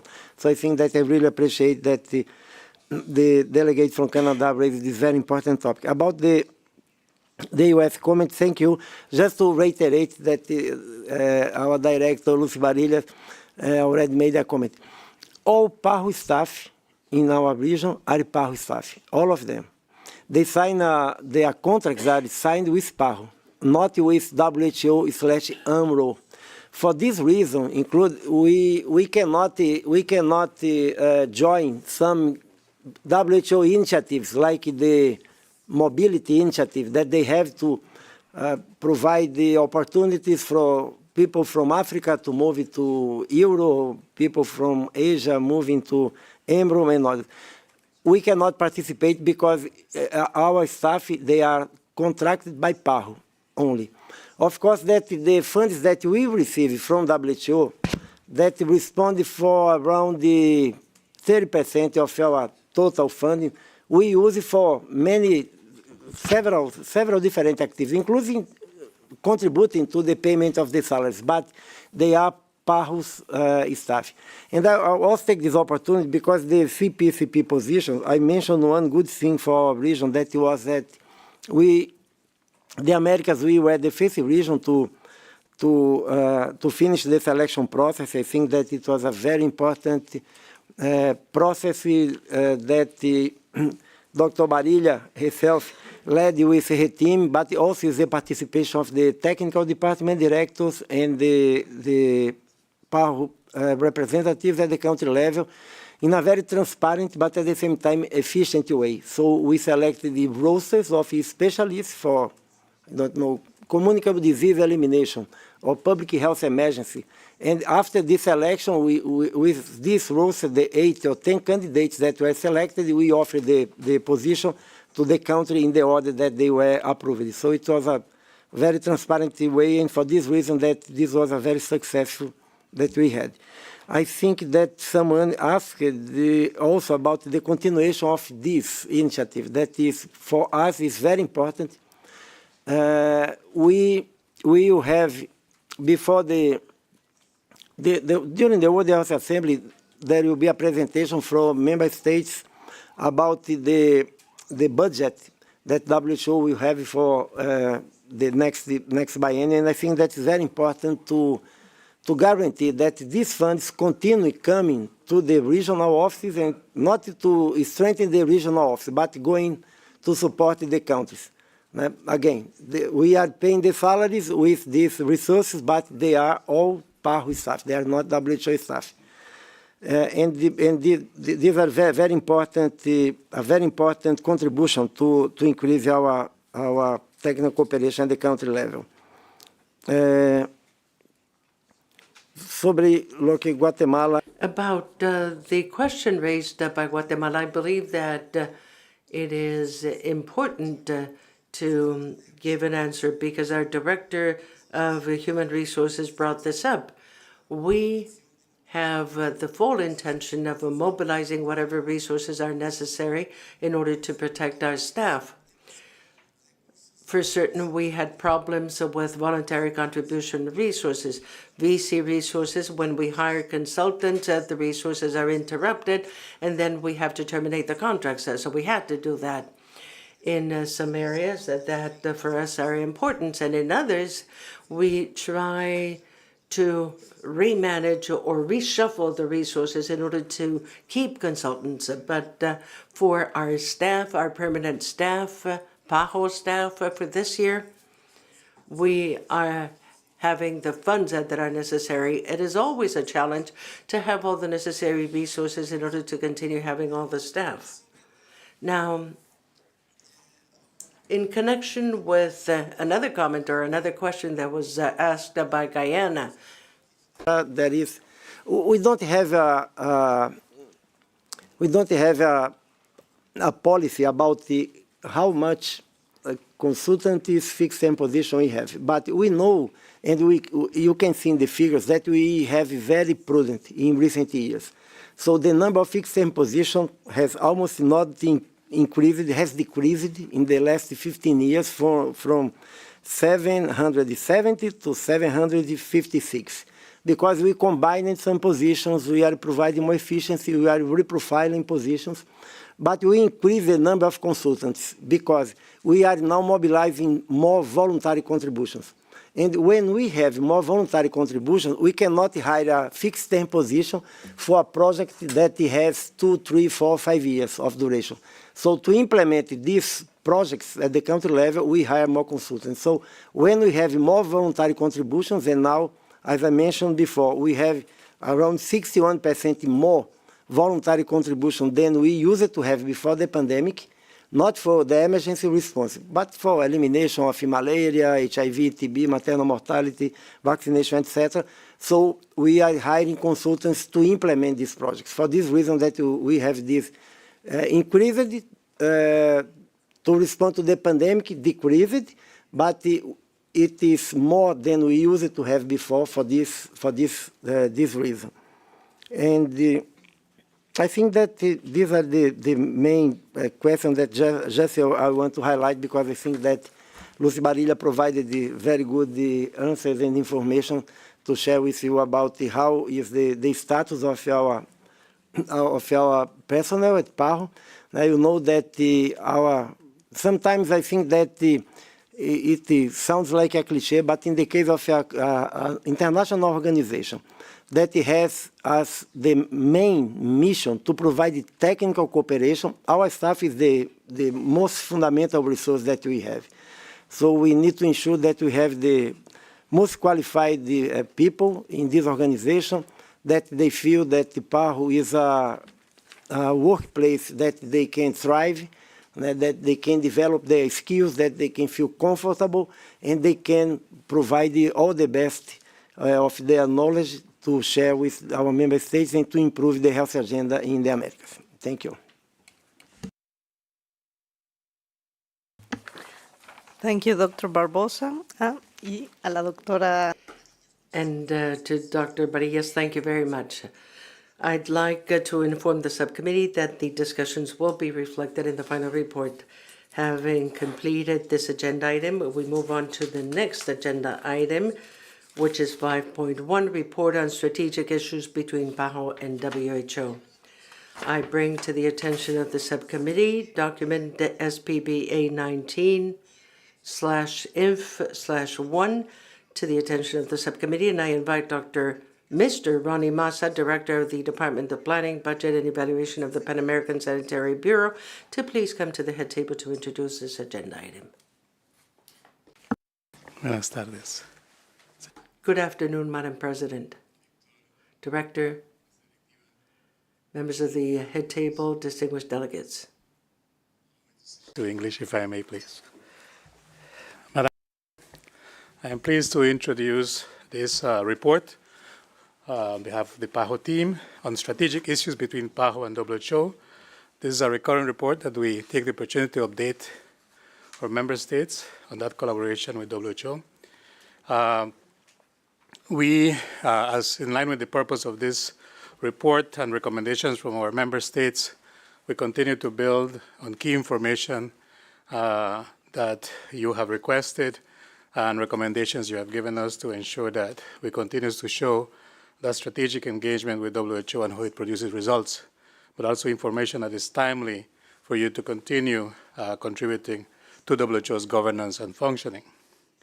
As applicable, the report refers to documents containing additional details with regard to implications for member states, for PAHO and the region and our countries.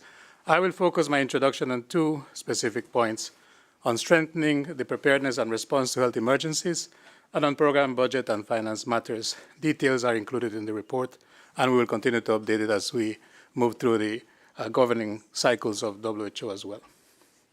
With regards to the preparedness and response to health emergencies, the region has continued to play an active role in shaping the future of WHO's work in the governance and the global health emergency architecture. Our teams here, the technical teams, under the leadership of a director, and our health emergency program has continued to convene both regional consultations, but also in WHO while meetings are ongoing to discuss specifically the INB, the IHR amendments, and so on. We continue to work with member states directly, with the capitals, bringing the delegations, both from Geneva, here in Washington, as an opportunity to exchange information, and that the three levels are indeed in sync and have the latest information, and as your secretariat, to ensure that we can provide a timely advice and information for you. With regards to the program budget 2026-27, the proposed program budget for the new biennium, which was considered by the last session of the Program Budget Administration Committee and Executive Board in January and early February, we also are pleased that your secretariat has continued to contribute to build that program budget with input from our countries and the region. This program budget that WHO is presenting to the member states is the first to implement the General Program of Work, 14th, which was approved last year. I am pleased to say that as of 10 March, we have informed WHO also and contributed with the prioritization exercise that we're doing with the countries. At that time, we had input from 17 member states, contributing to the WHO prioritization exercise, which will be very important, especially with the timing of informing that budget to be realistic and aligned with country priorities.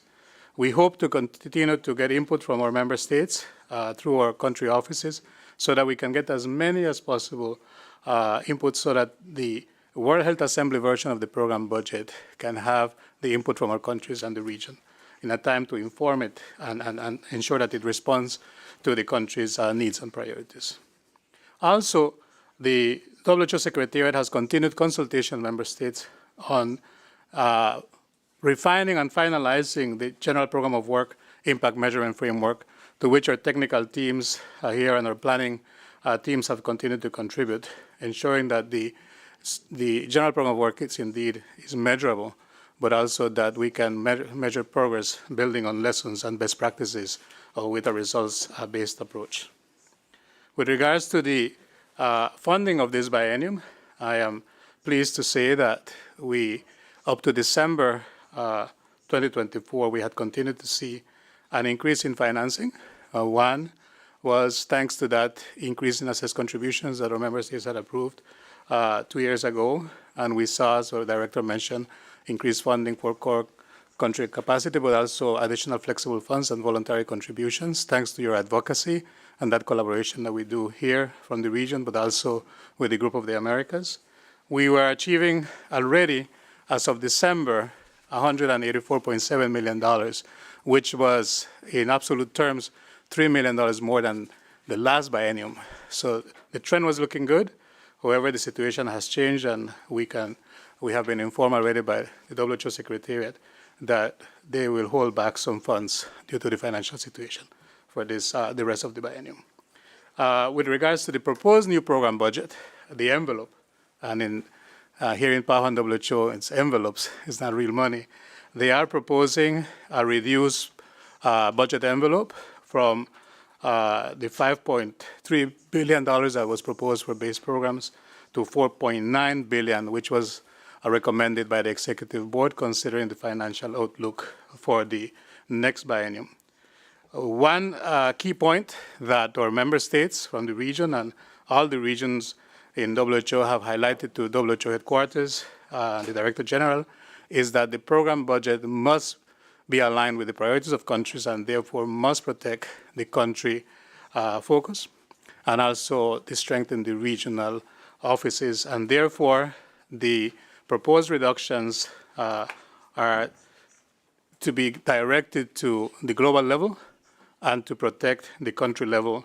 And thus, so far, the program budget as proposed for the region has a slight reduction from $295 million to $292 million, so about $3 million reduction. That's the proposal. Consultations continue. We are yet to see the final version of this going to the World Health Assembly.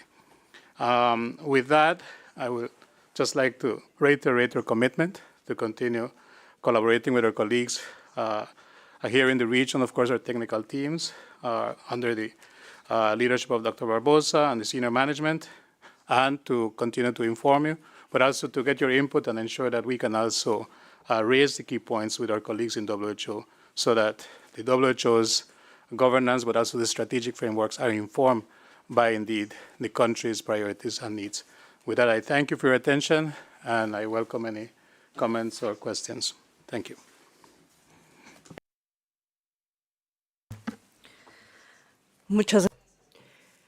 Thank you very much, Mr. Ronnie Massa. I will now open the floor to the plenary for discussion.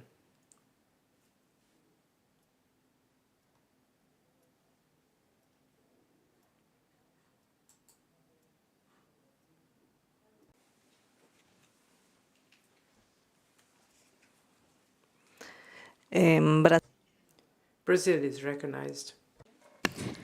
Madam President, Brazil appreciates the presentation of the report and reiterates our commitment to strengthening global health governance and ensuring strategic alignment between the two organizations. Brazil recognizes the proactive and crucial role of the Bureau in facilitating coordination among member states in preparation for the main negotiation process at the World Health Organization, namely the Intergovernmental Negotiation Body, INB, of the Pandemic Accord. In doing so, PAHO has provided a safe and productive space for information to be shared and for convergence and consensus to emerge. Brazil remains fully committed to concluding the negotiations of an ambitious and comprehensive instrument of pandemic prevention, preparedness and response by the end of the resumed session of the 13th INB meeting in April. The COVID pandemic exposed critical vulnerabilities in our health systems and underscored the urgent need for strengthened international cooperation. In this context, Brazil firmly advocates for a global framework that ensures equitable access to relevant health products, including medicines, vaccines, diagnostics, and other essential tools. This effort must be combined with strong mechanisms for sharing technology and know-how, as well as concrete provisions that enable the strengthening of manufacturing and distribution capacity across all regions worldwide. Now, more than ever, we recognize the fundamental importance of reinforcing the global health architecture. We strongly believe that multilateralism is key to better preparing the world for future pandemics. Together, we must build a resilient global health system grounded in fairness, equity, and solidarity, ensuring an effective and inclusive response to health emergencies. Dear President, regarding the PAHO strategic plan for 2026-2031, Brazil has participated in consultations and strongly supports the active involvement of member states in defining indicators and outcomes that reflect regional priorities, ensuring that the Americas region has a strong voice in shaping global health strategies. On sustainable financing, Brazil has demonstrated its commitment by co-hosting the WHO investment round during our G20 presidency. We must rise to the challenges of our time.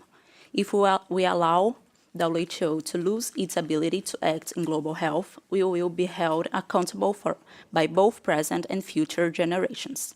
Brazil continues to support sustainable financing of these essential institutions, along with a strengthened commitment to transparency and accountability. Madam President, Brazil also commends PAHO and in particular its director for pushing for a more equitable funding by the World Health Organization for the region. The Americas were the region most affected by COVID-19, yet it received disproportionately low funding for WHO, the lowest in comparison with any other regional office.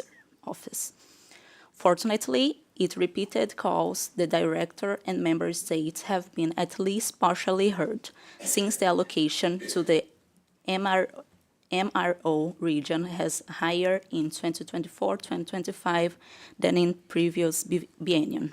Madam President, we must not be satisfied with that, especially in light of the recent financial challenges to the WHO and PAHO. We must remain vigilant and vocal, both individually and through PAHO leaderships, to ensure a more just and equitable division of resources among the WHO regional offices. We remain dedicated to strengthening multilateral health cooperation and reiterate our support for PAHO and WHO joint efforts to address global health challenges. Brazil will continue to work actively to ensure that the specificities and needs of our region are considered in the decisions that shape the future of global health. Thank you.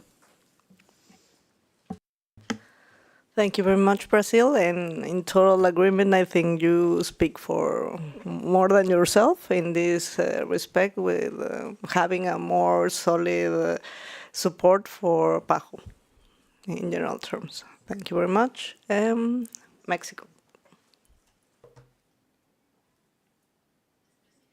Thank you, Madam President.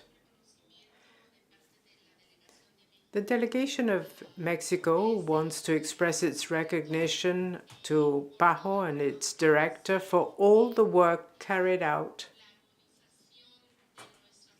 to harmonize our work with WHO, in particular when it comes to negotiating the International Instrument on Pandemics.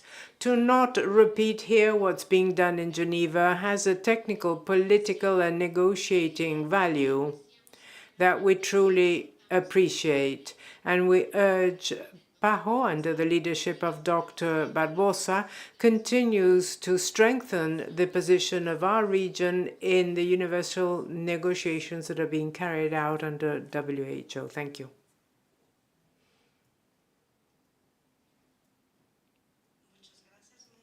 Thank you very much, Mexico.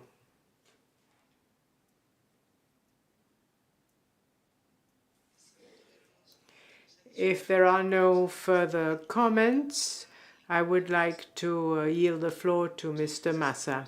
Thank you very much, Madam President. And if you allow me, I would like to respond in Spanish, thanking Brazil and Mexico for their comments, and to reconfirm for them that we continue with our commitment to continue advocating, facilitating dialogue, to well represent and provide information to the rounds that are going to come up, both to deal with the pandemic treaty, but also in addressing governance, the work plan, the budget plan, financing. And I fully concur that we must remain vigilant and express the region's position with this country perspective that we always convey. Thank you very much, and we will continue working, and we will keep you updated in subsequent versions of the document reflecting on your comments. Thank you. Thank you very much, Mr. Massa. Let me now offer the floor to Dr. Barbosa. Thank you, Madam President. I'd also like to focus on this item to clarify certain points. We always think that everybody here knows about the past, but I recall that at the briefing with ambassadors about the situation, the financial situation of PAHO, WHO, I received some question from some members, and I think it's important to share this with some delegations. PAHO has the status as an independent organization. We are autonomous. We are an autonomous organization of the Inter-American system, just like the OAS, the Inter-American Development Bank, ICA, which is headquartered in Costa Rica. That is the Animal Health and Agriculture organization, and we have a good relationship with them. PAHO is also the regional office of WHO, but it's not like in other regions where there is no international autonomous institution such as the one we have in the Americas. This has always generated a need for well clarifying some topics with our colleagues in Geneva. As we also function as the WHO regional office for the Americas, and the countries of the region of the Americas also pay their quotas. So it's important for the countries in the region to receive back a significant portion of that contribution.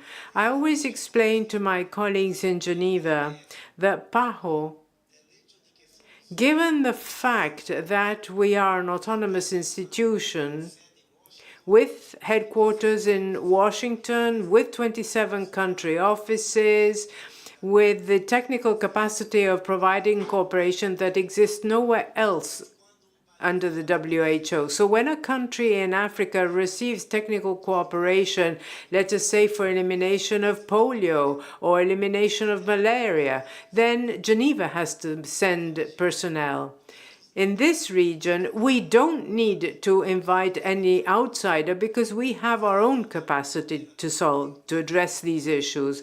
So to have PAHO as an autonomous entity is significant for the countries of the region. And this was a decision taken by the countries of the region. And this means that the WHO can focus its attention on other parts of the world that require more support than our region.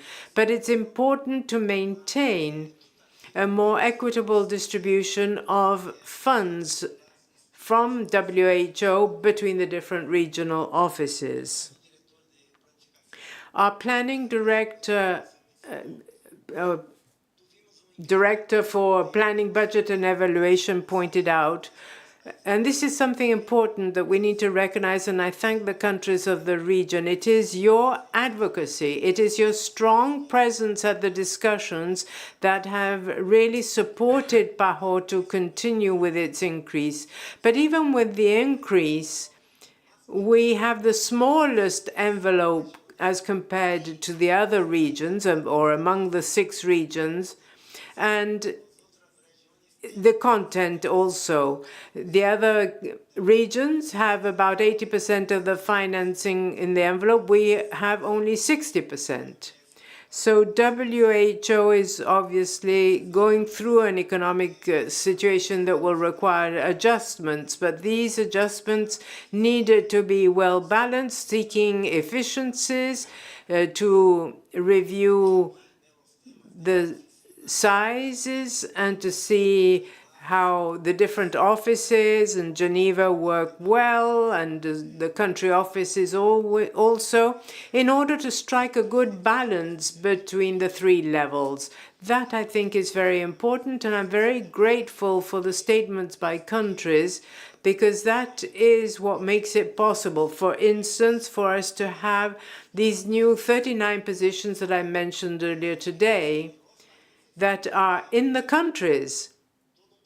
And it is thanks to a process of negotiation that we held, but also the countries in the region who pay quotas to PAHO and to WHO are entitled to support that comes from the WHO envelope to support country offices. Of course, that this is a member state-driven process. We believe that it's very important that the member states can reach some consensus about this new instrument. We are talking about very sensitive topics, very complex topics. Our role is to facilitate the debate, is to share information, is to ensure that every country in our region, even the small island in the Caribbean, that sometimes they don't have a strong presence in Geneva, they are receiving all the information, they are participating in the process, so they have all the information they need to make their decisions. So we had already four meetings in our region. I think that we are the only region in the world that organized this kind of meetings, inviting the capital, the permanent mission in Geneva, the permanent mission in Washington, the Minister of Health and the Minister of Foreign Affairs, because some of the aspects that are being discussed are not only health topics, but we are also talking about diplomacy and some very important and complex international relationship among the countries. So we had all these meetings, and we are now, of course, limited by some circumstances, but we are providing all the cooperation that the countries need to share information and to have them ready to participate in the World Health Assembly and to make the decisions. Of course, that the International Health Regulation that was approved last year, I think that was a very important step forward to implement some lessons that you learned during the pandemic, how to provide in a more transparent way the process of communication of new public health events, the verification process, sharing information among the countries. I think that many amendments that were approved will really make a difference in the relationship among the countries. But now we also have the opportunity to address, I think that Brazil mentioned a very important aspect that was the inequitable access to vaccines, medicines, and the personal protective equipment and other health technologies. So this is an opportunity. I know that this is not easy because, again, very complex issues that are related, but facilitating the dialogue among the countries of the region, I think that is a very important contribution that the countries in the Americas can bring to the global scenario. So I really appreciate all the participation, very strong participation from our member states. I want to thank Ambassador Tovar, that is the representative of the Americas, and is very always committed to participate in all the meetings that we have here in Washington or in Geneva, when we invite him to share the information with the mission, so we can have all the information moving around and all the countries having the same basis for the decision process. Thank you, Madam President.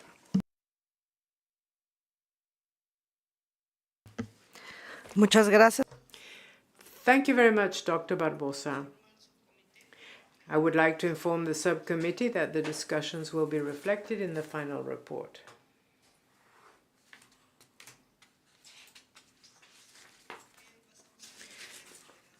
We move on to our next agenda item, 3.4, engagement with non-state actors. I would like to bring document SPBA 19/5 to the attention of the subcommittee and invite Dr. Miguel Burnier da Silveira, Legal Counsel of the Pan American Sanitary Bureau, to come to the head table and present the item. Thank you, Madam President, members of the subcommittee, members participating as observer, director, distinguished colleagues, good afternoon. The framework of engagement with non-state actors, FENSA for short, was adopted by PAHO member states at the 55th Directing Council in September 2016. The resolution that adopted FENSA expressly requested the director to implement the framework in a consistent manner with the WHO, while respecting the constitutional independent legal framework of PAHO. The director was also requested to report on the implementation of FENSA to the PAHO Executive Committee through the SPBA. This year's annual report is found in document SPBA 19/5. FENSA is fully implemented at all levels of PAHO. To ensure its consistent implementation, the PAHO Secretariat reviews and updates the organization's rules and procedures as needed and provides guidance and recommendation to staff on potential engagements. In 2024, the PAHO FENSA focal point continued to deliver comprehensive training programs at both country office and headquarters, emphasizing FENSA as an enabling policy, showcasing positive collaborations with non-state actors, highlighting internal processes, and addressing common inquiries to enhance personnel's understanding of FENSA to facilitate effective engagements. The Bureau adhered to a well-defined standard operating procedures to conduct due diligence and risk assessments in line with the FENSA guidelines. This process involves collecting information from non-state actors, verifying details from independent sources, analyzing the gathered data to understand the entity's profile, and assessing potential risks against expected benefits. The PAHO FENSA focal point played a crucial role in guiding and ensuring consistent application of the FENSA across the organization. Last year, approximately 300 proposed engagements were reviewed under FENSA, covering all technical areas and country offices. As in previous years, approximately 97% of these reviews were approved. Only in a few instances where the risk could not be mitigated was the engagement not recommended. The primary reason for non-engagement was linked to tobacco.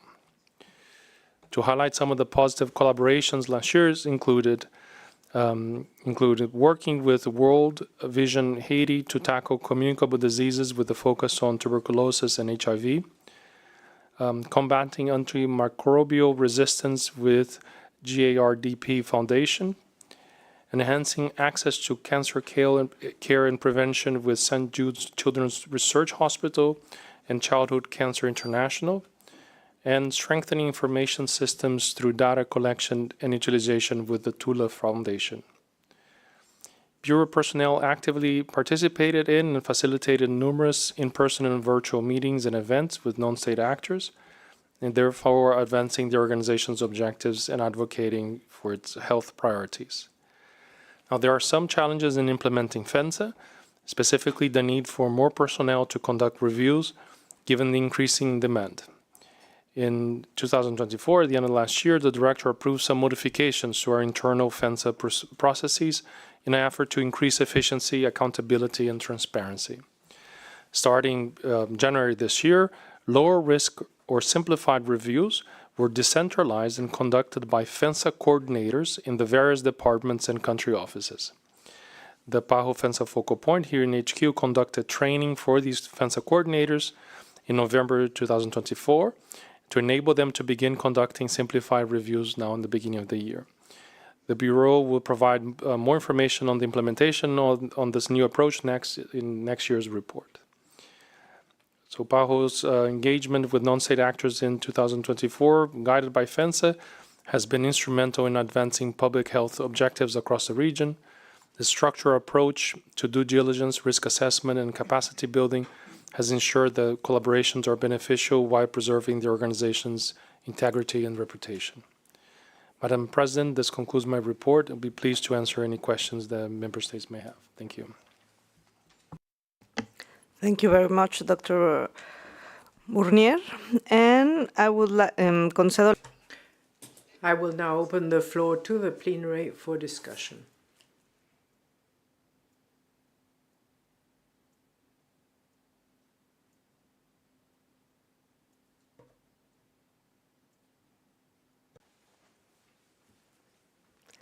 So, adelante, Brazil. Brazil, you have the floor. We thank the Secretariat for the presentation of the report on engagement with non-state actors.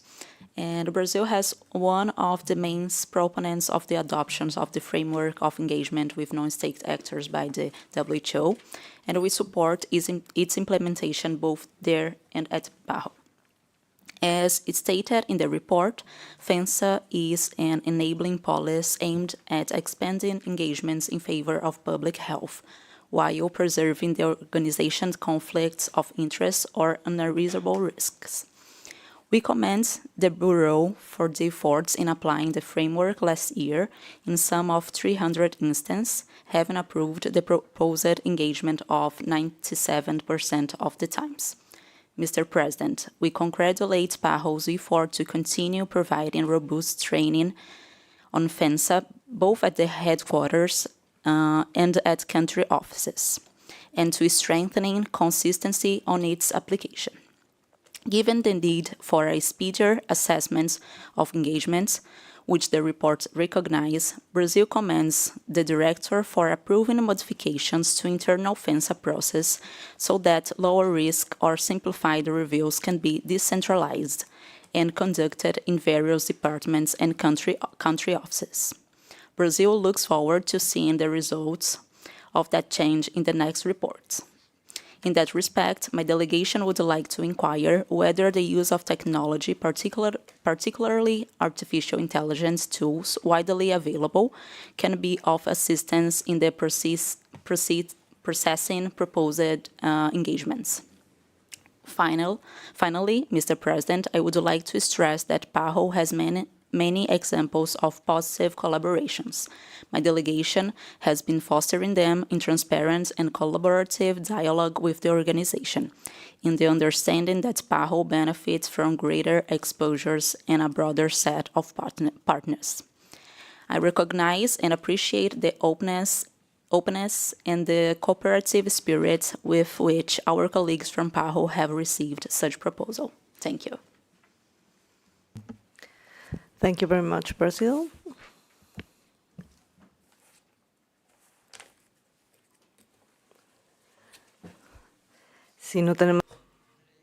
If there are no further comments, I would like to offer the floor once again to Dr. Bournier. Thank you, Madam President. Thank you very much, Brazil, for the comments. We will provide a detailed report on this decentralized approach next year for the 2025 report. And yes, we've been exploring the use of AI tools, in particular to when it comes to assessing publicly available information, and this will be in addition to verifying the own verification we do with independent source. So we are exploring this to see where we could further gain in terms of efficiencies in the process. Thank you.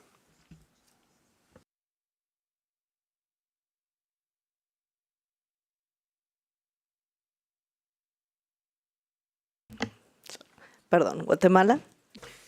Guatemala, you're recognized. Thank you very much, Madam President.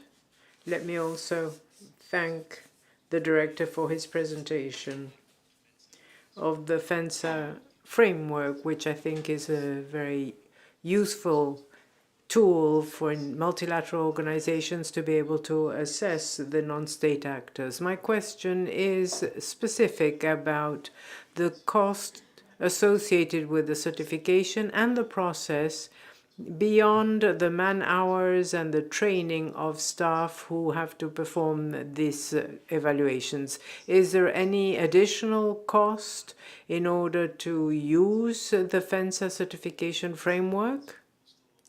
Is it cost? Is there a cost associated with PAHO being able to use the framework, or is it just the costs that have been mentioned?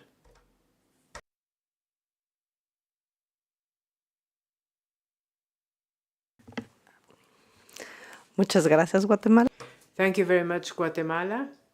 Once again, the floor is to Dr. Bournier. Thank you very much, Madam President. Guatemala, thank you for the question. There is a cost for training the personnel, as Guatemala pointed out, but there is no cost for the participation or use of the framework. That we don't have, but the cost to train the staff is a significant amount. It requires a number of hours of training for them to do the job well. So we attach a lot of emphasis to training, not only of people here at the headquarters, but also in the country offices. And we look at this as an investment in staff for the entire organization. We hope that this will also become something that through decentralization, we'll have more information about each cost center or each country, and that will encourage people to come forward with new ideas for cooperation or for work with non-state actors. So we do believe that there will be additional reviews. That's why we're moving forward on this. Thank you. México, por favor. Mexico has the floor. Thank you, Madam President. I'd like to congratulate PAHO for the institutional strength with which they manage this topic. It's a complex, delicate matter. And we believe that in the current situation of potential scarcity of resources for the voluntary contributions, this might be a temptation for some multilateral organizations to open their doors. We'd like to urge PAHO to maintain its institutional seriousness when analyzing which are the non-state actors who truly have the vocation, transparency, and ethics to entitle them to become part of the PAHO collaboration network. So thanks you for the work and for doing it so seriously. We hope it will be maintained over time and institutionally strengthened. Thank you very much, Mexico.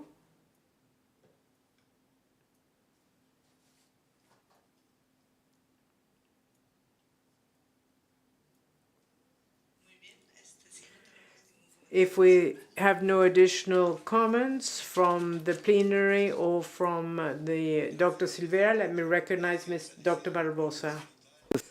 I would like to express my gratitude for the comments and the questions raised by our member states. As our legal advisor has just presented this is an important issue for us because at the same time that this represents an expansion, growth of institutions that develop relations with the organization, that is to say, engagement with non-state actors, as is the title of this agenda item, is important because it enables us to develop our capabilities, provide more cooperation to receive projects, and that no doubt is important. But at the same time that we're expanding this, it leads us to a drop or a prevention of any risk that we might run into. And therefore, this assessment process for each one of these actors, of these institutions, is very important, and it is done in a very serious way. So what we did was to follow a process of a change. We simplified things based on risk. For example, if this is an organization that has already had an engagement with PAHO for 20 or 30 years and that never posed a problem, there are no changes in the objectives, goals, members, terms, then we cannot go through the same process than an institution that is just presenting for the first time, an institution that comes to us for the first time wishing to establish engagement with PAHO. So it is based on risk.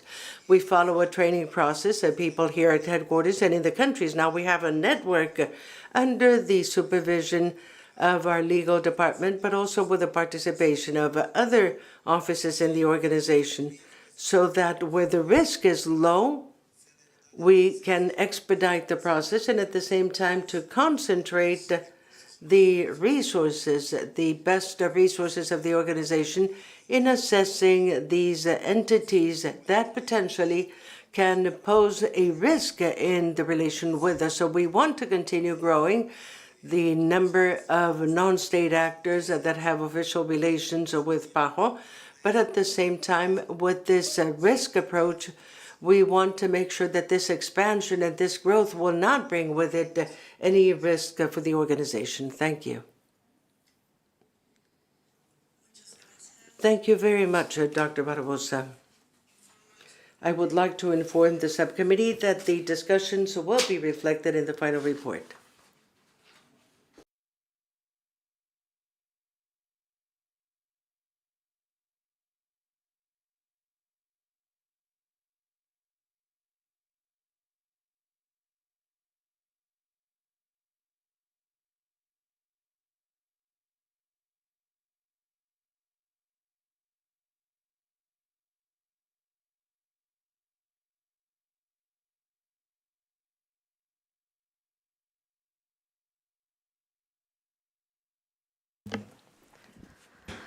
Muchas gracias a todos. Thank you very much, everyone, for your participation today.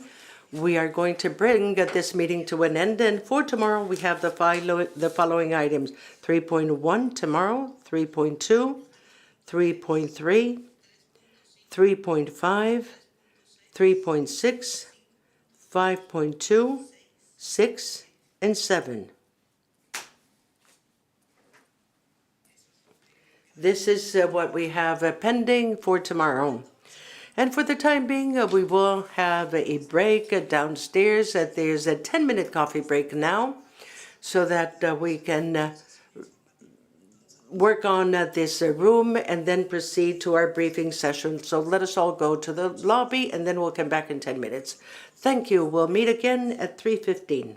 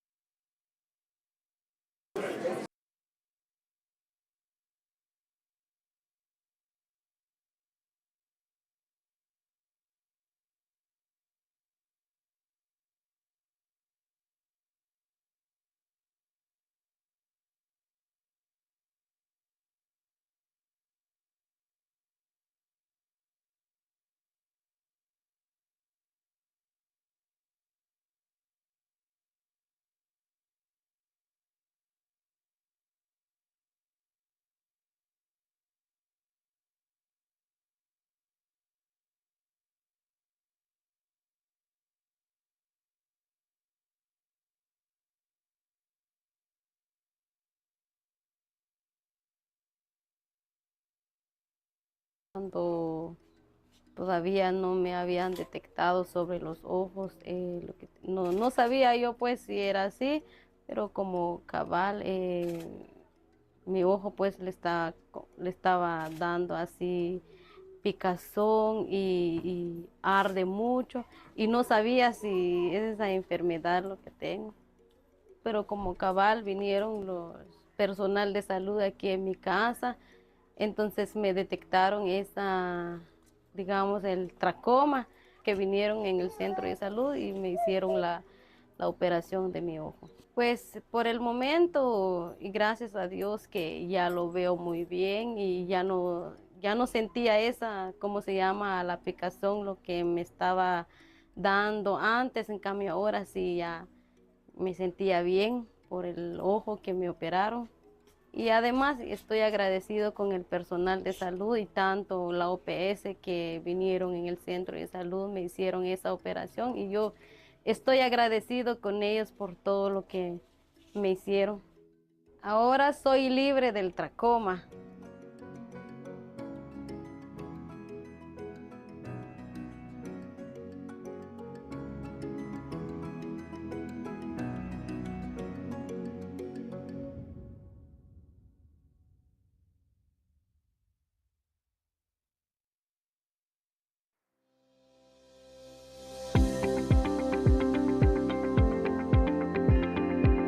With the rising prevalence of non-communicable diseases, the Ministry of Health and Wellness Belize, supported by the European Union's Health Sector Support Program, EUHSSP, and PAHO, is proactively strengthening its health system. Through the development of targeted policies and collaborative frameworks, the nation is addressing these challenges on multiple fronts. From integrated primary care services, building capacity of healthcare workers, to empowering communities, strengthening health systems, saving lives. In Belize, over the last 5 consecutive years, non-communicable diseases have been in the top 5 causes of morbidity and mortality for our country. So we knew that we needed to address this head-on. We were able to successfully launch our nutrition policy, and we were able to put a nutrition plan with objectives onto this policy. And the support that is being provided to the Ministry of Health and Wellness for the development of the National Cancer Plan and the National Cervical Cancer Plan will also contribute to ensuring the management of non-communicable diseases. By defining clear objectives and strategies, we are building a future where NCDs are effectively managed and the health of our population is prioritized. Integrated health service delivery networks are revolutionizing healthcare delivery in Belize. By ensuring comprehensive care at the primary level and bringing services closer to where people live, these networks are making a significant impact. Through integrating the comprehensive management of non-communicable diseases such as hypertension, cardiovascular disorders, also mental health conditions, this really helps to strengthen the capacity of primary care providers and also community health workers in the knowledge and understanding of prevention and management of these conditions. By standardizing care with global best practices and introducing new treatment modalities, healthcare professionals are better equipped to manage chronic illnesses. Health education is a crucial element in preventing and managing NCDs. Through PAHO, we have been able to successfully, over the last 12 to 18 months, do caravans in some of the least accessible places, very rural communities that had significant population.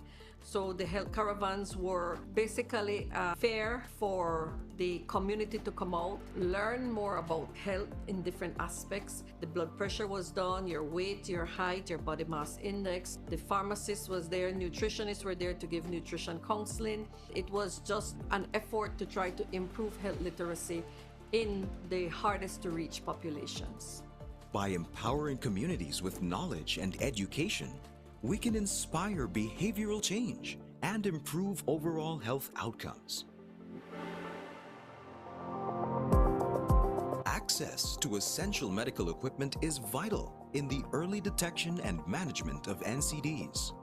With the right tools, our healthcare providers are better equipped to serve the community. There are a number of new blood pressure measuring devices that have come onto the market, but it is important to ensure that these are clinically validated so that the readings that we receive from them are accurate. In order to ensure that as we roll out the HEARTS initiative for the proper management and control of hypertension, we want to ensure that the equipment that are being used in the primary care facilities have been standardized.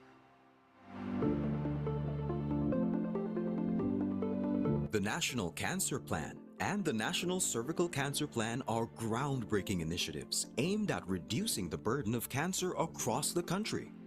Through the EU project, PAHO has been able to give us tremendous technical cooperation for us to have a very solid and usable plan when it comes to reduction of all cancers, not just cervical cancer, but it's the National Cancer Plan. The important thing about cancer and any cancer plan is to ensure that it is very comprehensive and covers the broad spectrum from prevention to rehabilitation and to care at the end of life.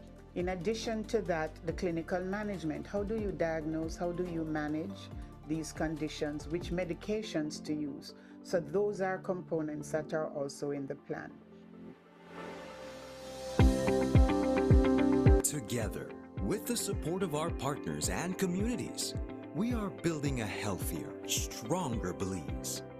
One step at a time, we are ensuring better care for NCDs through integration in primary health care.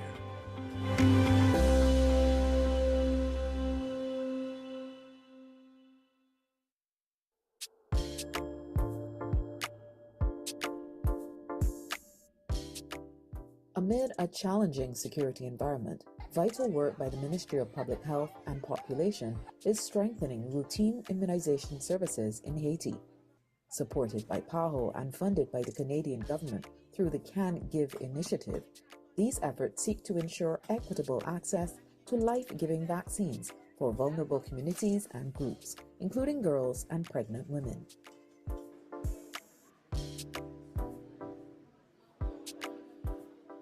Through 3 regional exercises, 105 department-level trainers receive important updates on vaccination norms and protocols, including on COVID-19 vaccines, which have been integrated into Haiti's national immunization program. Through cascade training, these regional trainers then share their knowledge with nearly 400 health providers. In addition, 124 health providers involved in epidemiological surveillance were trained in specific protocols for surveillance of vaccine-preventable diseases. And 221 health facilities benefited from supportive supervision to ensure their compliance with vaccination quality standards. In 2024, more than 421,000 Haitian children received critical vaccinations through catch-up campaigns and routine services. And as Haiti faced recurring cases of deadly diphtheria, PAHO supported the vaccination of more than 340,000 children against the disease. Oh oui, vaccin li gen an pile importance dans cadre routine et raison c'est parce que gen zone qui vraiment éloigné. Des fois, parents pas de possibilité pour les mener ti moun dans centre là pour les venir faire vaccin. Hein? Des fois, négligence parents tout et les nouveaux équipes souterraines comme ça vraiment aider parents yo, aider ti moun yo pour capable joindre vaccin dans localité côté que yo vivent là.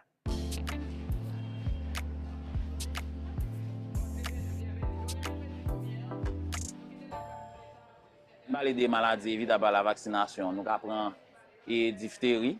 Effectivement, c'est un cas de diphtérie suspect que l'équipe aidée là a fait réponse.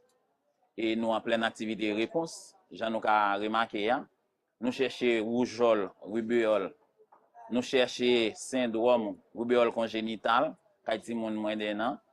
Nous cherchons paralysie flasse aiguë. Nous cherchons surtout kay ti moun ki gen mweske 15 ans.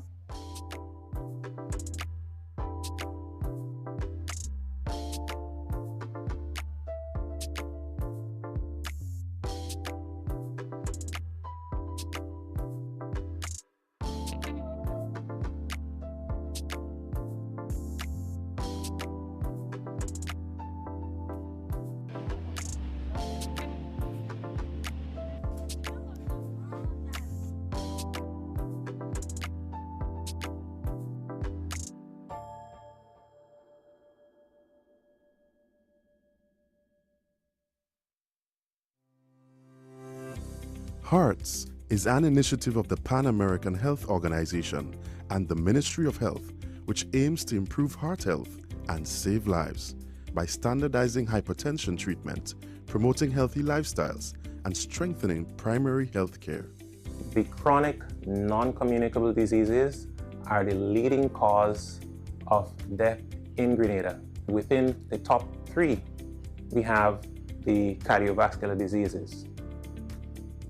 For these reasons, we welcome the introduction of the HEARTS Initiative. At the core of the HEARTS Initiative is the HEARTS Protocol, which provides a standardized approach to hypertension management and cardiovascular disease prevention in primary health care. It includes standardized treatment, effective and accessible medications, risk-based care, team-based approaches, healthy lifestyle promotion, and the strengthening of primary healthcare systems. The integration or initiation of HEARTS has introduced a standardized approach to the way we manage high blood pressure patients. The HEARTS protocol includes simple, standardized, proven treatments and interventions that can be easily incorporated into primary health care. As part of the HEARTS program, we have standardized blood pressure reading, ensuring that all categories of staff know how to check blood pressure. So in case a patient comes to the facility, anyone can assist them in checking their blood pressure. The HEARTS protocol emphasizes a team-based approach which expands the responsibilities of hypertension management beyond primary healthcare physicians to include nurses, pharmacists, nutritionists, and other healthcare professionals, so that they too play a significant role in saving lives. As nurses, we ensure that our patients are compliant, making sure that they monitor their blood pressure as often as possible, take the medication, come to visit the doctor when they are low on the supplies, follow up with the nutritionist as well, and if they have any issues or concern that they are, feel free that they can come in. If they're not feeling well, they could come in at any time and speak to any one of us for advice, and we can do the proper referral if it's hospital or to doctor. So as nutritionists and dietitians within the healthcare, whether it's primary healthcare or secondary care, we employ what is called medical nutrition therapy. This involves doing a comprehensive assessment. We look at body measurements, we look at the biochemical markers, the labs and so forth. We look at lifestyles, we look at dietary indication, and we also do a full physical exam. Once we're completed, we do a nutrition diagnosis, and then we will recommend and put together a targeted care plan with interventions as to how we can get that person to improve the overall lifestyle. So whether it's becoming more physically active lifestyles, whether it's changing diet, whether it's ensuring that we ensure that person gets adequate amount of nutrients and filling the gap where there are deficits. We know that if we can correct the diet, also if we can maintain an adequate foundation for health, we know that we can see better outcomes when it comes to heart health. The HEARTS protocol emphasizes the use of effective, affordable, and widely available medications to improve hypertension management. The medicines that we'll be using as part of the HEARTS initiative, they're somewhat designed to be less burdensome on the patient because the number of pills that the patients would be required to use to control their conditions are reduced, because now we are making use of combination therapy. So one pill will contain maybe your 2 high blood pressure medications that you are taking at present. Medication that are available through the HEARTS initiative are heavily subsidized, right? Patients that are less than 60 would pay a small fee, Those who are over 60 and over, it would actually be free as per protocol that already existed. Following the introduction of the Hearts Initiative, we anticipate better compliance among our patients. We anticipate a reduction in the number of individuals who have uncontrolled high blood pressure. And at the end, we anticipate that in the long run, a reduction in the number of complications and the number of deaths that we are seeing as a result of high blood pressure and cardiovascular disease.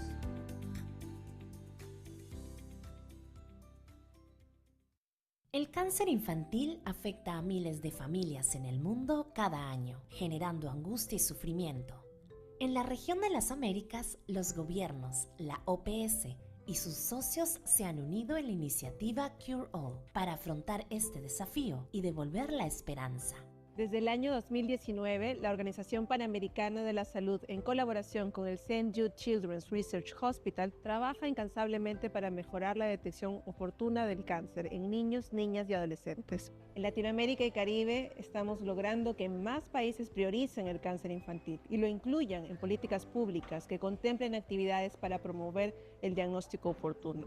En los últimos 5 años, se ha incrementado por lo menos en 3 veces el número de países que cuentan con una guía nacional de detección precoz y sistemas de referencia. Ya estamos viendo los primeros resultados y se está logrando que más niños puedan llegar temprano a su diagnóstico, que más niños puedan tener estadios precoces de enfermedad y que amplíen la posibilidad de curarse. En el Perú, hemos logrado reducir el 50% del tiempo diagnóstico en un lapso de 5 años. Principalmente desde la Iniciativa Mundial de Cáncer Infantil. El tiempo en el que los profesionales de la salud, médicos y enfermeras demoraban para hacer el diagnóstico en niños desde la sospecha de cáncer se ha reducido de manera significativa. Actualmente, los niños y adolescentes llegan más rápido a los establecimientos de salud. Este logro es un trabajo conjunto desde el Ministerio de Salud a través de políticas públicas que impulsan la detección temprana de cáncer infantil, asimismo el fortalecimiento de las capacidades de los profesionales de la salud, la sensibilización de la comunidad para poder realizar un diagnóstico oportuno y, por supuesto, la participación de la sociedad civil organizada. Hemos logrado disminuir en un 50% los casos de estadios avanzados de cáncer en los niños. Esto significa que más familias reciben un diagnóstico temprano y más niños tienen una oportunidad de vida, educando y sensibilizando al personal de salud y a la población. La Organización Panamericana de la Salud pone a disposición de los países diversos recursos técnicos, como cursos virtuales, talleres y guías interactivas para fortalecer la capacitación de los profesionales de la salud, así como materiales para campañas de comunicación dirigidas a los padres y a la comunidad en general. A través de Cure All Américas, también se está apoyando a los gobiernos en el monitoreo sostenible y uniforme de sus progresos, así como en la implementación de políticas de salud que fortalecen el acceso al diagnóstico temprano, tratamiento y cobertura financiera. Todo con un objetivo, un diagnóstico temprano que salve vidas y mejore el futuro de nuestras familias y comunidades. Cada intervención en salud pública, cada acción coordinada y cada esfuerzo compartido son pasos hacia un futuro donde hay más niños que puedan superar el cáncer. Un diagnóstico temprano salva vidas.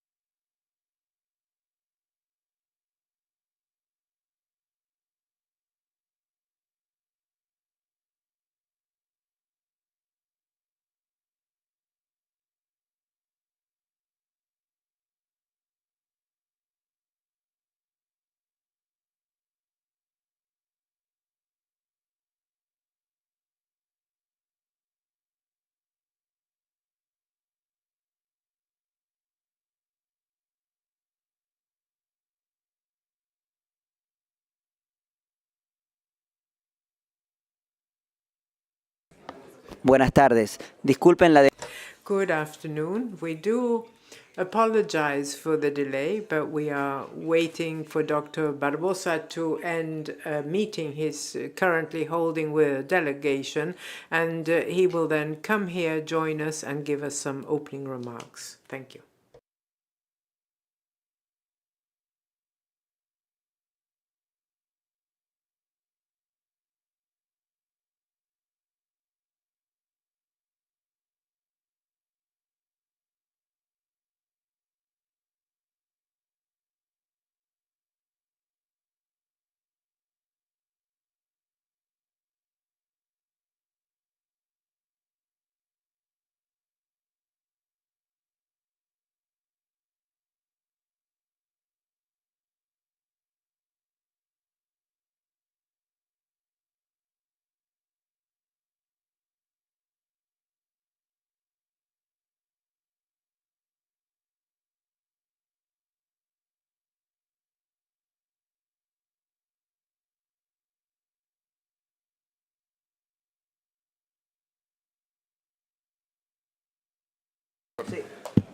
Hola, buenas tardes.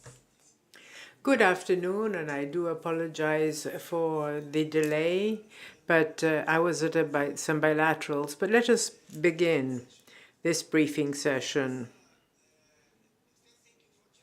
Good afternoon to discuss an important initiative under PAHO Forward that I mentioned many times in the last meetings that we have had since 2023. That is the Shared Services Initiative.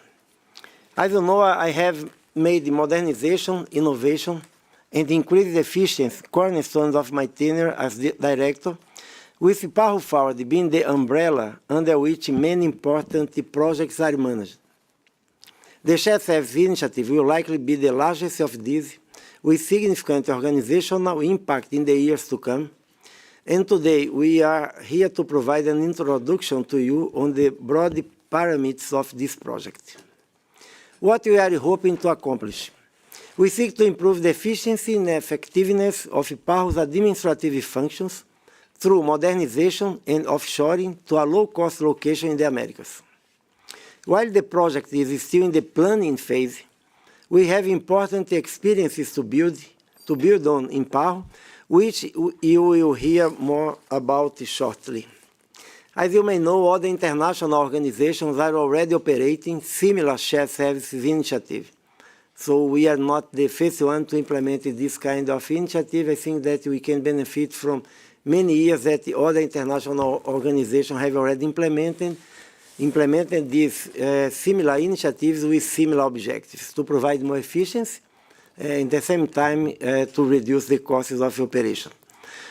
So we can now benefit from the extensive experience in other multilateral agencies, including many UN, United Nations organizations, and the international financing institutions.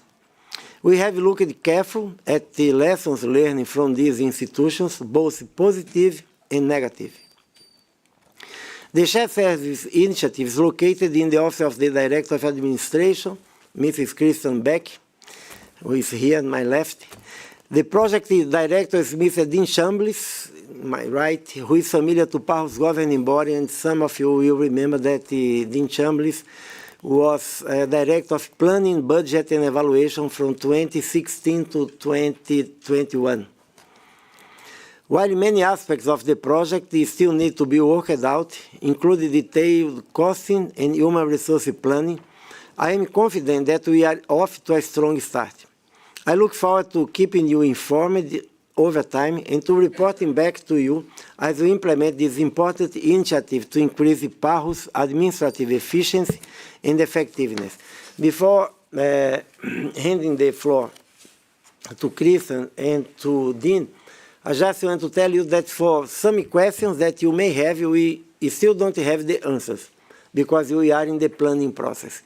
So in a very transparent manner, we will share with you what we have been doing so far, how we have structured the project, how this project will be moving on. But of course, we are also very, very serious about it, that this this initiative, it's not related with the current financial situation of the organization. It was launched more than 1 year ago, and I think that is really a part of the modernization process that we need to implement in PAHO. So this is a kind of a first conversation that we have. We look forward to having other opportunities during the other governing bodies meeting to update you about this initiative that for sure will, I think that will bring a lot of efficiency for our region.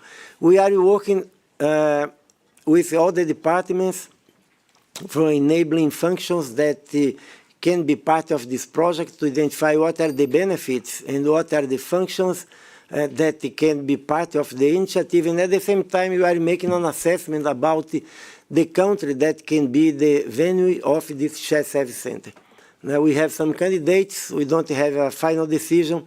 I am still looking to what are the benefits from each one of the countries in terms of quality of life, the reduction of costs, agreement between this country and PAHO, and other aspects that we are looking. So maybe in a couple of months we will have this decision and we will communicate it to all of you. So now I will ask Kristen, please, to start the briefing. Thank you. Thank you very much, Dr. Barbosa. Before Dean provides his briefing, I thought I would mention just a couple of points regarding shared services initiatives more broadly. The shared services concept is not new. It's been around for decades. So why do organizations, both private sector and international organizations, decide to pursue a shared services approach to administrative service delivery? When implemented properly, a shared services model combines the advantages of centralization and decentralization. It consolidates services from headquarters and different business units, in this case country offices, into one location. In this way, the work is standardized and redundancies are minimized. This increases specialization and in turn reduces risk. It's a customer service approach. Customers in this context are internal, this should lead to an increase in quality and compliance by making compliance with organizational policies and procedures easier to monitor. It also provides greater flexibility to ramp up or scale back staffing based on fluctuations in workloads. All of these factors create an environment for cost savings to be realized, and this is even before taking into consideration a move to a lower labor cost location. What we need to make this initiative successful is the full support from PAHO's leadership, management, and personnel. And having worked on the antecedents to shared services initiative here, I can tell you that everyone is invested in the success of this project because everyone is deeply committed to PAHO and to making our organization more effective and more efficient. So with that, let me hand it over to Dean to provide more information on the vision and development of an implementation plan for shared services initiatives at PAHO. Thank you. Thank you very much, Director and Director of Administration. Good afternoon, Member State representatives, PAHO colleagues, and others who are joining us in person or online.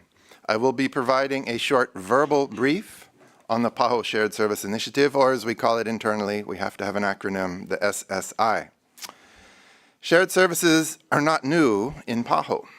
PAHO has performed centralized administrative services in its headquarters enabling departments for many years.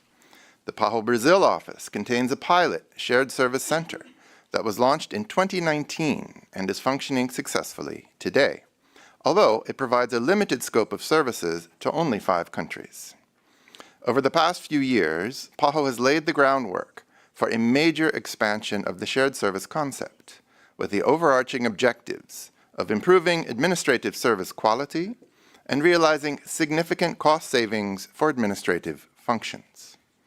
Why are we accelerating implementation of shared services in PAHO now?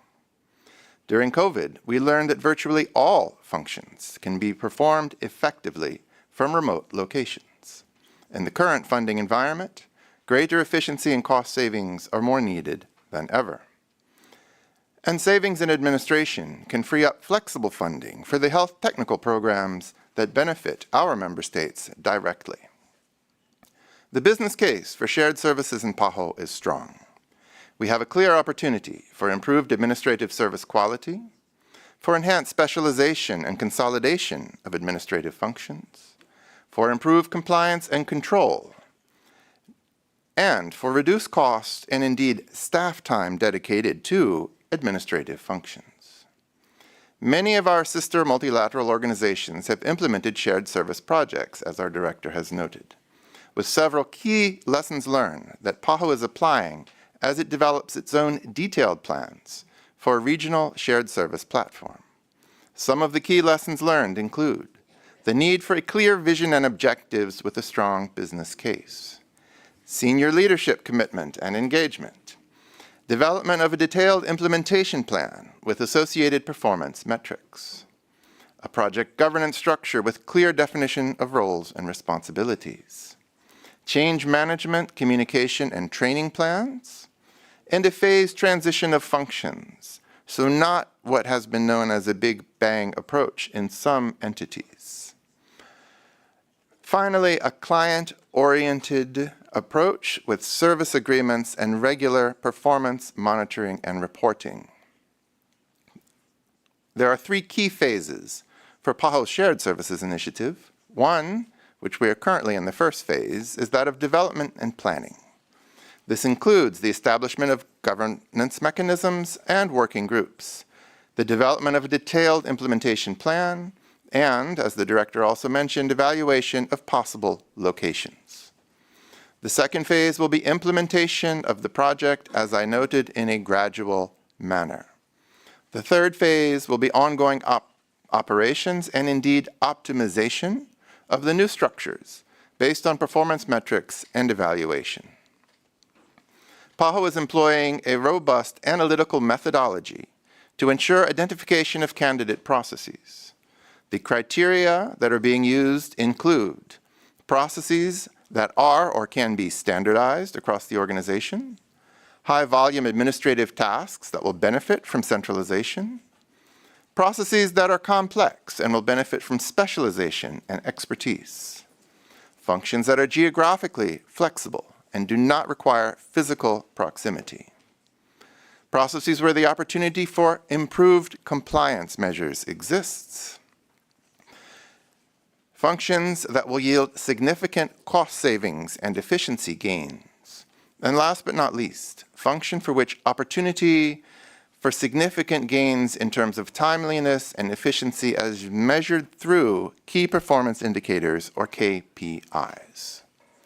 Regarding the selection of the location, as Dr. Barbosa mentioned, we are looking at several factors: cost advantages, including labor costs and other financial drivers, infrastructure and transportation suitability, the quality of the labor pool, digital connectivity, political and economic stability, and safety and security. In addition, the national experience with PAHO's privileges and immunities is of key importance. As noted, we are beginning this journey. I look forward to providing more information and an update on our progress to member states at the Executive Committee in June of this year. In the meantime, I remain available now and in the future to respond to any questions that member states may have as we advance with this important PAHO Forward initiative. Thank you very much. Thank you, Christian and Dean. Please, now the floor is open for comments and questions. Pode hacer preguntas, comentarios. Costa Rica, por favor. Costa Rica has the floor. Thank you very much, Director and team who have just informed us about this initiative. We find it very interesting, and this is a discussion that has also taken place within the OAS. Through the Secretary for Finance of the organization, we have a pilot project that actually is in Costa Rica and Panama. And the Secretariat believes this is a good way to reduce cost and follow in line with some multinational corporations that have found a way to attract qualified staff in other countries. Costa Rica is also operating as a shared services initiative for the IDB and OAS. And part of the success and attraction for this type of service that is today the non-tangible export product of our country. And that is precisely because our population is knowledgeable of different languages, and you spoke about political stability, and we have the rule of law and institutionality that functions. You also mentioned new technologies, and as you know, Costa Rica has positioned itself as the first the export of medical devices as intangible export. So our country is highly attractive for international entities. Let me mention some examples: Accenture, Bacardi, City Business Services, Costa Rica, Intel, IDB, and now OAS. So as you move forward in your own analysis, I think that just like other countries, members of PAHO, please look into the possibility of considering Costa Rica as one of the destinations for the Shared Services Initiative. Thank you very much, Costa Rica. Are there any further comments or questions? Guyana, you have the floor. Director and team, I know you would have mentioned 5 countries. I don't know if you would care to name the 5 countries. Part of the SSI?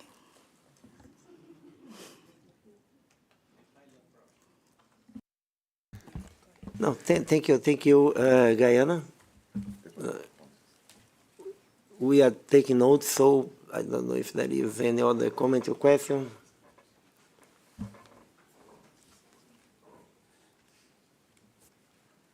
So then you can. So thank you very much for those inputs. Costa Rica, well noted. Guyana, sorry, perhaps I didn't speak clearly. The 5 countries that I mentioned are the ones that are currently being attended by the Brazil pilot Shared Service Center. The idea with the evolving Shared Service Initiative is that it would cover all countries as well as headquarters of PAHO. Yeah. Just to add that the PAHO we have 2 experiences, let's say so.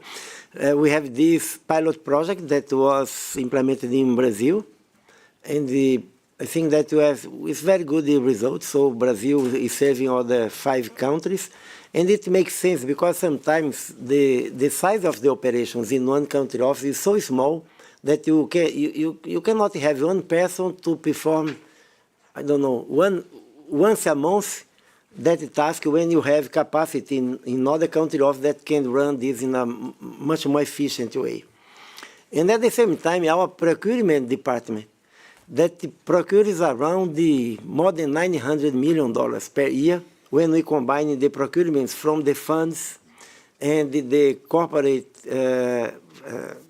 procurement process has a kind of a small decentralized center now in one country in South America because they realize that it's much easier and will require less funds to have this unity there, making the same process that you can do from Washington. Because nowadays I think that you can do that in almost in any place in the world with the same efficiency. So these are 2 initiatives that also have been implemented in the organization that we are learning with the experience from them. But I cannot tell you what are the candidates now, the strong candidates now, because we are in some internal conversation, of course. I think that fortunately in this region we have several countries that are good candidates because they have all I think that the conditions to be the venue of the Shared Service Center. Thank you. Outras perguntas, comentários? Any additional questions, comments? Hopefully questions we can actually answer. It cannot be the first letter of which are the countries under consideration. Dominican Republic, please. Thank you very much, Director. And that could actually be a good question to ask you. And I do apologize.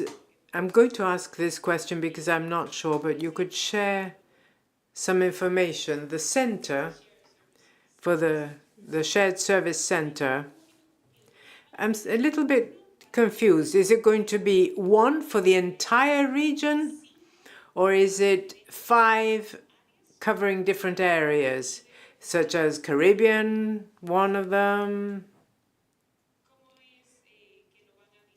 How will you be distributing this? Within the 5 countries, is it one country, or is it in 5 different countries where there will be a center? Thank you very much for that question. Dean, can you respond, please?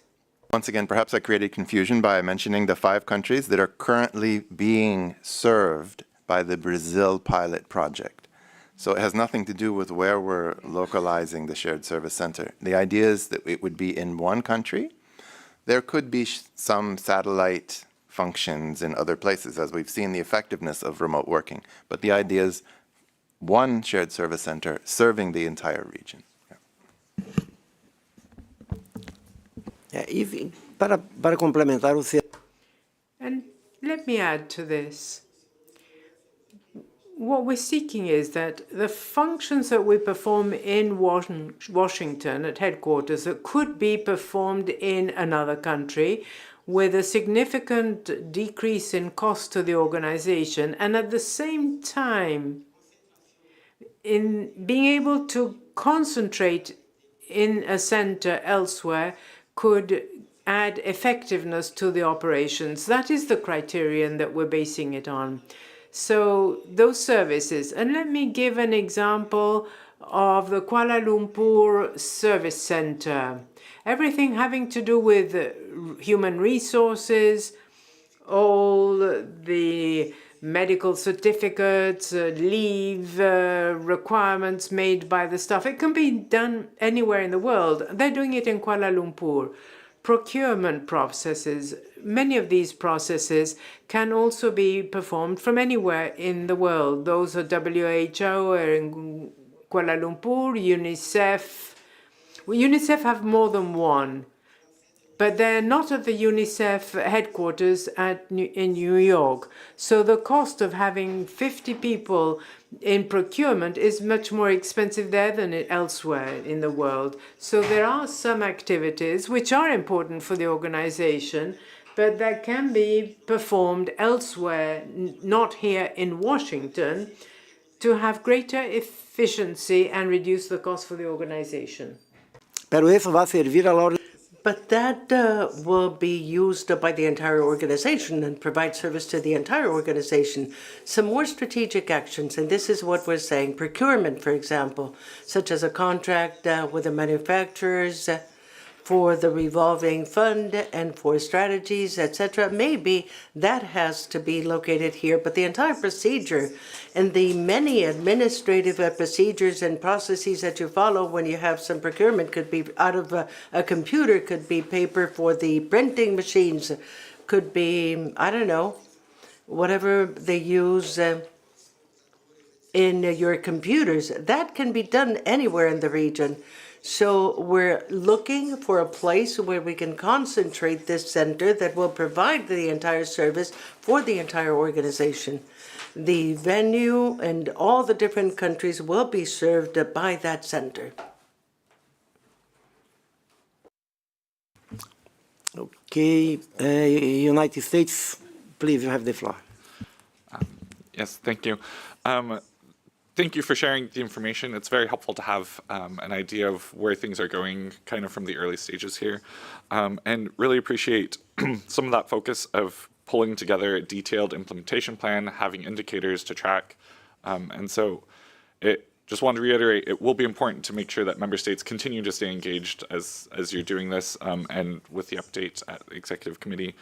Do also want to highlight, I don't believe it was mentioned, but it will be especially important if there will be any kind of capital investment required, right? Will there need to be new constructions? Are there additional costs associated with starting a shared service center? that would maybe be offset. So it would be helpful to know both the expected efficiencies and the expected costs so that member states can help make that decision together to see what makes the most sense for PAHO. Thank you. Excellent, thank you. Dean, do you want to respond to this comment? Just noted. Yeah. Noted, yes. No, okay. Just to thank you for your comment. We are in this process, exactly, because we are still in the process. We have a steering committee with the participation of all the departments, and we are reviewing exactly what are the functions that can be moved.